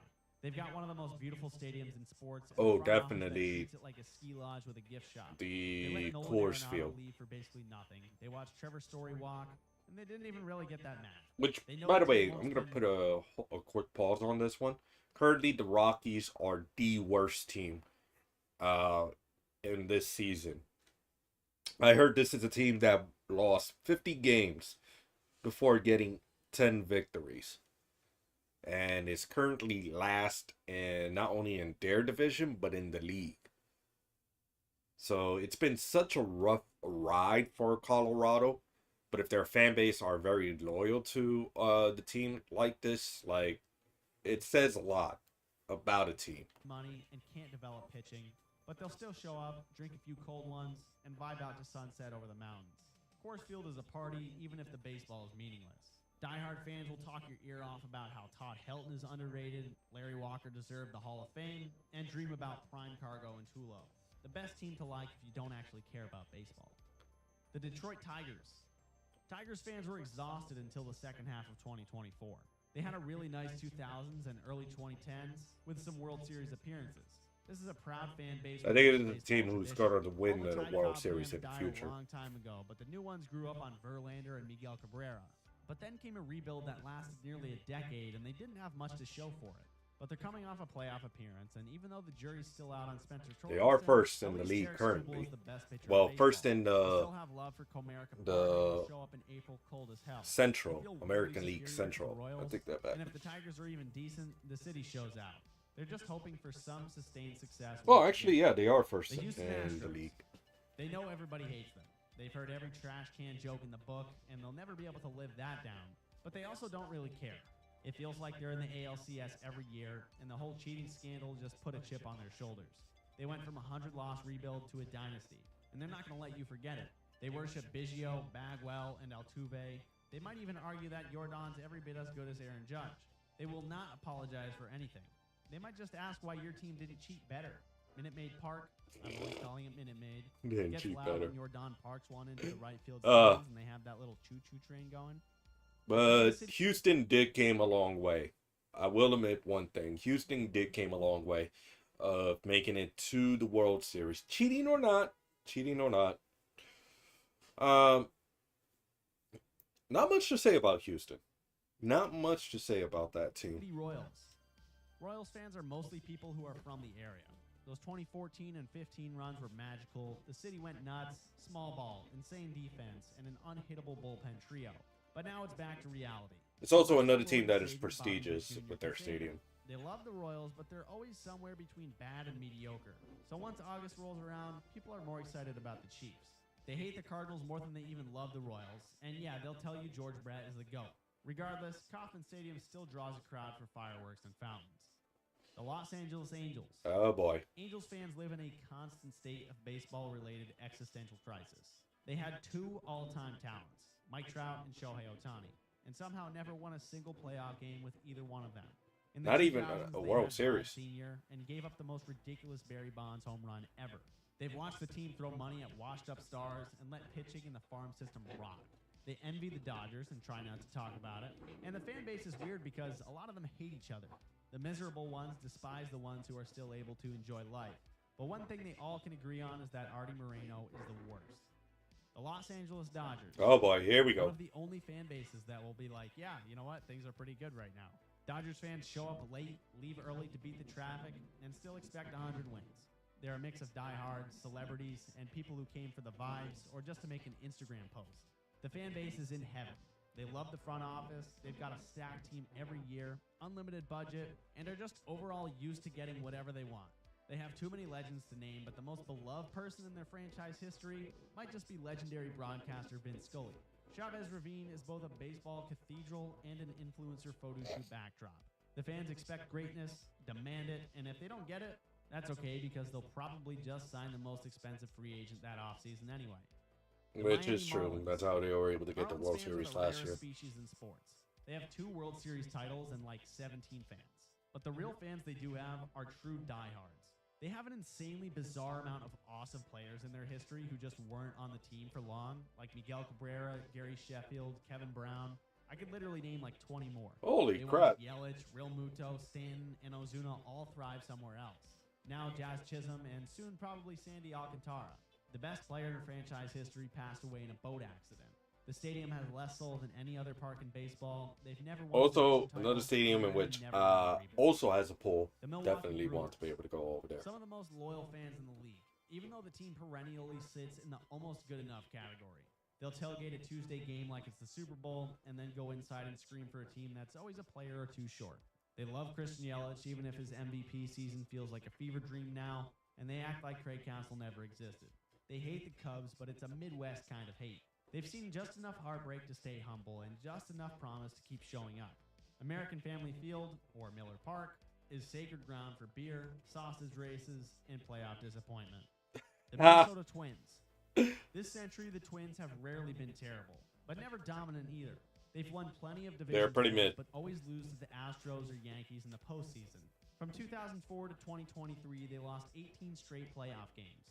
They love their homegrown guys. Mauer, Morneau, Buxton, and the grandpas love Kirby Puckett. Target Field is gorgeous, and it reignited the fan base when it opened. Twins fans are smart. They'll let you know when they're frustrated, but they're not toxic about it. They do hate the Yankees with a quiet rage, though. Twins fans would love a World Series, Who but doesn't even a hate the playoff series Yankees? win will do. That's a good. The New That's a York good Mets. question. Mets fans live for pain, but now they have perhaps one of the best owners in all of sports. They have some of the most ridiculous collapses in baseball history, and they'll talk about it like they're war stories. Yeah. Their most famous fan is Jerry Seinfeld. They still think David Wright deserved better, and they act like 1986 happened last week.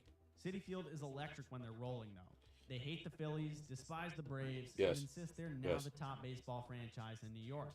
They'll complain nonstop, but if you talk trash about the Mets, it's go time. They're loud and eternally cursed, but they wear it like a badge of honor. All right, so I've gone to a Mets game twice, actually 3 times. The fan base over there it can be pretty mixed. I'll be honest. When the team is striding, the fan base really goes wild. When it does not, I don't see any sort of toxicity whatsoever. So to say, yes, there will be cheers, there will be boos, but nothing that is going to be like terrible, so to say. So I also be around a couple of friends who are Mets fans as well, and they will defend the New York Mets to their heart content. And if they got to trash talk like the Yankees, they definitely will. Definitely, in my opinion, I do like to see the Mets win the big one. It's been such a long time. Same thing with the Yankees, but the Mets more so. Especially when they have the opportunity against the Royals and also upcoming season. You know, this year I know the Mets are actually doing very well, especially last year as well. But speaking of New York, the New York Yankees, they will bring up 27 rings in the conversation about anything. They're the most hated fan base in baseball. They worship Ruth, Gehrig, Mantle, and now Judge in that exact order. And don't you dare suggest Derek Jeter wasn't actually that good. Every season his World Series are bust, and most of them lately have been bust. But that doesn't stop their ego. They'll boo their own players in April. They'll demand a superstar be traded in May. But come October, they're locked in. They hate the Red Sox, pat the Mets on the head, even though they won't admit they're pissed about Juan Soto, and they genuinely think baseball should revolve around them. The second a player puts on pinstripes, he either becomes a legend or a scapegoat. Say what you want. They're delusional and dramatic, but they show up. No fan base expects more, and no fan base reminds you of it more either. Yep. And there's a prime example on that. Yankees are die-hard fans. Yankees fans are die-hard. And even I was a die-hard Yankee fan. The fact that during my time, Wade Boggs, Derek Jeter, Paul O'Neill, Bernie Williams, Mariano Rivera, you have David Cone, the Rocket as well. I believe Musilo was another one.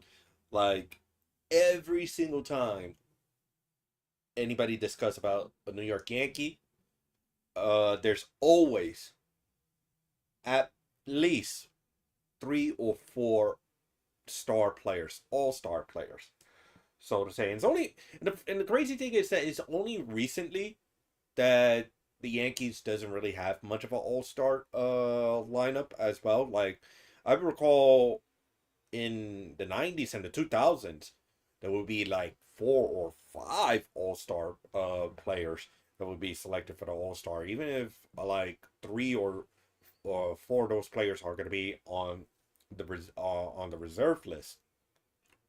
Now today, not so much, but anytime it's always the Yankees game, fan base are very wild. They're very passionate. You know, moments like this does show how toxic Yankees fans can be. But don't get me wrong, you know, there are actually great Yankee fans out there who actually do love their team, even if the team sucks. I believe it was, I would say around the mid-2010s. The mid-2010s, the late 2010s, so to say. The Philadelphia Phillies. Phillies fans will boo your mom and your dog if you strike out with runners on base. They demand effort, passion, and ideally a little blood. They still reminisce about 2008 with Rollins, Howard, and Utley, but Mike Schmidt is God. Citizens Bank Park is hostile, and when the vibes are right, it's one of the best environments in sports.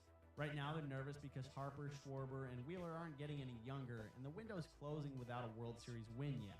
But for all the yelling and panic, just in general, Philly is toxic. The Pittsburgh Pirates.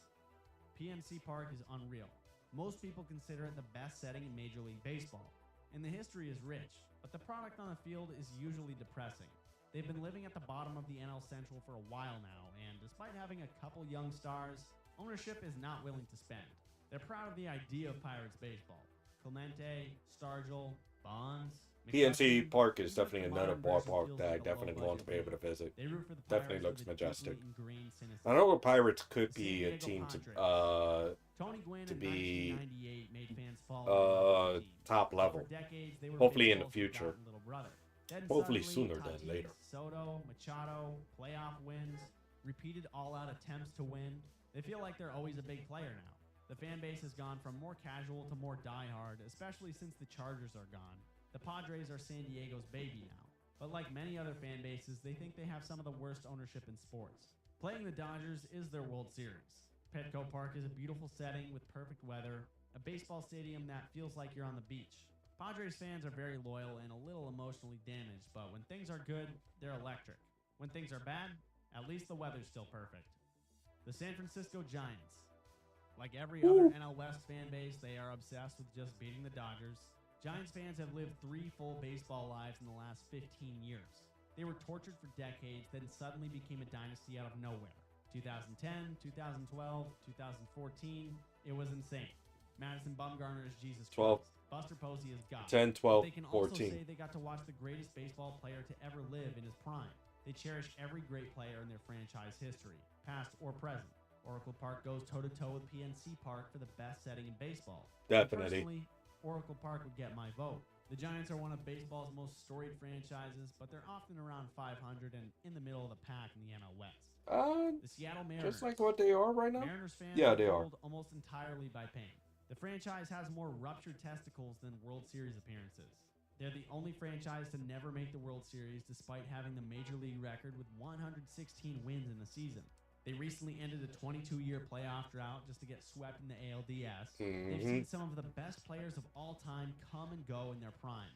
Randy Johnson, Ken Griffey Jr., Alex Rodriguez, Jared Kelnick. At least they got all of Ichiro's good years. They despise ownership because ownership wants the Mariners to be good, but not so good that they actually have to spend. Just good enough to tease fans into thinking they have a chance. And with an all-time rotation on the Chief right Really, now, I don't they're really executing- get that type of mindset. Why would you want to make the team so good that, but yet not good enough to make it to the playoffs or at least championship caliber? You want to be able to do your best to be able to make it to the top as a championship team. Like, Seattle has been screwed around for a very long time. I think the only championship that Seattle has ever tasted was the NFL championship in 2012, if I'm correct. 2012, 2013. The wheat ball, so to say. Nah, perfectly.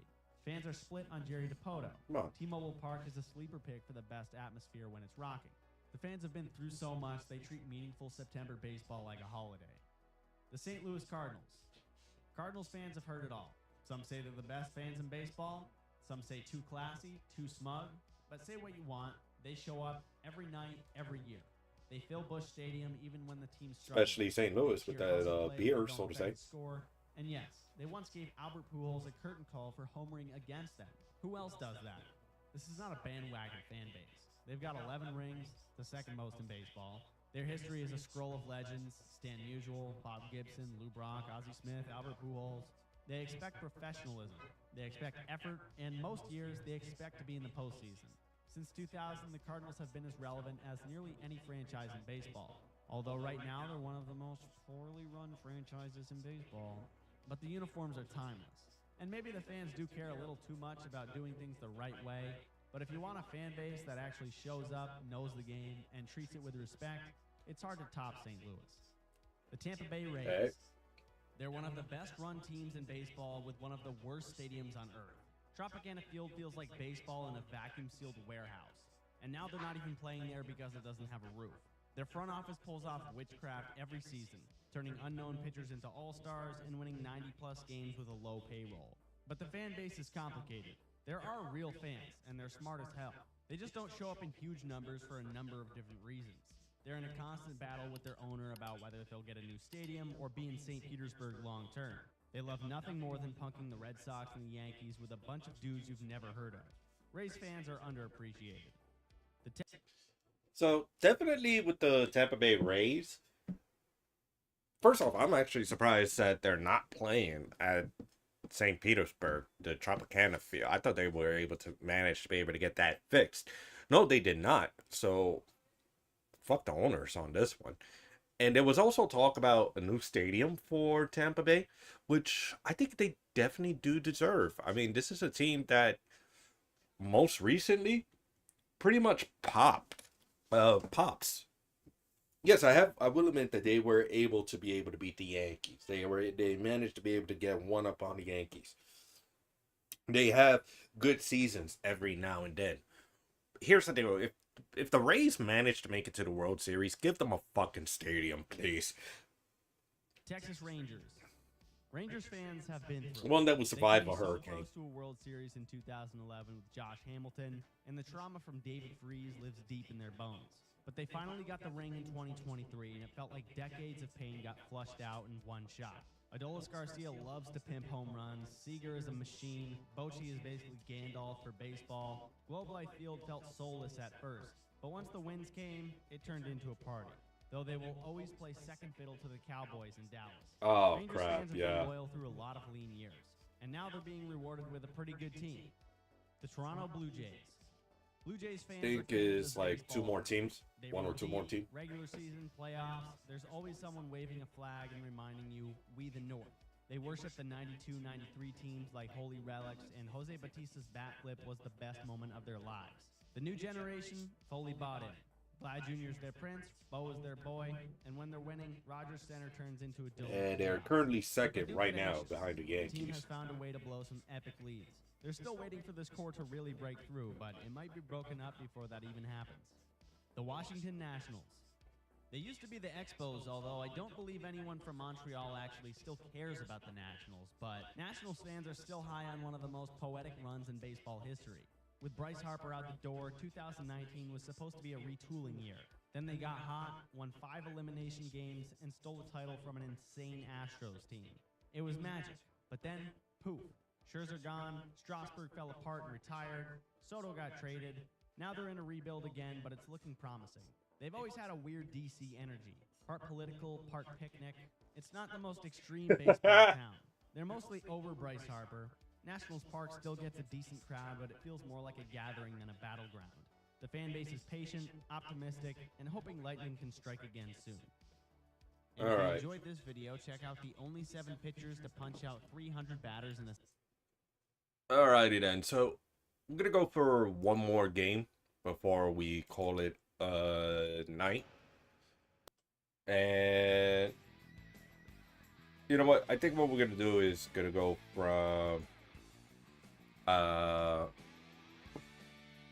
Warthog to Crimson Fury. After this, definitely I will do Outlaw and Sweet Tooth before going into Twist Metal 2.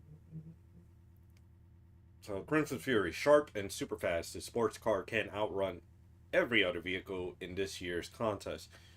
Driver is Agent Stone. Agent Stone has been hired by an underground freedom organization. His job is to use his prize to claim an object that could liberate the world. Okay. Great speed, great handle.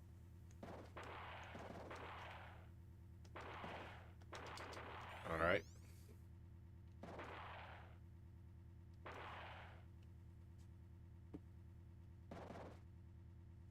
Alright. So it's actually pretty good. We got another vehicle that's actually pretty good. Shit.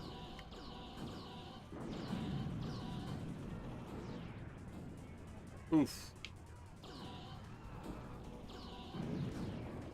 Dang it. Yeah.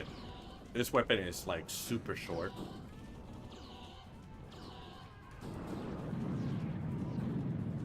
There we go. Super short. Very difficult to hit.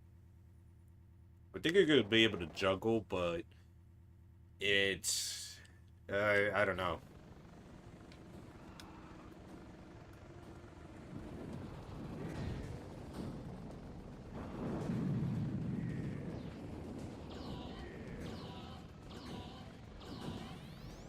You're going to do 2 shots and that's about it. Do it 3 shots and that's about it.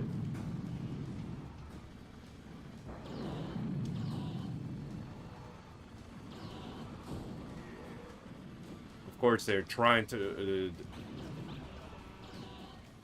move away from the shots. All right.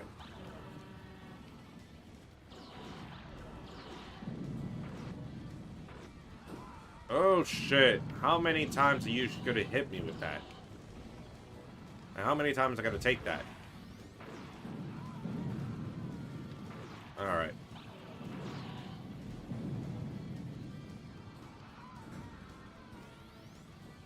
There we go. Good.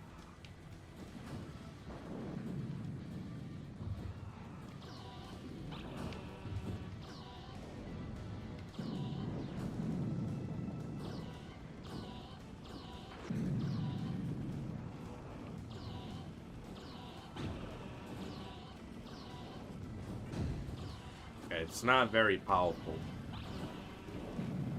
I mean, I'm able to do damage, but it's not much. And sometimes it just go far, other times it's just short. So I don't know if it's like, okay, is it gonna be short this time? Is it gonna be long this time? Something about it just doesn't feel right. It's some level of inconsistency to be going on with this special attacks. Similar. The good thing about it is that it does have the similar ability like the homing missile, which pretty much makes the vehicle hop. But yeah, it's not really good. It just doesn't feel good. Three-way for all, and oh man, I got a Mystic Grin.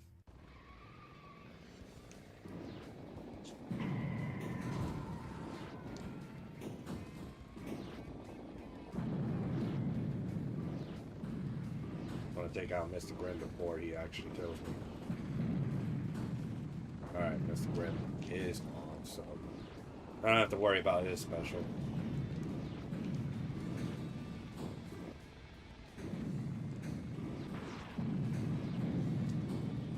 All right.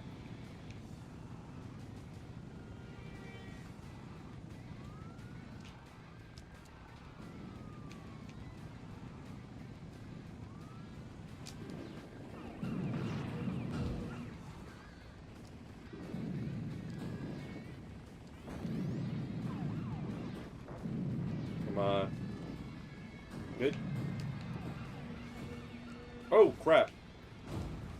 Took a nasty spell. Okay.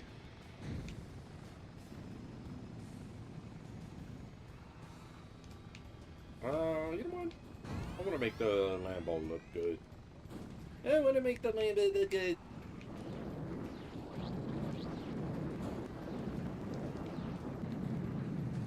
Alright.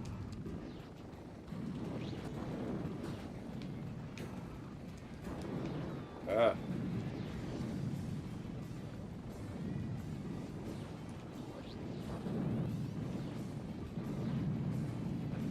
Alright.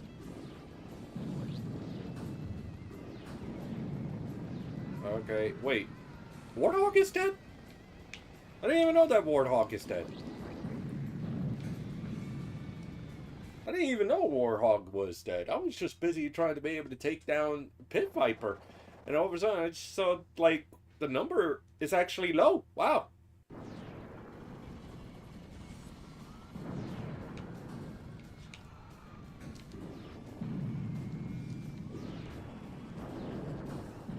Okay.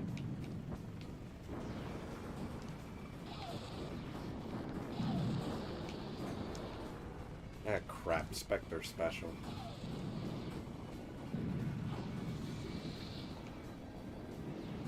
Like, definitely we would not see...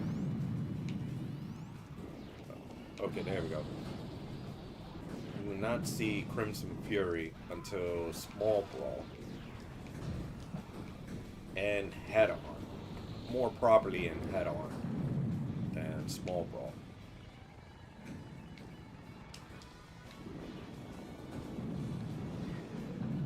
although it would make a return in 2012, but I think Kamikaze is the one that got the better special than Crimson Fury.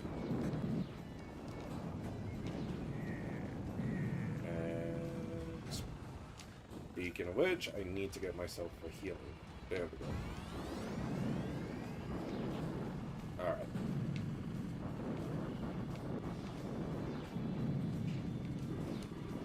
Oof. Freaking Sweet Tooth.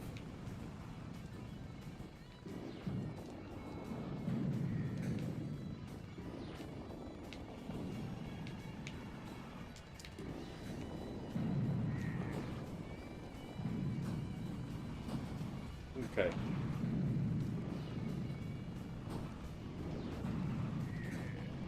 None of these vehicles have been destroyed yet. We're really brawling in here.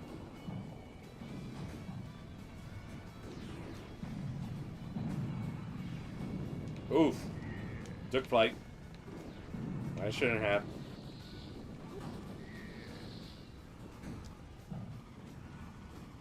Alright. There we go. Good. The yellow jacket is gonna die.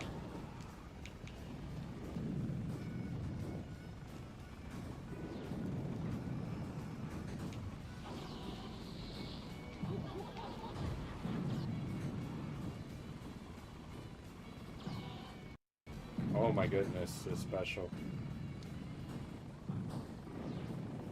Let's fucking die. I want to kill him with my special, but the goddamn special ain't working.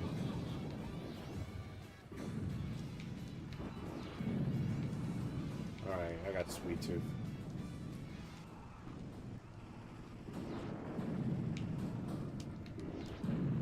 Spectre is out. It's only... Oh, Hammerhead. I thought it was Warthog. Wow. I was able to crunch me. Alright, so Hammerhead is out.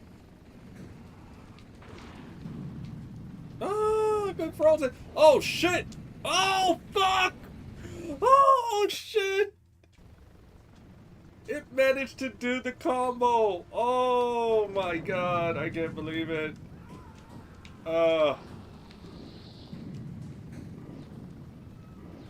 I know you're trying to comfort me, Kylo, but I'm sorry, that comfort is not helping me.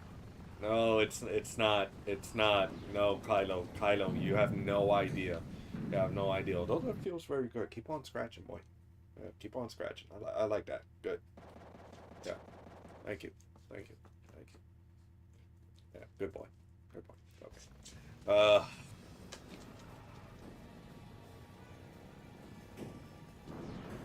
My goodness, I can't believe it managed to freeze me and completely burn me. Melt the rest of my life with his special. Holy crap.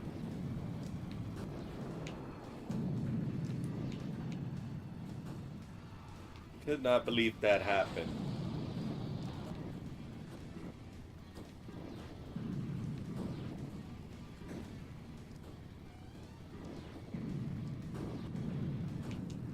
Alright. Well, Hammerhead is gone.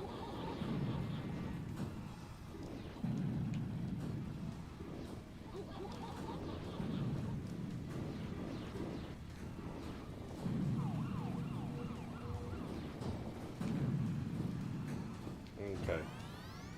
I just gotta take out 5 more opponents.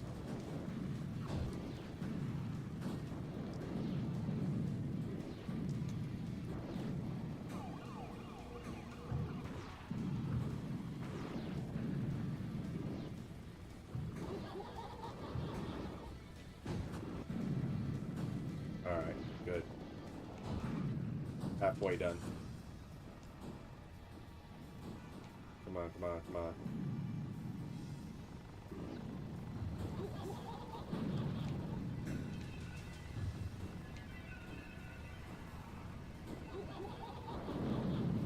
Oh shoot. Oh, I thought it was someone that is actually enemy.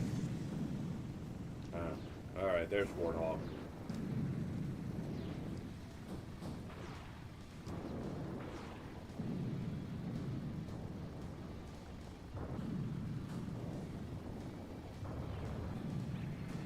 comes Darkseid. Pit Viper.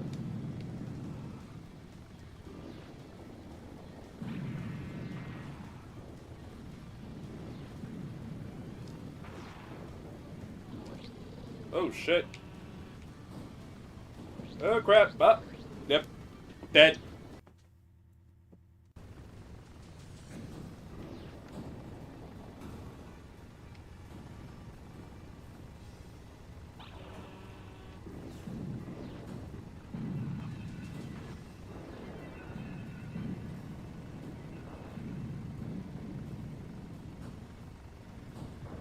Alright. There we go. Pit Viper is dead. Rooftop combat.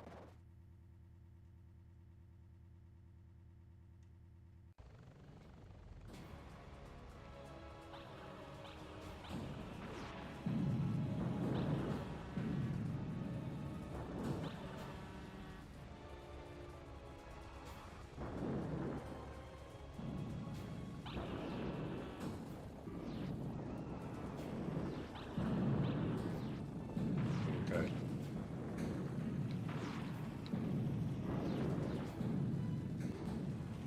Woo. Oh, whoa! Did I just ran right under Darkseid? Oh shoot.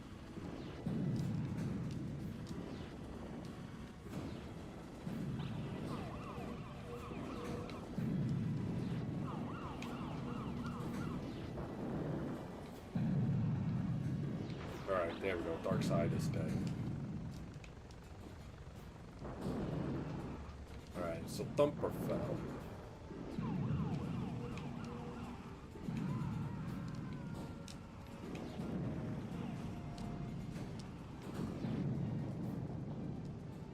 Fuck me! Oh my goodness me. This level.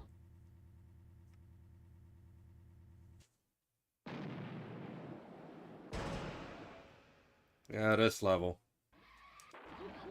We're gonna have to go back to it again. We definitely gotta go back to it again. Alright.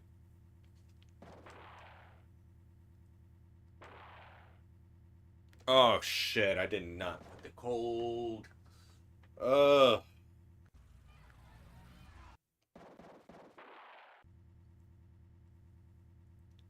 And I think they're gonna switch the characters. I have a feeling they're gonna switch the characters.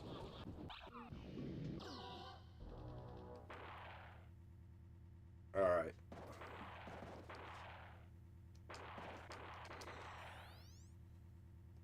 Okay.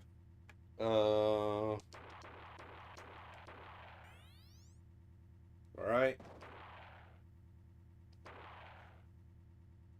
So I did play against, no, they did not switch the characters. Okay, so that's good. They didn't switch it.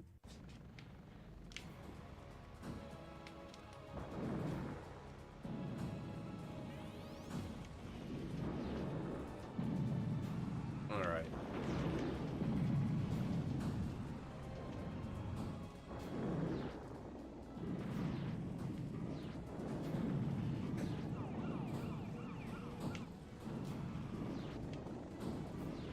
Okay, Thumper is dead. Said Thumper is dead.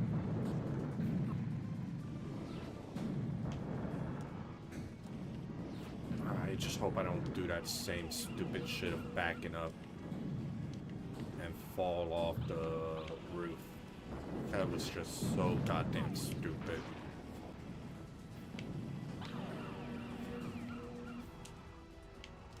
It was going fine. It was going fine. Like, I could have had a feeling that I'm not going to be able to beat this game in one life. Or actually in one credit, so to say. I could have been able to at least manage to make it to Minion.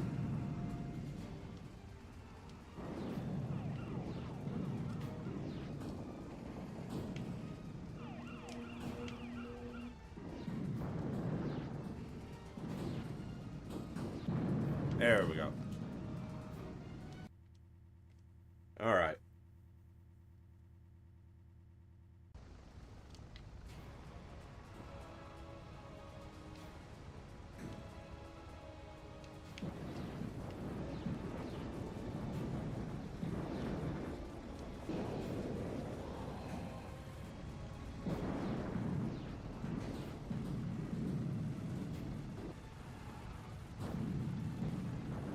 Good.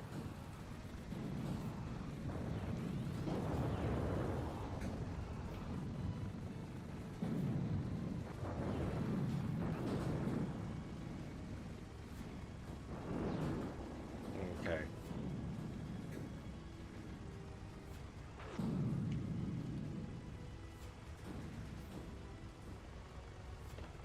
Come on, minion.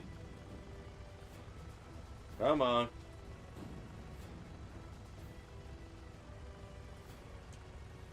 Is this thing broken or something like that?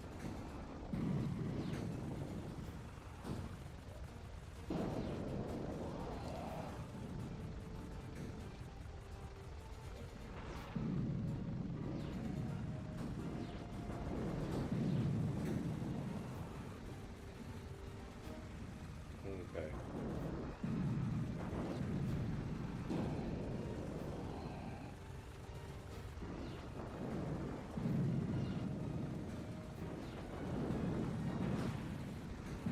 Jesus Christ. I think it's got to be Spectre Special. That is really causing me to fuck up. It has to be.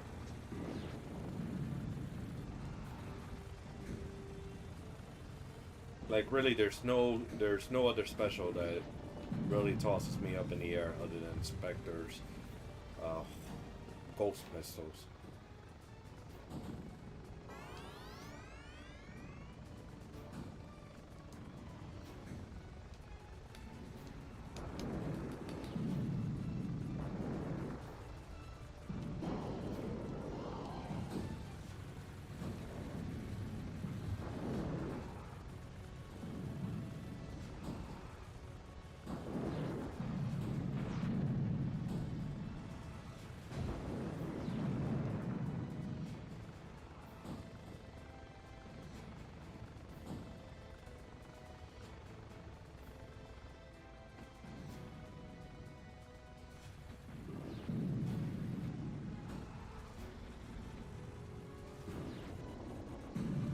Alright.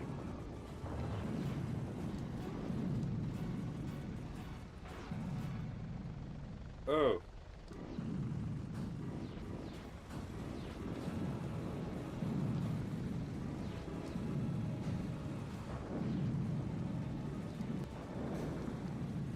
Yep. Spectre's Ghost Missiles.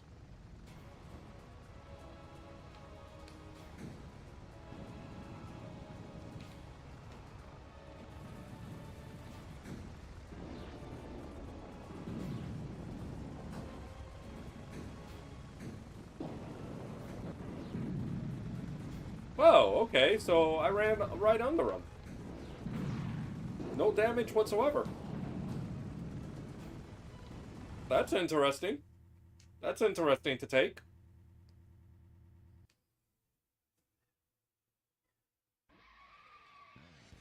You're the winner of the Twisted Metal competition.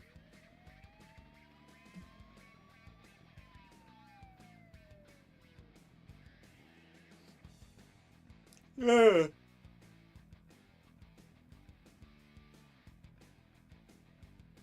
Alrighty then.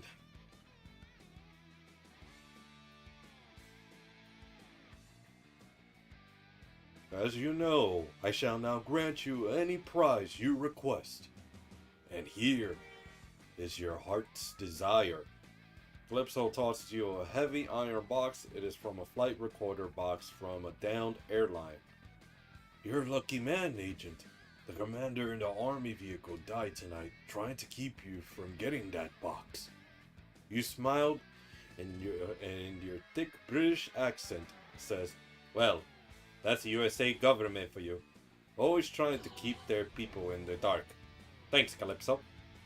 You speed off, racing into the LA night. One hand is on the wheel, and the other on the flight bots. As you listen to the voice in the flight recorder, you hear the sounds of an alien craft shooting down the passenger plane. You have the evidence. You feel good that soon the people of the world will know the truth, that we are not alone. Alrighty then. I'm a little bit exhausted from the Twist Metal content, so I'm definitely going to be playing Twist Metal. I'm going to finish up that game next week. And so I also got my little doggo right here. Alright. But yeah, we will be looking more into Twist Metal next week, and also going into another game for next week. New videos will be dropping this Thursday. We're going through finishing up with Mortal Kombat, and then afterwards we're gonna go through the Pocket Fighter series. I got to do a lot of video editing as well. Probably gonna do that live in the future and such. So we got a lot that is going to be going on. Stick around if you're here on Twitch for a raid. We're going to be dropping off onto someone for the raid.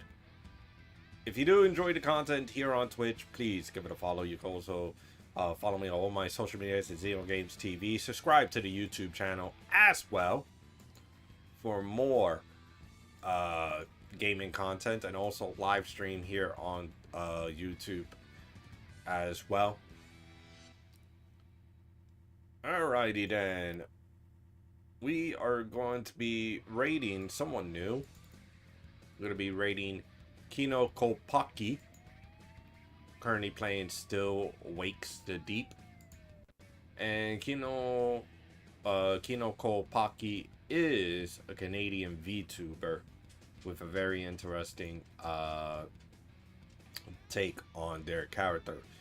So folks, I will be streaming Friday, but I will be streaming a little late than, if I'm correct, than what I posted. I just posted it for 4 p.m. I'm going to be streaming at around, I would say, 6 or 7 p.m., maybe 8 p.m. Eastern time. I am going to be posting up my stream for next week, and also I will be looking into doing a charity stream in about 3 weeks. So more on that later, alright? But until then, this is Xeno signing out, letting y'all know to be awesome, stay awesome, take care, happy Pride Month to you all. Alrighty then, take care, and have a wonderful week.